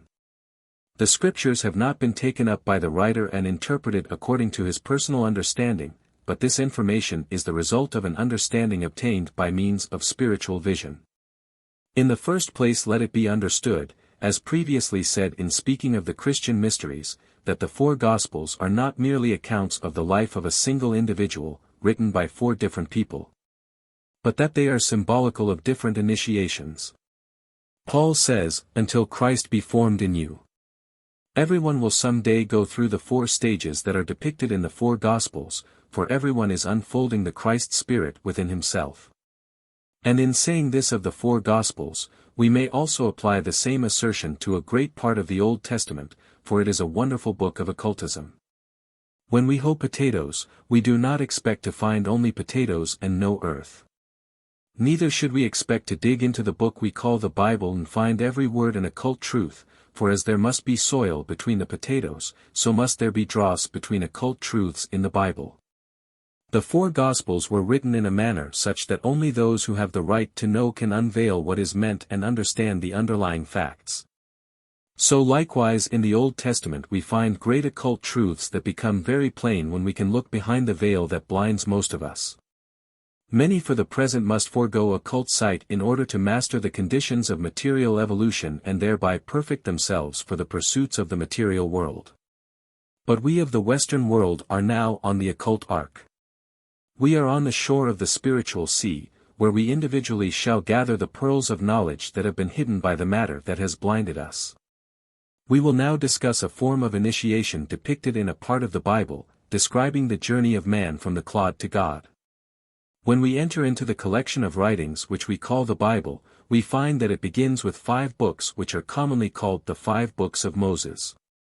These tell of the journey of a so-called chosen people, from Egypt to a promised land, and how they passed through the water called the Red Sea, guided in a manner called supernatural. After many, many years and after many of those who first set out upon that journey had perished, they finally reached the land that was promised. And yet Paul in his letter to the Hebrews speaks of that covenant as having been unable of fulfillment, for that which should have been accomplished failed. This is a fact. When we make a law, there is also a means for transgressing that law. Therefore it is impossible for law to save. There was a time when humanity was in such a state that it was impossible to guide them at all without law telling them in all cases what they must do and what they must not do. Therefore it was the mission of their leader to give them such laws, and these were embodied in the 5 books of Moses. Historically the Israelites were a people who traveled not from Egypt to Palestine, but who were taken by their leaders from doomed Atlantis, where the condensing moisture in the atmosphere caused floods that rendered the land uninhabitable, into the central part of Asia. This company of men and women had been selected as a nucleus for a chosen race, and they have since become what is known as the Aryan race. While this may be a historical interpretation, still there is within this story a great spiritual lesson, particularly in that part of the story which we are considering. In the Cosmo-conception is given an illustration of 2 men standing on a street corner, one knocks the other down. An observer might say that an angry thought knocked the man down. Another would contradict that statement and say that he saw the arm lifted and a blow landed upon the man's face, causing him to fall to the ground. The latter version is true, but there was a thought also. The arm was but an irresponsible instrument. It is thought that moves everything, and when we look upon the hidden or occult side of effects, we get a far deeper understanding of causes. It is from this viewpoint that we shall speak of the temple in the wilderness. In our Bible there is a description of the first people upon earth. They are called Adam and Eve. But properly interpreted this means the human race, which gradually arrogated to itself the power of procreation and thereby became free agents. Humanity was thus given its freedom and made responsible to the law of consequence, for it had arrogated to itself the power to create new bodies, and was then separated from the tree of life and the state which we are now cognizant of as etheric. When we learn that we have a vital body made of ether, and that it is the tree of life to every one of us and furnishes us the vitality whereby we are enabled to make the movements of the body, we may understand why the power to recreate and regenerate ourselves was taken away from us lest we learn how to vitalize the imperfect dense body. And we also see why, as stated in the Bible, there were placed at the gate of the Garden of Eden cherubim with flaming swords to guard that region. This story is told in the beginning of the Bible, but in the end of the book, in Revelation, we are told about a city where there is peace among the people. 2 cities are mentioned in the Bible. 1, Babylon, a city of sorrow and tribulation, where confusion started, where humanity first became estranged, one from another, where brotherhood ceased. Also another city, a new one, a new Jerusalem, is described where there will be peace. We are further told in Revelation that in this new Jerusalem is the tree of life, symbolizing the power to regenerate ourselves, whereby we shall regain that health and beauty that we at present lack. It was for a good purpose that this power was taken away. It was not through malice in order that man should suffer in sorrow and pain, but because it was only by repeated existences in an inferior body that we could learn to build for ourselves such a vehicle as would be fit to immortalize. Man gradually came down from the etheric state as easily then as he can today dwell in the present 3 elements of the physical world. In the past etheric state he contacted internally the life currents that we now contact unconsciously.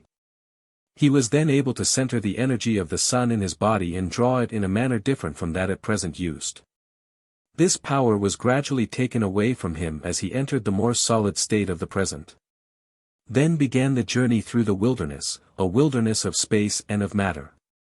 And we shall continue to so journey until we re-enter the etheric realm, consciously that realm called the new heaven and the new earth, where righteousness will dwell and where there will be no more sin. At the present time we are still traveling through the wilderness of space, as we shall see if we study the Bible understandingly.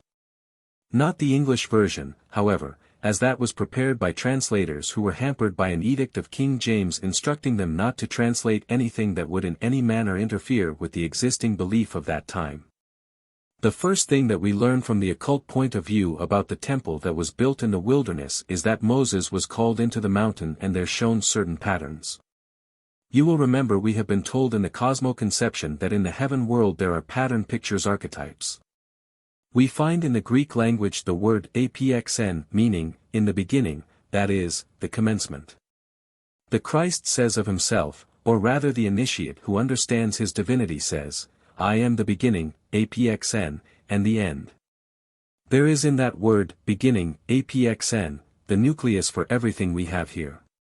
In the temple there was placed an ark, and the ark was arranged in such a manner that the staves could not or should not be taken out of it. During the whole journey through the wilderness those staves must remain there. They were never removed until the ark was taken into the Temple of Solomon. We see here a state where a certain symbol, an archetype, something that comes from the beginning, is made in such a manner that it can be taken up at any time and carried further on. In that ark was the nucleus around which everything in the temple centered. There was the magical rod of Aaron, and there was the pot of manna, also the 2 tablets of the law.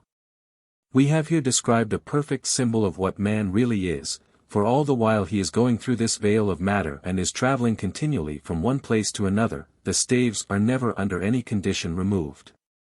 They are not removed until he comes to that state symbolized in Revelation where it is said, Him that overcometh will I make a pillar in the temple of my God, and he shall go no more out. During all the time that has intervened from the moment when man commenced his passage through matter, he has had that spirit of peregrination. He does not remain stationary. Every so often the temple was taken up, and the ark was carried farther on to a new place. So also is man taken from place to place, from environment to environment, from condition to condition. It is not an aimless journey, for it has for its goal that promised land, the New Jerusalem, where there shall be peace. But while man is on this journey he must know that there will be no rest and no peace. This is the result of the law which man has transgressed in a certain sense. It was not designed at the beginning that we should go through such an evolution as this, such a vale of sorrow and tears as we have been and are passing through. We are told that the creative force that was latent within and that we are just beginning to use constructively was first used by us under the direction of the angels, who took care that procreation was carried on at times when the planetary conditions were favorable. Then parturition was painless. Everything was good on the earth. The Lord had made everything so that it was good. But there came a time when the Lucifer spirits, whom we recognize as the stragglers from the angel evolution, had to have a brain in order that they might function in the physical world. Therefore they showed us how we might use our creative force in a manner independent of the guidance of the angels, so that when a body was cast off in death, as it had to be when it became useless, it would be possible for the human being to create another body. So we have these two classes working in different parts of the body, the Lucifer spirits, that have since worked on us through the spinal cord and the brain, and the angels who have charge of the propagative faculty in so far as it does not interfere with our own action. Here, at this point, is where free will and choice come in and also the law of consequence. The animals are not responsible in the way we are. If an animal jumps from a height, it hurts itself in a physical manner, but there the responsibility ends.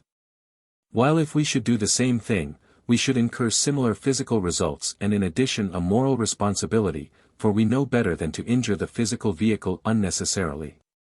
Thus the law of consequence attaches to every act of a human being when free will is attained. Whatever we do that is wrong has in some way to be brought to our notice. Sorrow and pain have been the taskmasters who have guided us aright, and in order that we might in time know how to do right, the law of consequence was given. In the ark, which symbolized the human being, there were placed the tablets of the law, and there was also placed the pot of manna. The word manna signifies not bread that came from heaven but the thinker, the ego, which descended from the higher spheres. In almost every language we have the word man. In Sanskrit, German, Scandinavian, etc., the root is the same. In the ark is the thinker, and he is being carried about in the temple in the wilderness during the present stage of his evolution. There is in us also the spiritual power symbolized by the rod of Aaron. Aaron's rod, we remember, was one that budded when all others remained barren. There is in each one of us a spiritual power that has become latent during the time we have been going through the pilgrimage of matter, and it is for us to awaken this power. We have spoken a number of times about this spiritual power, how the use of it brings blessings into the world when used as Parsifal used it, and how when misused, as did Amfortas, it brings sorrow. This spiritual power is latent at the present time because humanity, symbolized by the traveling ark, has not fitted itself to receive it. We are too selfish, and we must cultivate unselfishness before we shall be trusted to wield this wonderful power. Peter is very emphatic in regard to the teachers who may come among us, when he speaks of false teachers and says they will make merchandise of us. Such are they who have lessons in this, that, and the other kind of spiritual science to sell, more than likely in astrology, at perhaps $5 per lesson. They have these things to give us for the coin of the realm, but we must remember that it is not money but merit that counts in spiritual attainment every time. And it is impossible to initiate a man into higher spiritual powers for a few dollars or any material consideration. Just as it is necessary to load the pistol before pulling the trigger will cause the explosion, so also is it necessary that we have stored up within ourselves the force, the spiritual power symbolized by Aaron's rod, before we can have that power turn to its proper and legitimate use. And this is one of the great lessons in the story of the ark. If we continue to travel and travel, take rebirth after rebirth, and do not at some time learn to obey the voice of God, hold His commandments holy, and live the good life, we cannot expect to reach the city of peace, but must be content to remain in the land of sorrow and suffering. How then are we to unfold our spiritual power? What is the way, the truth, and the life? We have had the threefold path shown us in the glorious teaching of the Christ. Ordinary humanity all over the world are being worked upon by law, which works upon the desire body and holds it in check. The thinker is pitted against the flesh. But under law no one can be saved. We also have the vital body spoken of in our teaching. This is the vehicle, as Paul has said, of love and attraction. If we can overcome the passionate side of our nature, if we can get away from the lower vibrations of love, if we can cultivate within ourselves purity, and if we can withstand temptation as did Parsifal and live the pure life, then every day we cultivate within ourselves a power. This power is the power of love, which will express itself in our lives in service, and gradually it will accumulate to such an extent that it will be like the powder in the loaded pistol. Then the teacher will come to us and show us how to liberate the power we have stored up within our being. It depends upon ourselves how long we shall travel in the wilderness. Every one of us has the power latent within that will bring him or her into the city of peace, a place apart from sorrow and suffering. Every one of us can and must make the start sometime, and the first step is purification, for without the pure life there can be no spiritual advancement. Ye cannot serve God and mammon, it is said. But mammon is usually interpreted to mean the gold of the world. Yet a man may remain in his business and take care of it for the good of all, not for his own selfish greed and interest, doing everything possible for others, and not be serving mammon no matter how much he may be accumulating. A person may love only a few around him, but there is a higher love that flows out to others not in his own circle which must be observed. Every duty must be fulfilled that we may thereby take advantage of the higher opportunities that are ever opening up before us. And so we must all learn our lessons in service, service to humanity, service to animals, service to our younger brothers, service everywhere. This alone will bring us out of the wilderness. It is said that those who were highest in the temple were those who served. And the Christ said, He who would be the greatest among you, let him be the servant of all. Let us all strive to render this service. It is easy to do if we will. Then some day in the not far distant future we shall hear that gentle voice, the voice of the teacher, which comes to everyone who serves and who listens to the voice of God. The end.